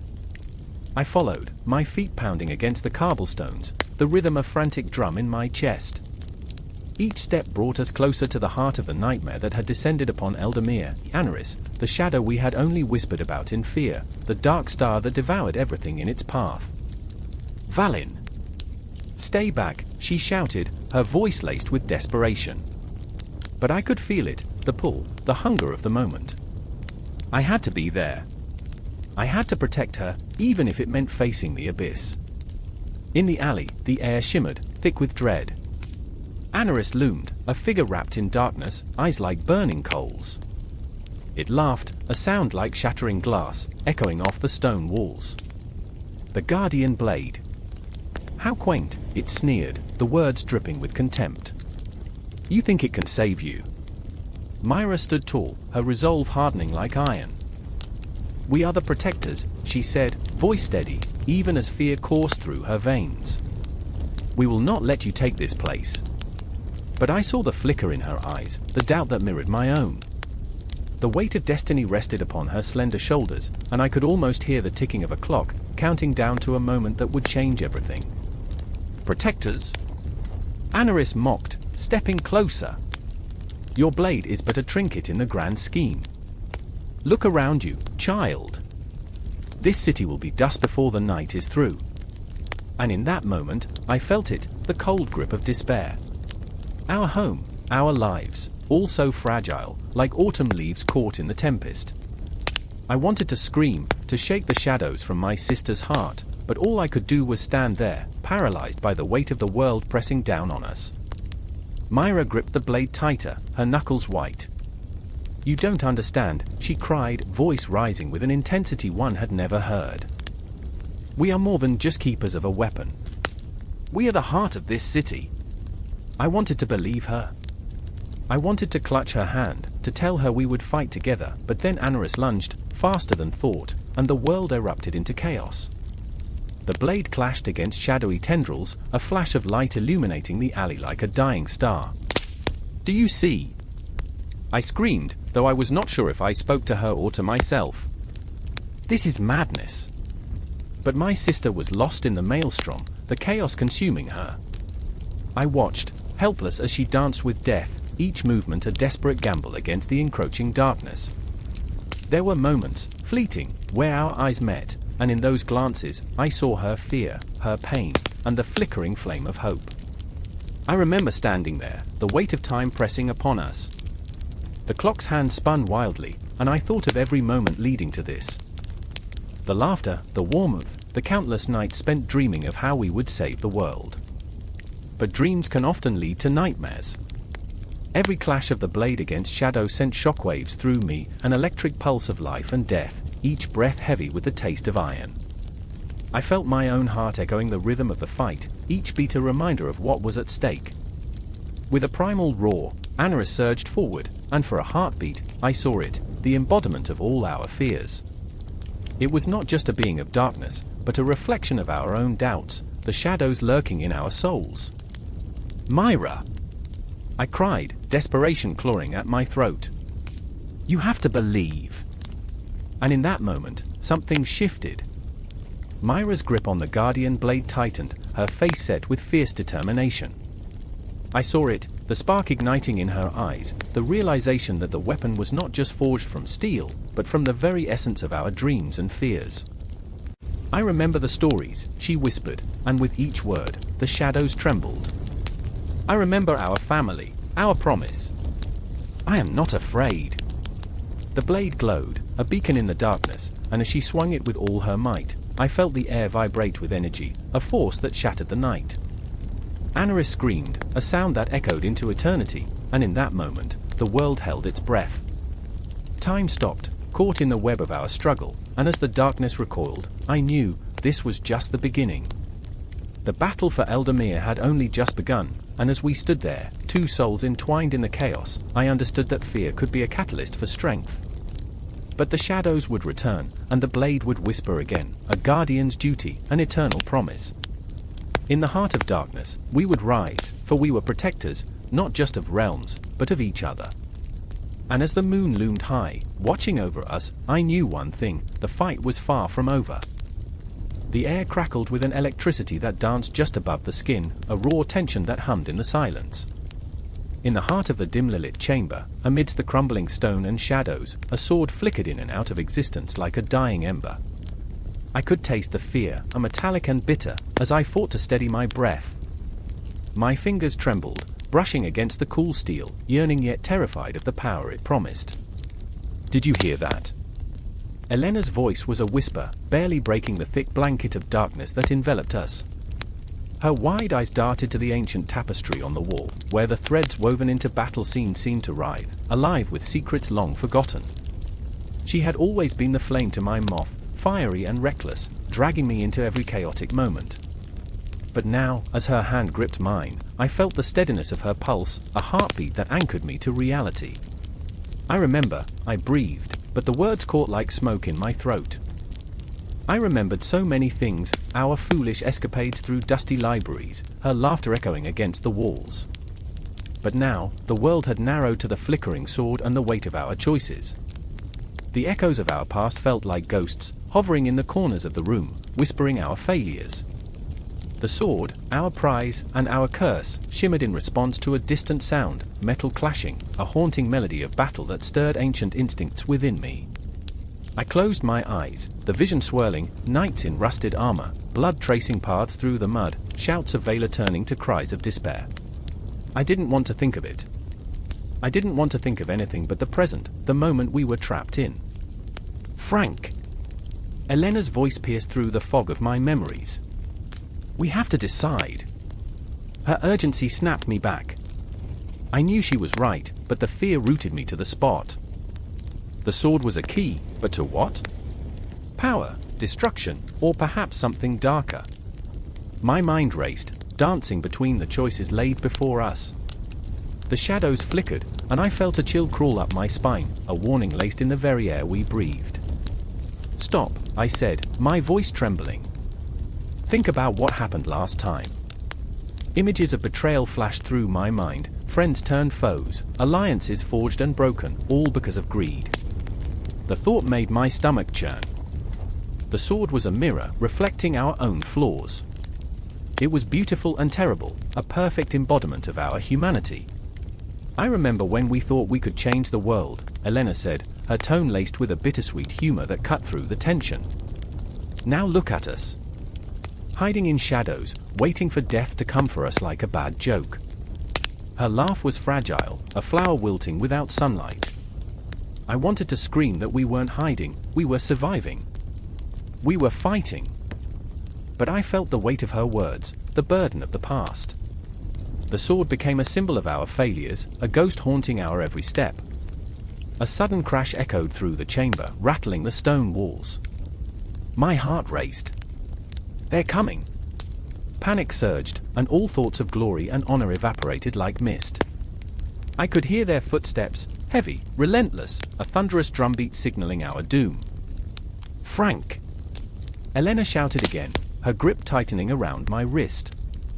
We have to decide now. The choice lay before us, stark and unrelenting.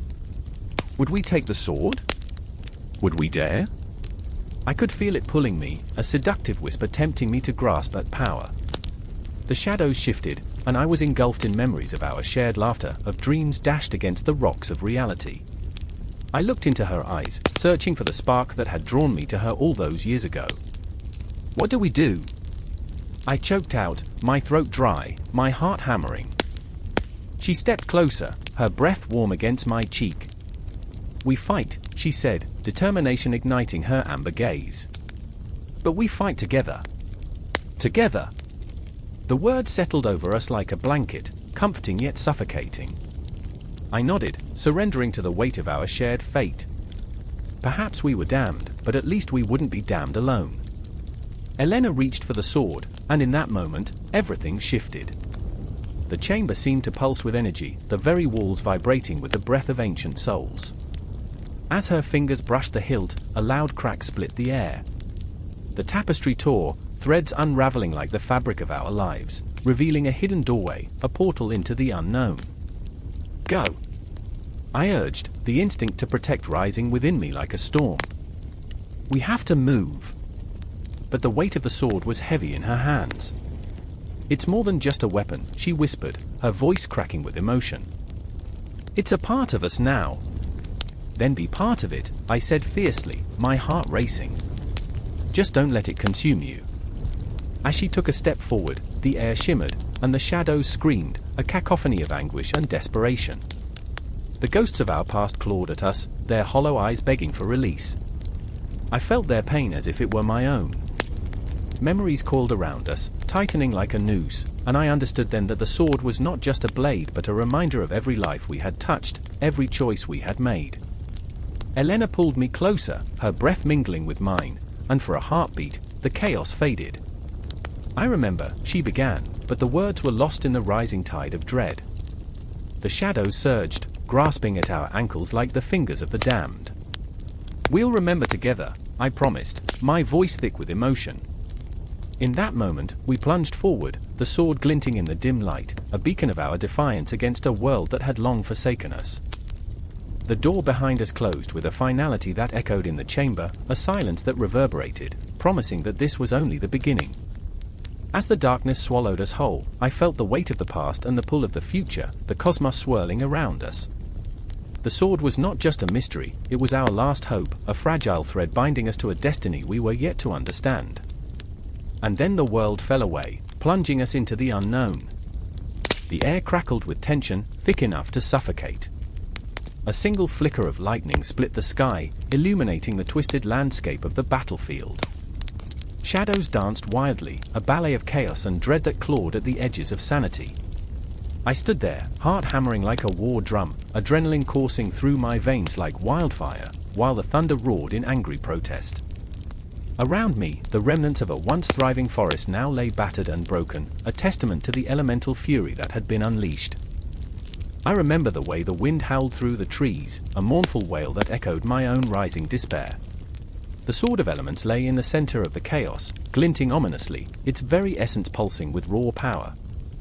I had come for it, driven by desperation and a yearning I didn't fully understand. But standing there, I felt the weight of the world pressing down on me, squeezing until I couldn't breathe. Just to my right, Ilara crouched low, her hands trembling on the hilt of her dagger. Her emerald eyes glimmered like shards of glass, reflecting both fear and a fierce determination. "You shouldn't have come," she hissed, a mix of anguish and anger etching lines across her youthful face. I could see the conflict raging within her, loyalty to her own mission and the bond we shared, however tenuous. I could feel it, a thin thread fraying between us, taut with unsaid words and unresolved tensions. I had no choice. I shot back, the panic in my voice betraying me. "If we don't take it, if we don't stop him, if we don't stop each other first," she spat, and for a moment, the world around us blurred. Memories flooded my mind, fragmented images of laughter shared beneath summer skies, whispered secrets traded like currency. We were friends once, allies bound by a single dream, but now we stood on opposite sides of a chasm carved by ambition and fear. The ground trembled beneath us, a violent reminder that the fury of the elements was far from contained. I could feel the earth's heartbeat, thump, thump, thump, matching my own, pounding with an urgency that made my skin crawl.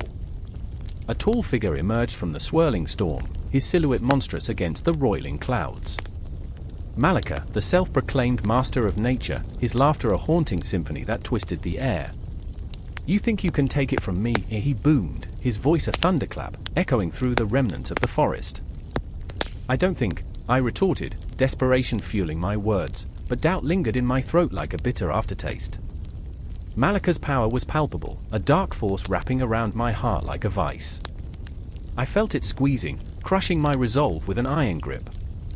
Behind him, shadows coiled and writhed, as if the very elements were alive, eager to feast on our hopes.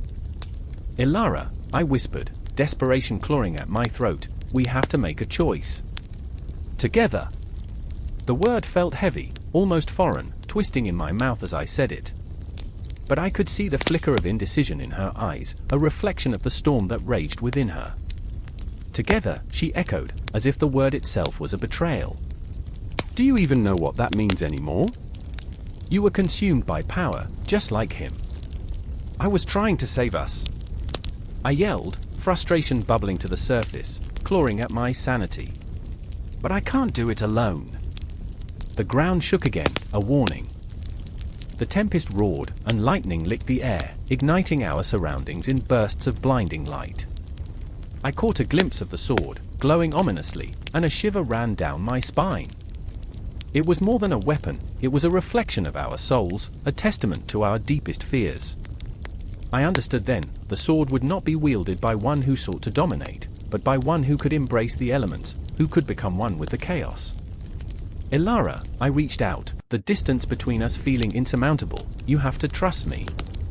Let's fight him together. We can take the sword back, and we can put an end to this madness." But her gaze was distant, caught between the tempest and the ghosts of our shared past. "I remember," she whispered, a softness breaking through the edges of her anger. "I remember the laughter, the dreams we spun like silk. But that was before. Before he came, before I lost everything." I felt the chill in her words, biting deep. "And we can find it again," I urged, the urgency in my voice rising to a fever pitch. "We can find our way back to that joy." But the moment hung heavy between us, each heartbeat echoing louder, drowning out reason. With every pulse, I felt the world teeter on the brink of collapse, the shadow of Malika looming larger, darker. "You think hope can save you," he taunted, his voice breaking through the tension like a knife. "You'll only find despair." The storm roared again, and the ground shook as if the earth itself was in agony. I had to act, to break this vicious cycle before it consumed us all. I took a step forward, my heart racing, driven by an instinct I couldn't name. "Ilara, please," but as I reached for her, the shadows erupted, surging forward with a violence that shook my core. I felt the darkness close in, suffocating and relentless. I could see Malika's triumphant grin, the embodiment of chaos unleashed. The storm howled, and I realized, in that fleeting moment of clarity, that we stood on the edge of something profound, something eternal. Time slowed. I could feel the weight of the sword of elements pulling at the fabric of my very being. The choice loomed before us, a precipice of light and shadow. The storm howled and whispered, urging us forward, backward, anywhere but here. I reached for Ilara, for the remnants of what we once were, but the world around us was unraveling, tearing at the seams, and all I could do was stand there, breathless, in the eye of the storm.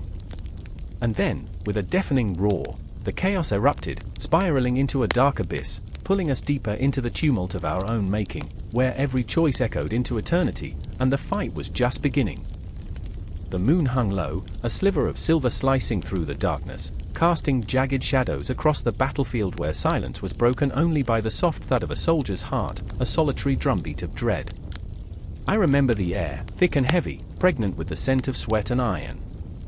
Every breath was a gamble, a chance between life and death, where the line blurred, and terror danced like a spectre around us. There stood Ansel, fierce and fiery, his grip so tight around the hilt of his war blade that his knuckles turned white. He was a torrent of fury, a whirlwind of conflict, thrusting forward with the relentless ambition of a man unwilling to bow to fate. His eyes shone, glinting in the gloom, sparking with a wild hope. But I could see the flicker of doubt, the ghosts of battles past clawed at his resolve. I remember the way he whispered to himself, a desperate mantra, "I will not fall. I will not fall." Across the field, where chaos was the only ruler, stood Ilara, proud and stalwart, her heart a fortress amid the raging storm. She was a fierce protector, bathed in the glow of her unyielding spirit, yet she held within her the weight of 1,000 broken promises, the memory of lovers lost to the insatiable hunger of war. I remember the look she cast toward Ansel. It was filled with a yearning that sliced through the tumult, a tether binding them together in a world that seemed determined to tear them apart.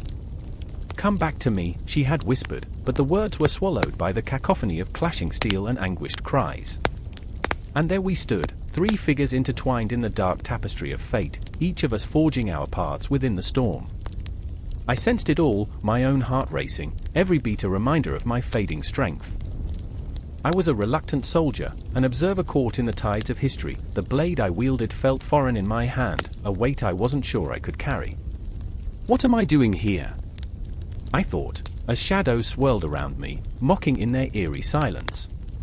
The clash of swords erupted, like the roar of thunder rolling across the sky, and I stumbled forward, adrenaline coursing through my veins, the air electric with the promise of violence. I remember the metallic taste of fear on my tongue, the tangible energy that coursed through the ground beneath my feet. Each swing of a blade felt like a heartbeat, intense, primal, raw. I could almost taste the desperation of survival mingling with the sweet tang of blood. Ilara lunged, her sword glinting, a comet streaking through the dark, desperate to leave a mark upon the world.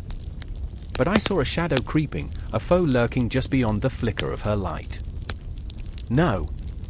I shouted, but my voice was swallowed by the chaos, a small, lost note in the symphony of war. Ansel surged beside her, a whirlwind of rage and desperation. "Get back," he yelled, fear and fury intertwining. But Ilara, fierce as the sun, was already pushing forward, oblivious to the danger. She was a flame, and Ansel was the moth, drawn ever closer, doomed to be consumed by the fire of his love. The battlefield was alive, a grotesque dance of life and death, swirling chaos where shadows whispered secrets of those who had fallen before us. I remember how time stretched, each second a fragile glass thread, shimmering and almost breaking under the weight of our choices.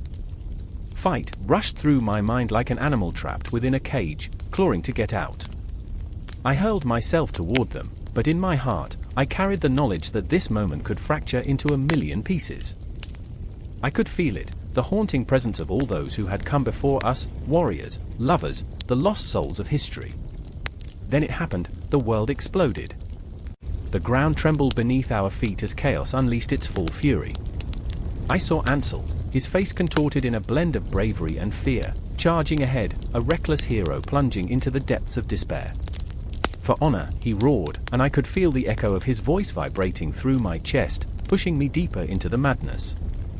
But Ilara, oh, Ilara, she was the eye of the storm, steady and fierce, fighting not just against enemies but against the insidious whispers that threatened to drown her spirit.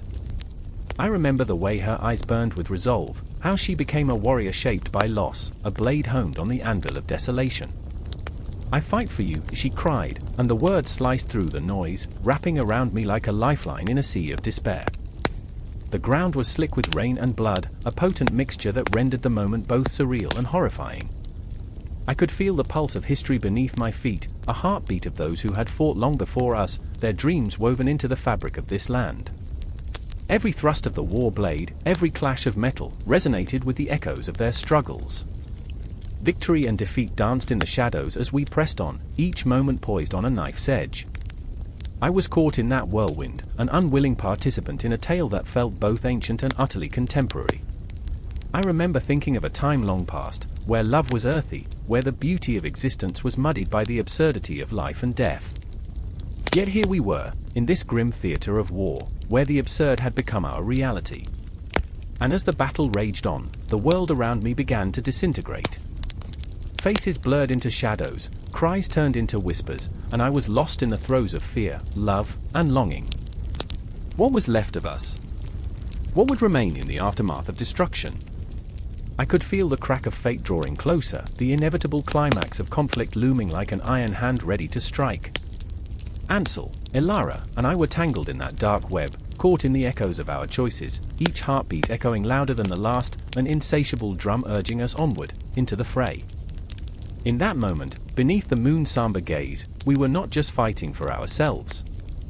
We were fighting for the memory of those who had fallen, for the flickering light of hope in a world draped in shadows.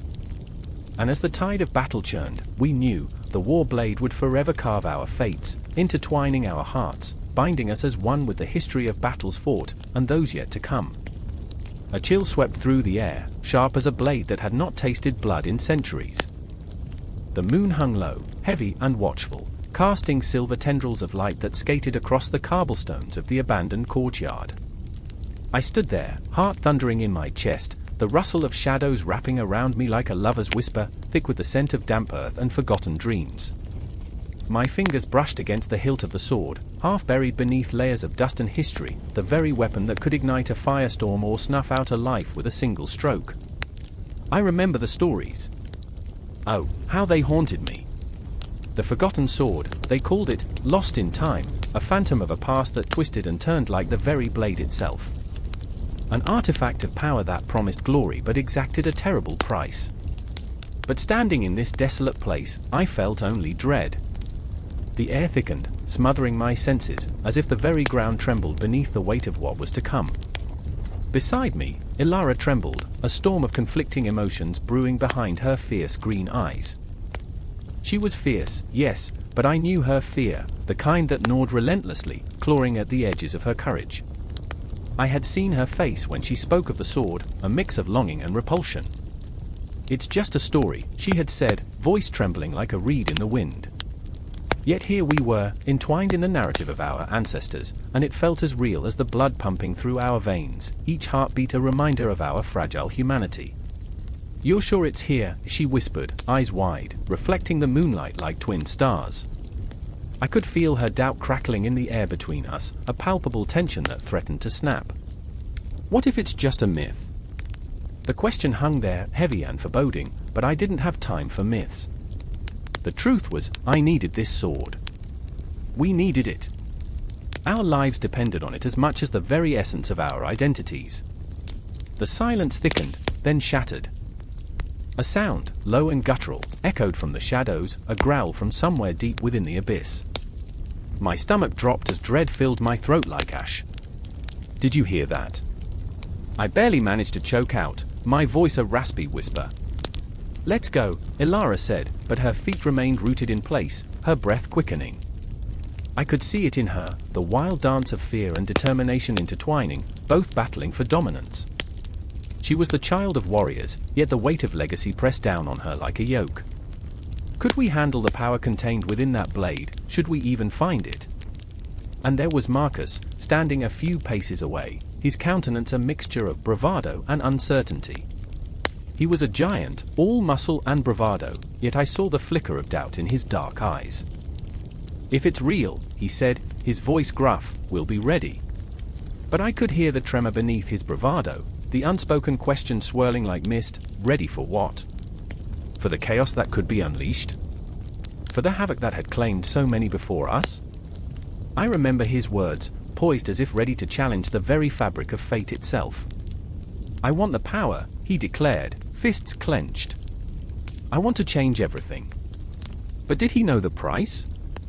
Did he understand that power is a double-edged sword, with a thirst for blood that never truly quenches? The shadows shifted, and I could feel them, the ghosts of those who had come before, echoing warnings from the depths of time. Each footstep felt heavy with the weight of their regrets, their dreams unrealized, ambitions turned to dust. I wondered if they whispered to him, taunting, teasing him with visions of grandeur. But I knew better, I had read the stories. Ilara's hand found mine, squeezing tightly, grounding me. "We can't turn back," she said, and in that moment, I felt the fierce resolve radiating from her, a light flickering in the oppressive darkness. Yet, that very conviction sent shivers down my spine. What if she was right? What if we were too far gone to retreat? The rustling grew louder, an insistent reminder of our impending doom, the sound of 1,000 lifetimes echoing in the night. The shadows coiled, thickening around us, as if the very darkness was alive, feeding on our fears. I could feel my pulse quicken, a frantic dance of adrenaline that urged me forward, despite the dread clawing at my insides. Together, I breathed, locking eyes with Ilara and Marcus, our fates entwined in this fragile moment. The air crackled with unsaid words, unfulfilled dreams. It was here, in this fragile, haunting space, that we would either reclaim our histories or become a chapter lost to time. And then, in a heartbeat, it happened. A flash of silver, glinting in the moonlight, a flicker of hope or a harbinger of chaos. I lunged for the sword, feeling its cool metal against my palm, the weight of intention heavy with the promise of power and peril. The air erupted with a hiss, a vibrant rush, as if the sword had awoken from its slumber, calling to us, binding our souls with its ancient curse. "Stand back!" I shouted, adrenaline surging through me, but it was too late. The shadows surged, a tide of darkness that swallowed the light. A cacophony of whispers enveloped us, fading into a shriek, a haunting call from the depths of despair. The sword hummed, pulsating with energy, as if it recognized us yet loathed us in equal measure. I felt alive, electric, but also tethered to something dark and unforgiving. The forgotten past clawed its way to the surface, and I wondered, had I reached for power, or had power reached for me? In the eye of the storm, I stood frozen, the world around me unraveling, threads of fate intertwining in a chaotic dance. The shadows writhed, and I could almost hear their laughter, the kind that chills the bones, that sends a shiver down the spine. The forgotten sword, a key to what? A door to endless power, or perhaps an abyss from which there was no return. I remember the moon, still watching, still waiting, as I clutched the sword. The night was far from over, and the darkness, it had only just begun. The air throbbed with a stillness that felt alive, crackling with the charged whispers of secrets long buried. Shadows danced at the edges of the flickering torchlight, teasing the forms around the ancient stone table, where 12 carved seats loomed like phantoms of a forgotten era. As I stepped into the cavernous room, my heart raced, each beat a frantic drum sounding a warning. They were here, the 12, and their legacy was about to unfold in ways that would shatter everything I thought I knew. Across the table, Alizia sat with her head bowed, the weight of grief draped around her shoulders like a shroud. Her fingers trembled over a tattered scroll, ink smudged from tears.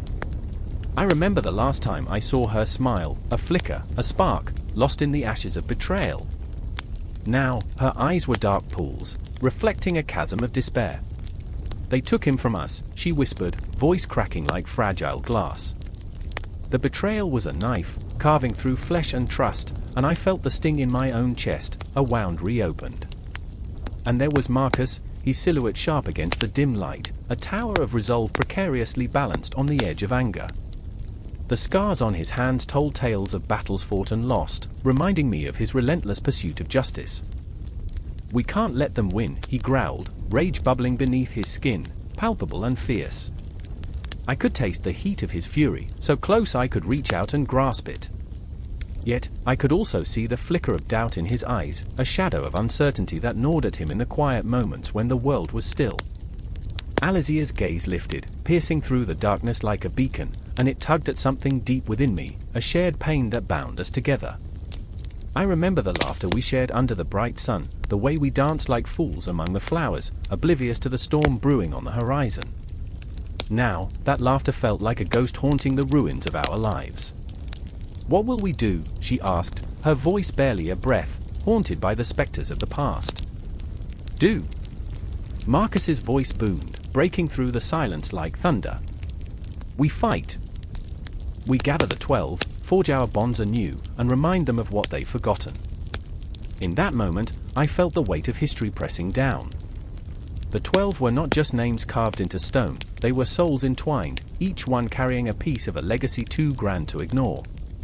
The flickering flames cast eerie shadows that morphed into figures from our past, heroes and villains alike, their stories swirling around us like a tempest, beckoning us to remember.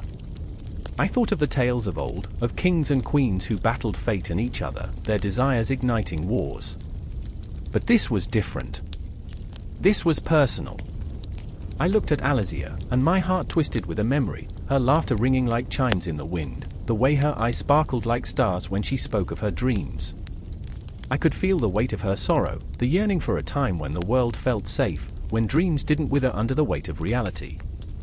"We can't lose hope," I murmured, but even as the words left my lips, doubt curled around them like smoke. Marcus looked between us, his fury momentarily softened by the fragile thread of our connection. "Hope is a dangerous thing," he said quietly, his voice trembling with a vulnerability that surprised me. "It can be twisted, shattered, or it can ignite a fire that no one can snuff out." I remember the words of my father, echoing through my memory like a long-forgotten lullaby. In the darkest times, look for the light. But what light could we find in a world where trust was shattered like glass underfoot? The stone table felt cold beneath my palms, grounding me in the chaos of my thoughts. I stared at the scroll Alizia held, the ink bleeding into the parchment, the words a testament to betrayal that threatened to consume us. The 12 were not mere symbols, they were a promise, a connection woven through time, through love and loss, and I felt the pull of it, a magnetic force drawing me closer to the precipice of fate. As the torchlight flickered, shadows flickered, and I could almost hear the whispers of those who came before us, urging us forward. "We must seek them out," I insisted, urgency bubbling within me. "We need to remind them of who they are, of who we all are." My voice was a fragile echo of the dreams we once shared, and I could feel their weight, the gravity of our past, pressing down on us like a suffocating fog. Alizia's gaze hardened, a glint of determination sparking in her eyes. "Then let's not waste another second. We gather the 12, we remind them of their legacy." In that moment, the air shifted, filled with a tension that crackled like electricity. The past loomed behind us, a relentless specter, while the future stretched before us, a wild, untamed expanse filled with uncertainty. The echoes of our ancestors reverberated in the silence, urging us to take the leap, to reclaim the legacy we had nearly lost. As we stood together, the room pulsing with the weight of our shared resolve, I felt the cosmic dance of fate aligning around us, as if the stars themselves were watching, waiting for us to make our move. The clock was ticking, shadows creeping ever closer, but we were no longer just haunted by the past, we were ready to carve our own path, to pull the threads of our connection tight and weave a new story that echoed through the ages. And as our hearts beat in unison, a promise hung in the air, fragile yet unbreakable: we would not falter. The legacy of the 12 would rise again, born from our pain, our love, and our unyielding hope.